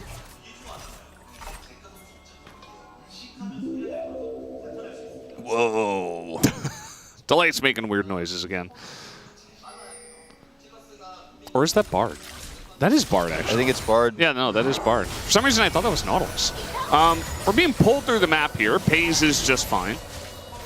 But it looked really strange. Yeah. A couple of heals being thrown either way. It's not the end of the world. Although Delight might... Oh, that was pretty close. Guma looking for the 4th shot. Yeah. Pressure is on, and Karya is going to be the one who does eat that shot, including the grenade on top of it all. Guma does take a little bit of harass on the backside of this, but not a big deal, I would say. Trying to rush for level 2, and they will get it. Yeah, another hook is going to come down. Pace still does not have a spell shield. And they're just being harassed out at level 1. I mean, Karya's backing already. Yeah, I mean, imagine taking Kaisa here instead, you know what I mean? Yeah. Like, Jin is real. Another hook would have landed, and Pace has to flash it. Yeah. So he finally hits level 2. So, this is a great start for the HLE bottom lane in this 2v2. And unfortunately for T1, going to be playing this one a little bit on the back foot. Pays, because he was able to flash that, can at least catch these minions. Only find himself likely just 3 CS behind. Gets all of those, actually 2. You can see Orianna, one of the most annoying lane threats, just in the way she's able to chip you down and essentially not allow you to out-trade her. Even the Azir can struggle. As then Pace just go for a back, still down both of his summoners. And Zeka steps up to try to get a minion, and you know, a couple more could have done it, but he is able to dash away with the shield.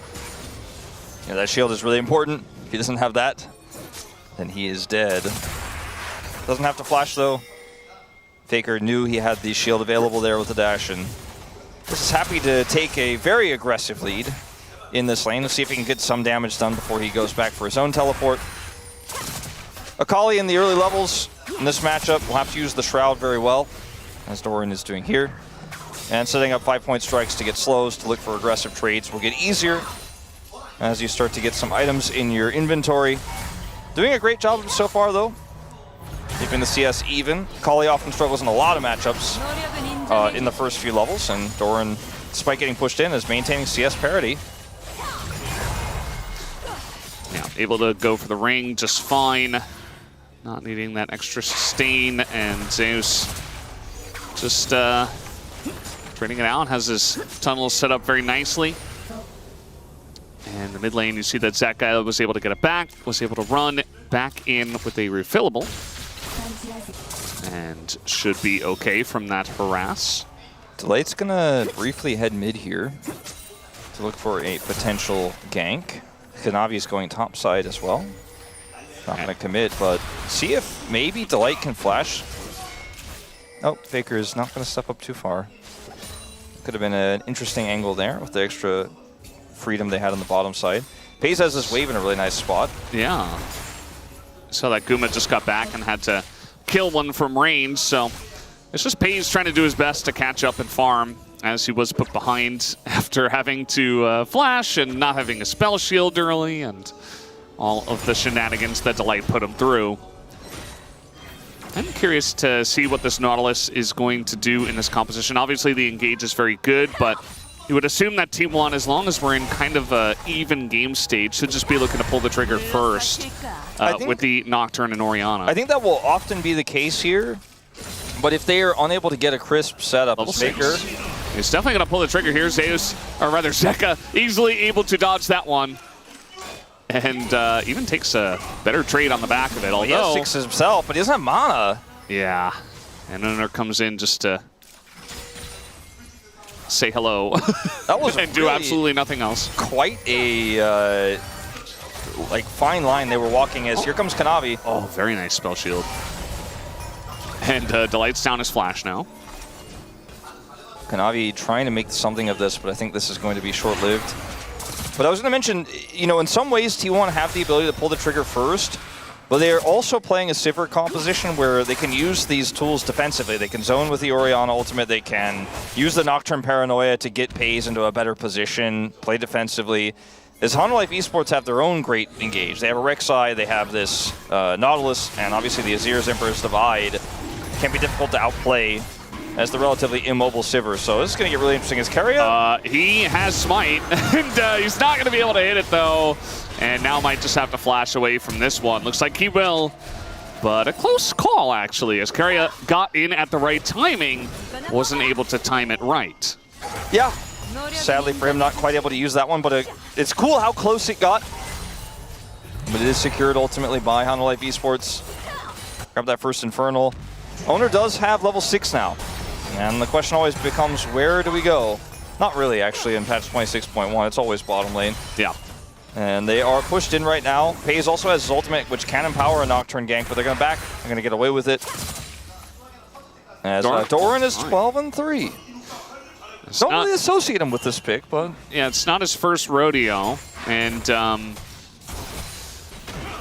yeah, I feel like, you know, Doran also... Oh, there's the combo, by the way, as you said it was bot lane, but they go straight to mid and interrupt the dash. First blood given on over to Owner's Nocturne, actually. So Zeka not able to flash out of that one and does pay the price. Owner spell shields the Emperor's Divide.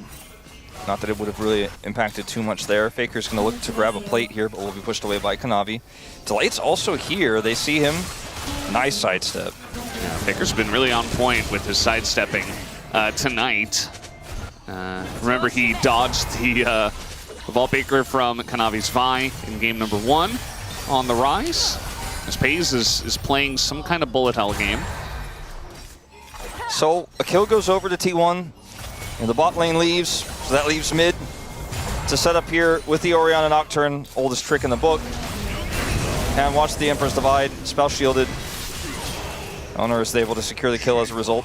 Might have forced a flash out of Faker if he was able to push the Nocturne back, so it's a really important spell shield, although relatively easy to hit if you know exactly what you're looking for, as Owner does. And that's T1 on the board. Despite losing that Dragon, they have a pretty hefty lead in terms of the farm advantage they have for the Akali. The Orianna has that assist and a little bit of farm advantage herself. Not to mention the jungle advantage that Owner has with the kill. Yeah, I mean, that's sometimes what you get when you're laning into just sponge tanks that sit there and they sustain forever, and you can do a ton of damage to them, but they're never going to die at the same time. And you just essentially get to free farm. So Doran's really enjoying his time. Nice little stun from Keria's Bard. As all-time Owner 6, as he's 84.6%. This pick for me has kind of become more iconic than his Lee Sin.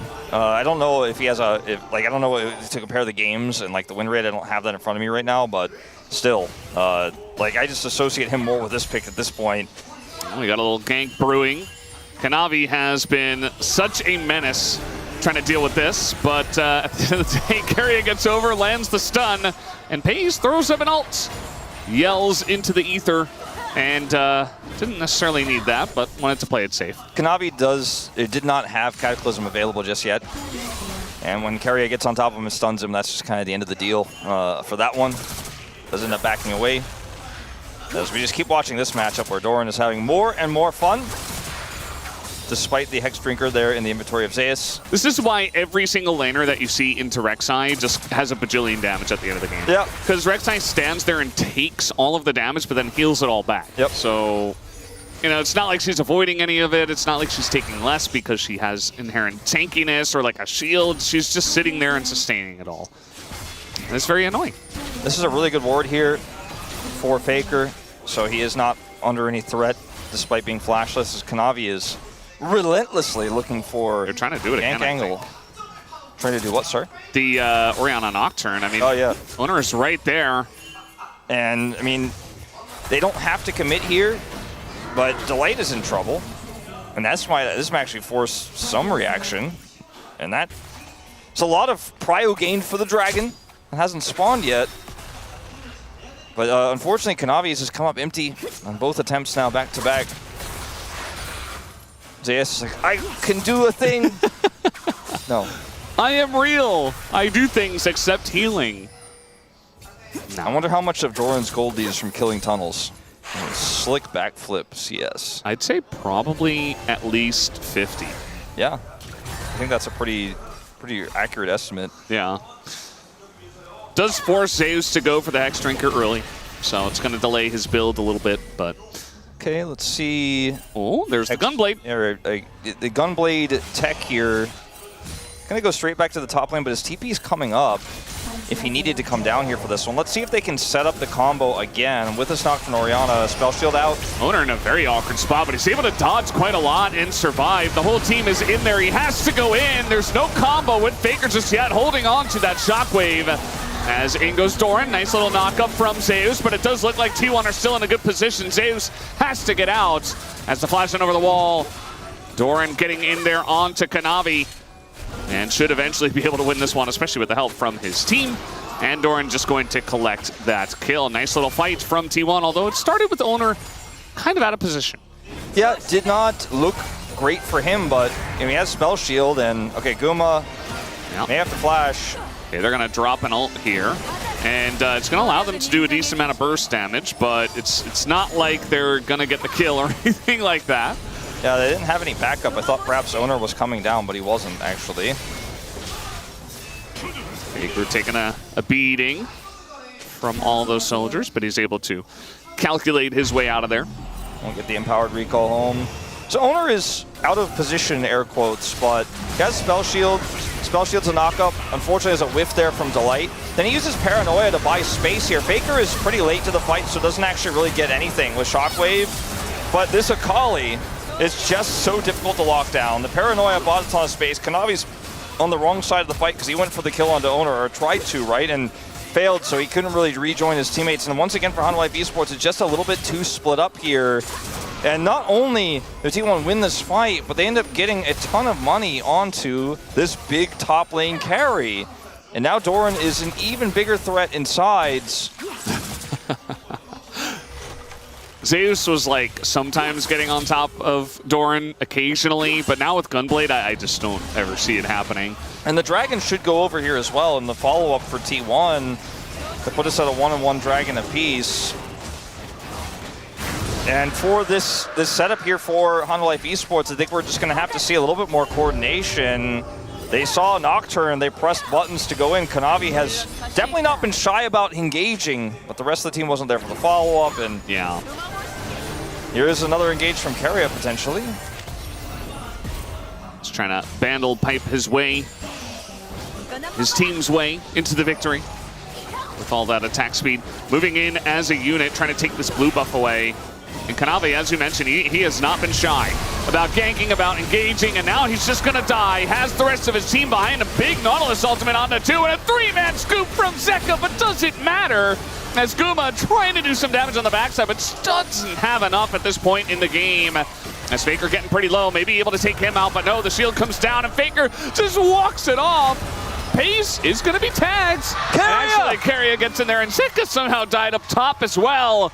And things are getting very silly, but very silly in favor of T1. I mean, when people are talking about game time and faster games here on this patch, maybe the game time itself on average in solo queue games isn't shorter, and even in pro it might end up being relatively close, but it's small advantage you get that allow you to just group up like this as T1 and be like, I'm taking everything, by the way. And what do you do as Hanwha Life Esports here? You try to look for the engage, get burst down. The Nautilus ult here is decent. The Zeka ultimate is phenomenal, but there's no damage. Guma in stasis because of the Bard isn't able to get that follow-up damage. He's probably super frustrated with how this fight went because he misses here as well. Faker speeds up, is able to get out of the ultimate. Keria comes down to block for Pays. Zeka is getting rushed down in the melee. He's sitting on a Nashor's too. He does not quite have the damage to clean up the fight after the Emperor's Divide.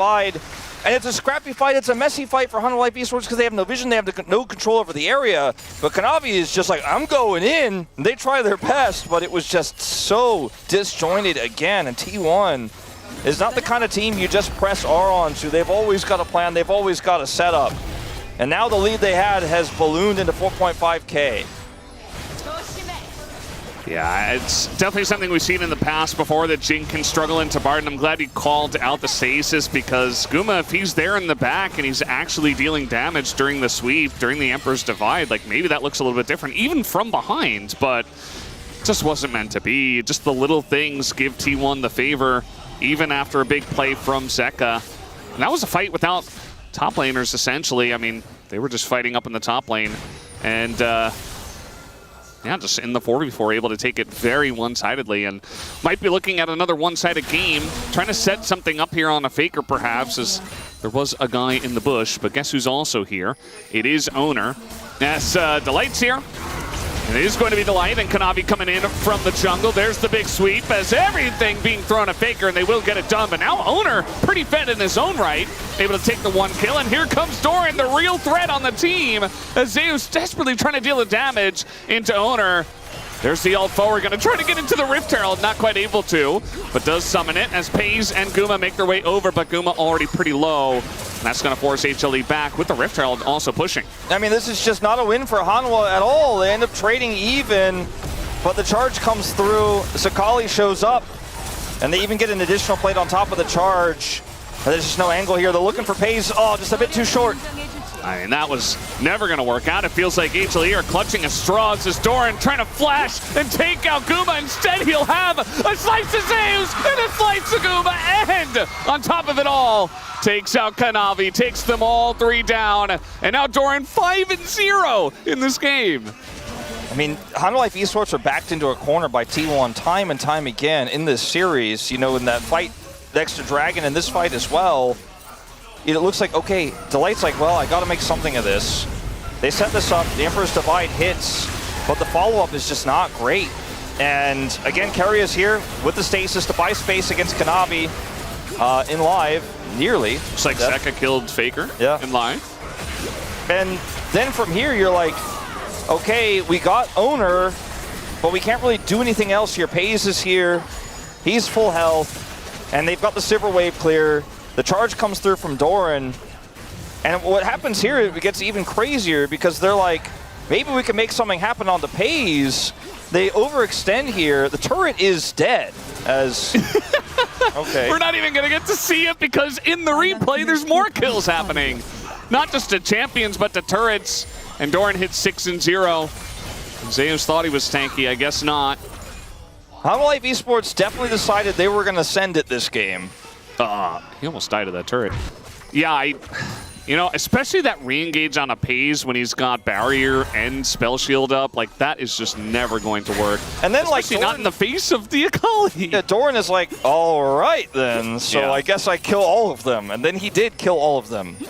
Look at his items. And he's getting even more gold. Like, you talked about getting incremental leads and how good teams are doing it. I mean, Zeka might just be dead. Dodge there. Even the Zhonya's to come out, and Doran never even got turret aggro.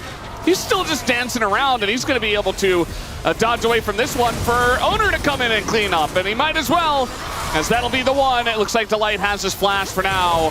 And T1, they were playing with their food in game 1, or rather 2, but now they're really playing with it, as at least Kanavi is able to get the shutdown, and that turret's somehow still alive, and Kanavi's still going to die. Well, this game is looking pretty over, Valdez. I think Faker just dies again, by the way. Yeah.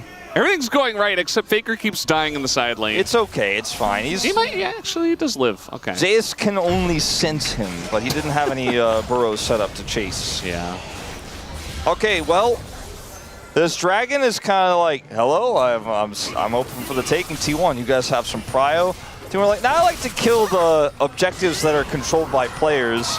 As you mentioned, Doran is able to absorb, or rather avoid, turret aggro this entire time. Gets the backflip away. Carrier shows up. The Nocturnal comes out. They re-engage onto Zeka. Doran just layers in damage after damage after damage. Rooted, but again, no turret aggro here. In live, they are taking the Dragon. Finally, they're able to take Doran out. Paze is like, cool, but you have no turret. So I'll take the jungler, who continues to send it. But at this point, I mean, who could criticize Kanavi for trying to make desperate plays? Yeah. This game is certainly over. If you're playing Jarvan like you're, you know, Olafs that get behind and they press their R button and then they run away. Like, if you're playing Jarvan like that, you might as well just surrender. So, nothing on Kanavi. It's just looks a little silly. Kanavi just like cataclysms the minions. He's like, stay away from our base. Defensive cataclysm. I'm defending the base. Yeah. You can't walk out of this for a few seconds. Look at all those plates they got in the bottom lane, too. It's a lot of money that they have collected. They have 3 grubs for this as well, you know? Uh-oh. Well, at least Zeus is here, and I think that should be enough to hinder Doran. Or maybe not. I don't know. It's a ton of damage, and he gets the kill! And the Cataclysm kind of looks defensive, but it's not helping anyone. And Doran picks up yet another one. Did have his streak ended by Kanavi, so maybe a little bit personal there. Yeah, perhaps. I don't know if he's really too bothered by it, as Zeka has TP, but I don't know if he should use it. Maybe he should just, you know? Yeah, Guma is extremely dead. Like, you cannot emphasize how dead he is more than that, as a nice shockwave comes in, gonna hit Zeka, and, well, yeah, Carrier goes in for the kill, Delight goes down, and Zeus is very tanky, but not against this team, not when you're down 10,000 gold, and they really wanted to dive that, but Zeus does end up actually getting away. Stops the Baron take, I suppose, with that one. You mean delays the Baron take? Yeah. As they will it momentarily. Start it. Yeah, I mean, technically they did stop. Yeah. And then started again. So, I mean, like, the delay is correct, but also the stopping is correct. Yeah. And, like, what do you do now as Hanwha Esports? This game is surely lost. It's a lot of confident plays from Hanwha, but some misjudging of these skirmishes, right? And it was in game 2 a similar situation, right? Like, making that call to go in onto the Sylas, looking for that type of scrappy fight with Xin Zhao there as well. Really going on to the Xin Zhao more than the Sylas, even though they had the Ignite, as was pointed out by the desk. And then in this game, I mean, not this moment, because, I mean, from here, like, there's literally nothing you can do. And Zeka gets shockwaved, he just TP'd in. Doran's on top of him, Carrier gets the kill. But it's some of the early to mid-game fights where they tried to force it, and they just fell flat on their face that leads to this position we're in now. That fight on the Dragon in particular was really the backbreaker, where Guma got stasis, and they tried to force that fight instead of like slow playing it, and it just is not working for them. Pays is on 3 items, 0 deaths. POM, interesting conversation to have after Doran's Kali game here, but I think it's probably just going to be owner for me. Yeah, I think that's fair. I think that's very fair after what we've seen here in 3 games. Well, it feels like almost 2 full games, because these second and third games have kind of just been solo queue stomps. Like, this has not been what we expected after that very tense HLE victory in game 1. Although, I don't know, because very good at snowballing are our best teams. You can get a lot of plays in this one. Yeah. As not quite able to make the combo work that time around, but able to stasis the turret at least, and Owner still has his flash, so he's able to get away, and that might just be it. As Doran does insane damage with 1 tick of his ult, and he's still getting in there, has his Zhonya's now, gets another shuriken, and just dies. So at the end of the day, not the cleanest dive, but I don't think T1 care. Well, I think that's the end of this push, though. Is it? I mean, okay. Able to get over the wall. Pays able to block most of that. Is no, no, Guma, no! Guma! No, no. Just leave. Just clear the wave. Okay. Well, T1 still won the fight, I guess. Maybe. Oh, Carrier's ganking him. Oh, no. Once the best of friends. Now enemies on the rift. Look at Guma's face as well. That bought some time for some respawns. The inhibitor falls. Yeah. There's just no damage here between this Nautilus and Jarvan, so low health bars means that T1 will stop the push. I think if they had played a little bit more carefully, the game would probably have ended. But Hanwha Esports still, you know, maybe they take a pickaxe and start chiseling away at that 15,000 gold lead. Delight? Okay. Well, he has done a good job of delaying the backs. TP. That's a nice little tunnel from there. Zeus, I mean, he wants to maybe... They haven't powered recalls, but yeah, I mean, the amount of damage that Pace does at this point in time is kind of insane, guys. Oh man, the stasis as well on the TP coming in, and the follow-up combo really just dunking on them now. This is not looking pretty.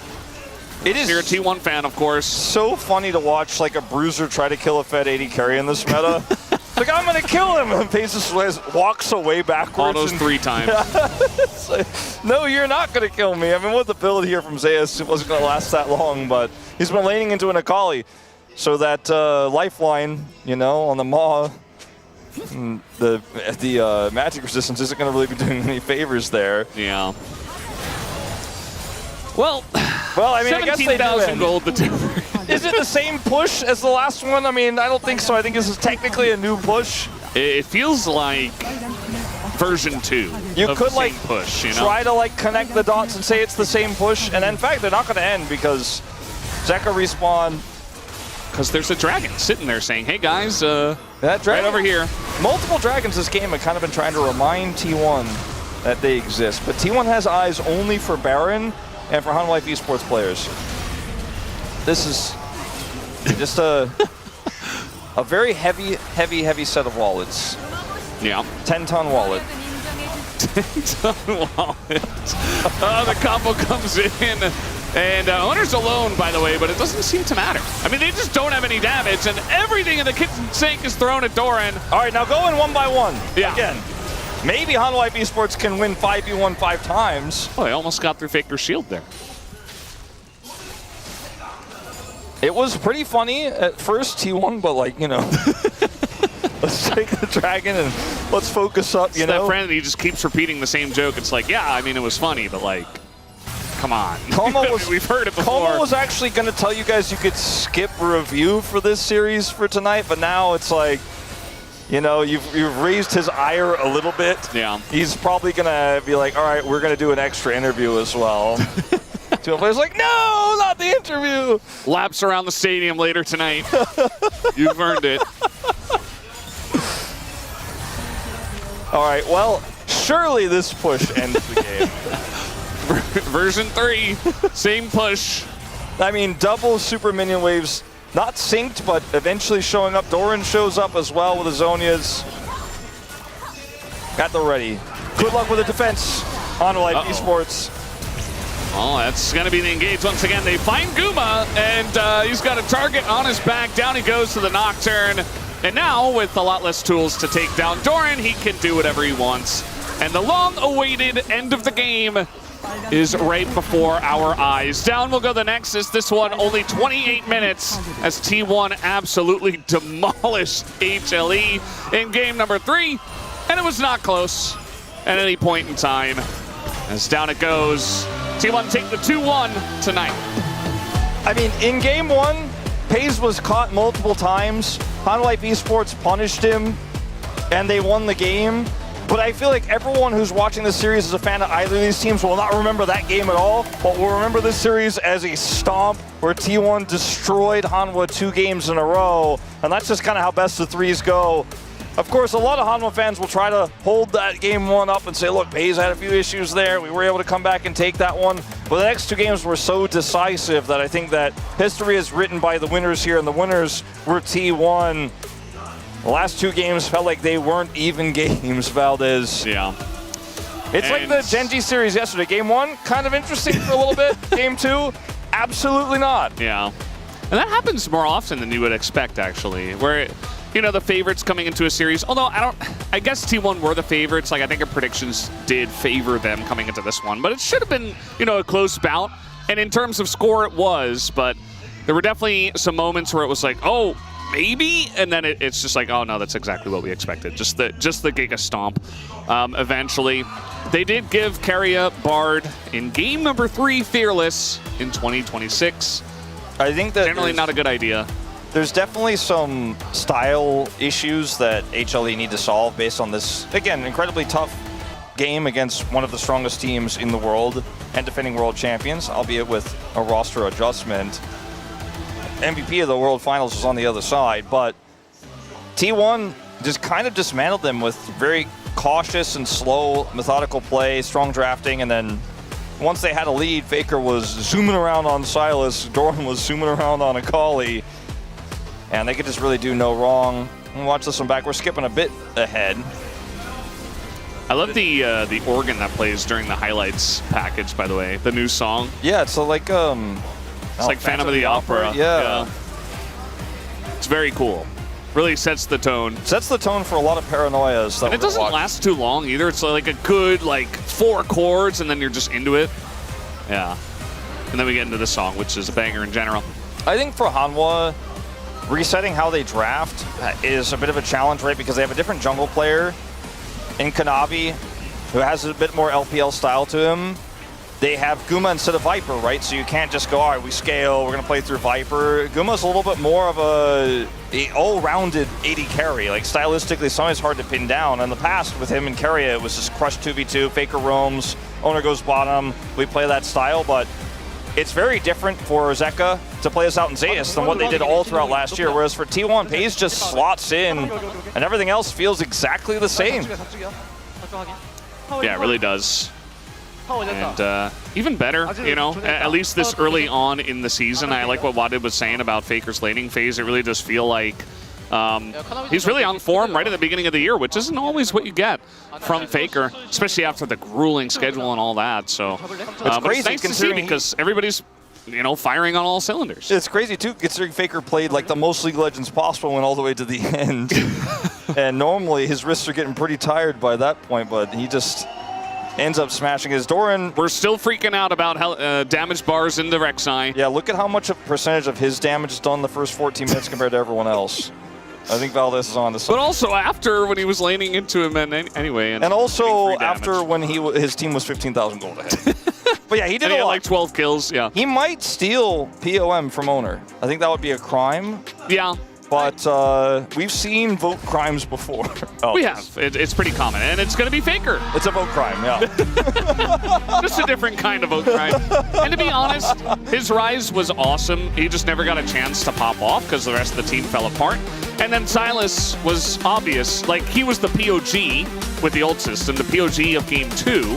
And then his Game 3 was serviceable. So I think it's actually fine. He had a great laning phase, and then, you know, which one do you think is more difficult to execute on of the Orianna Nocturne combo? The Orianna or the Nocturne? The Orianna.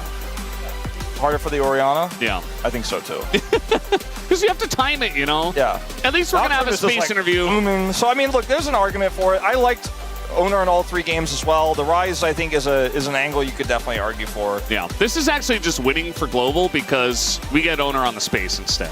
Right? Because if everybody had voted for Owner, he would have been on that stage. Although maybe we would have gotten Faker for the space interview. You see some mid icons for Ox on the did over there. Might see some of those. Look, I'm happy with it. I honestly, even carrier votes I think are warranted here in this one. Sure. I mean, it's kind of hard for him just because like he played Lulu and Melio. So it's like he played Bard also. He did play Bard, but I don't know. His wild growths were pretty cool. Diminishing returns on the Bard POMs, you know? It's like, how many times are you going to get POM on Bard, you know? True. Probably a lot. He already has, so. Yeah, T1 are pretty good still, right at the beginning of the season. Very scary stuff from them. HLE got to go back to the drawing board. But guys, we do have the interview ready. I'll throw it over to Deer for the translation. Thank you very much, guys. This is Deer for the POM interview translation, joined by Faker on the side of T1. A big match between T1 and Hanwha. It was a crucial and intense one, but you came out on top. How does it feel? It was a 2-1 victory. I think it makes me even happier that we were able to pull off a victory in the end. And the entire series was full of action, so what do you think gave you the winning edge? I think I got really good sleep last night. And I think I was able to play really well. I just got good sleep that made us, you know, gave me the win today. It's just that good quality sleep and good condition. And in Game 1, the enemy Vi was really tough to play against. But your Rise was amazing. You know, many talk about how Actualizer is OP, so how did it feel? Yeah, it's very powerful. I feel like I wasn't able to demonstrate the full potential of this item because I didn't really trade that much, but I think if we were able to fight more often, then I would be able to show and prove that it's actually really overpowered. And in Game 2, your Silas was absolutely fierce. So what was the feedback you guys got after Game 1? Just because our strategy that we had prepared didn't work?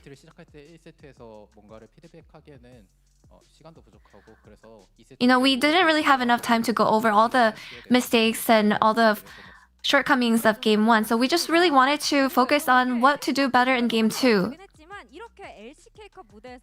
And you guys played together during the KESPA Cup, but now that you guys are on the LCK Cup stage with your current roster, how did it feel? You know, we have been preparing and going through a lot of scrims, and we're practicing a lot, so I'm sure that our synergy has been improving over time. And with T1's victory, the score between Baron and Elder Group is now 2-4. Anything you would like to say to Baron Group? You know, we are short. We're falling behind you guys, but you know, we'll be able to come right back up and bounce back into the game. Let's do it, guys. And your mindset for the rest of the group battle. You know, just like last year, I hope that we're able to go ahead and contribute to many wins as possible as T1. And that's the end of the interview with Faker, and back to the space. Thank you. And it's T1 getting the victory with not leaving any doubt at all. It was a little scary after your, game number 1, but game 2 and 3, decisive victory from the world champions. Yeah, I think game 1, it looked like it was going to be a real nail-biter, but 2 and 3, I think a lot more decisive for T1. Yeah, I mean, it looks like it's already great starting for T1 right now after the CUP Cup winning. I mean, normally they start really slow, but right now they look really strong. Yeah, so POM win for the GOAT there as we take a look at the votes. Feels like you can go a lot of different places. Owner getting a couple, and in the top lane, Doran getting a couple of shout-outs as well. You know, I feel like the bot lane as well, if I'd seen votes for the bot lane, I think would have been completely fine too. I think everyone had their moments in this series, so I like that we have a spread of different roles. Yeah, from my perspective, I already mentioned that in my analyst ask about he's already on form right now. I mean, he doesn't really start this hot, going full spicy at the beginning right now. He's just performing so well right now. What's this? Okay, Senpai. Okay. You should have finished reading all of it out. Ox, go I love you, ahead. Senpai. For those who don't know, my co-analyst actually plays a lot of Akali. I've seen it. It's okay. It's not that bad, but Doran's Akali is way better. So you should hit him up. You should ask him for lessons. I appreciate. I would actually have to have a lesson with him. Yeah, I'm a big fan of him. I mean, he's great. So, yeah. I'm definitely playing Akali this night. Yeah, you'd be motivated with a gunblade. Yeah, for sure, mate. We need more Doran Akali and less Wakali as we go to our final comment here from Wolf, who was on the cast.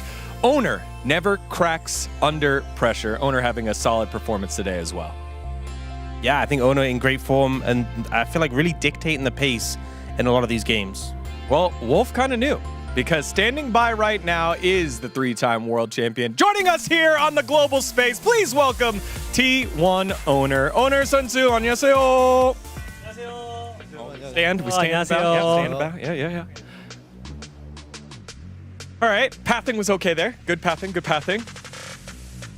Congratulations on your victory today here against Hanwha Life Esports. Now, that series was pretty close and tense, especially in game number 1, but in 2 and 3, it just felt way more decisive. What do you think was the big difference there between 1 and 2, 3? 먼저 오늘 하나생명전 승리 너무 축하드리고요.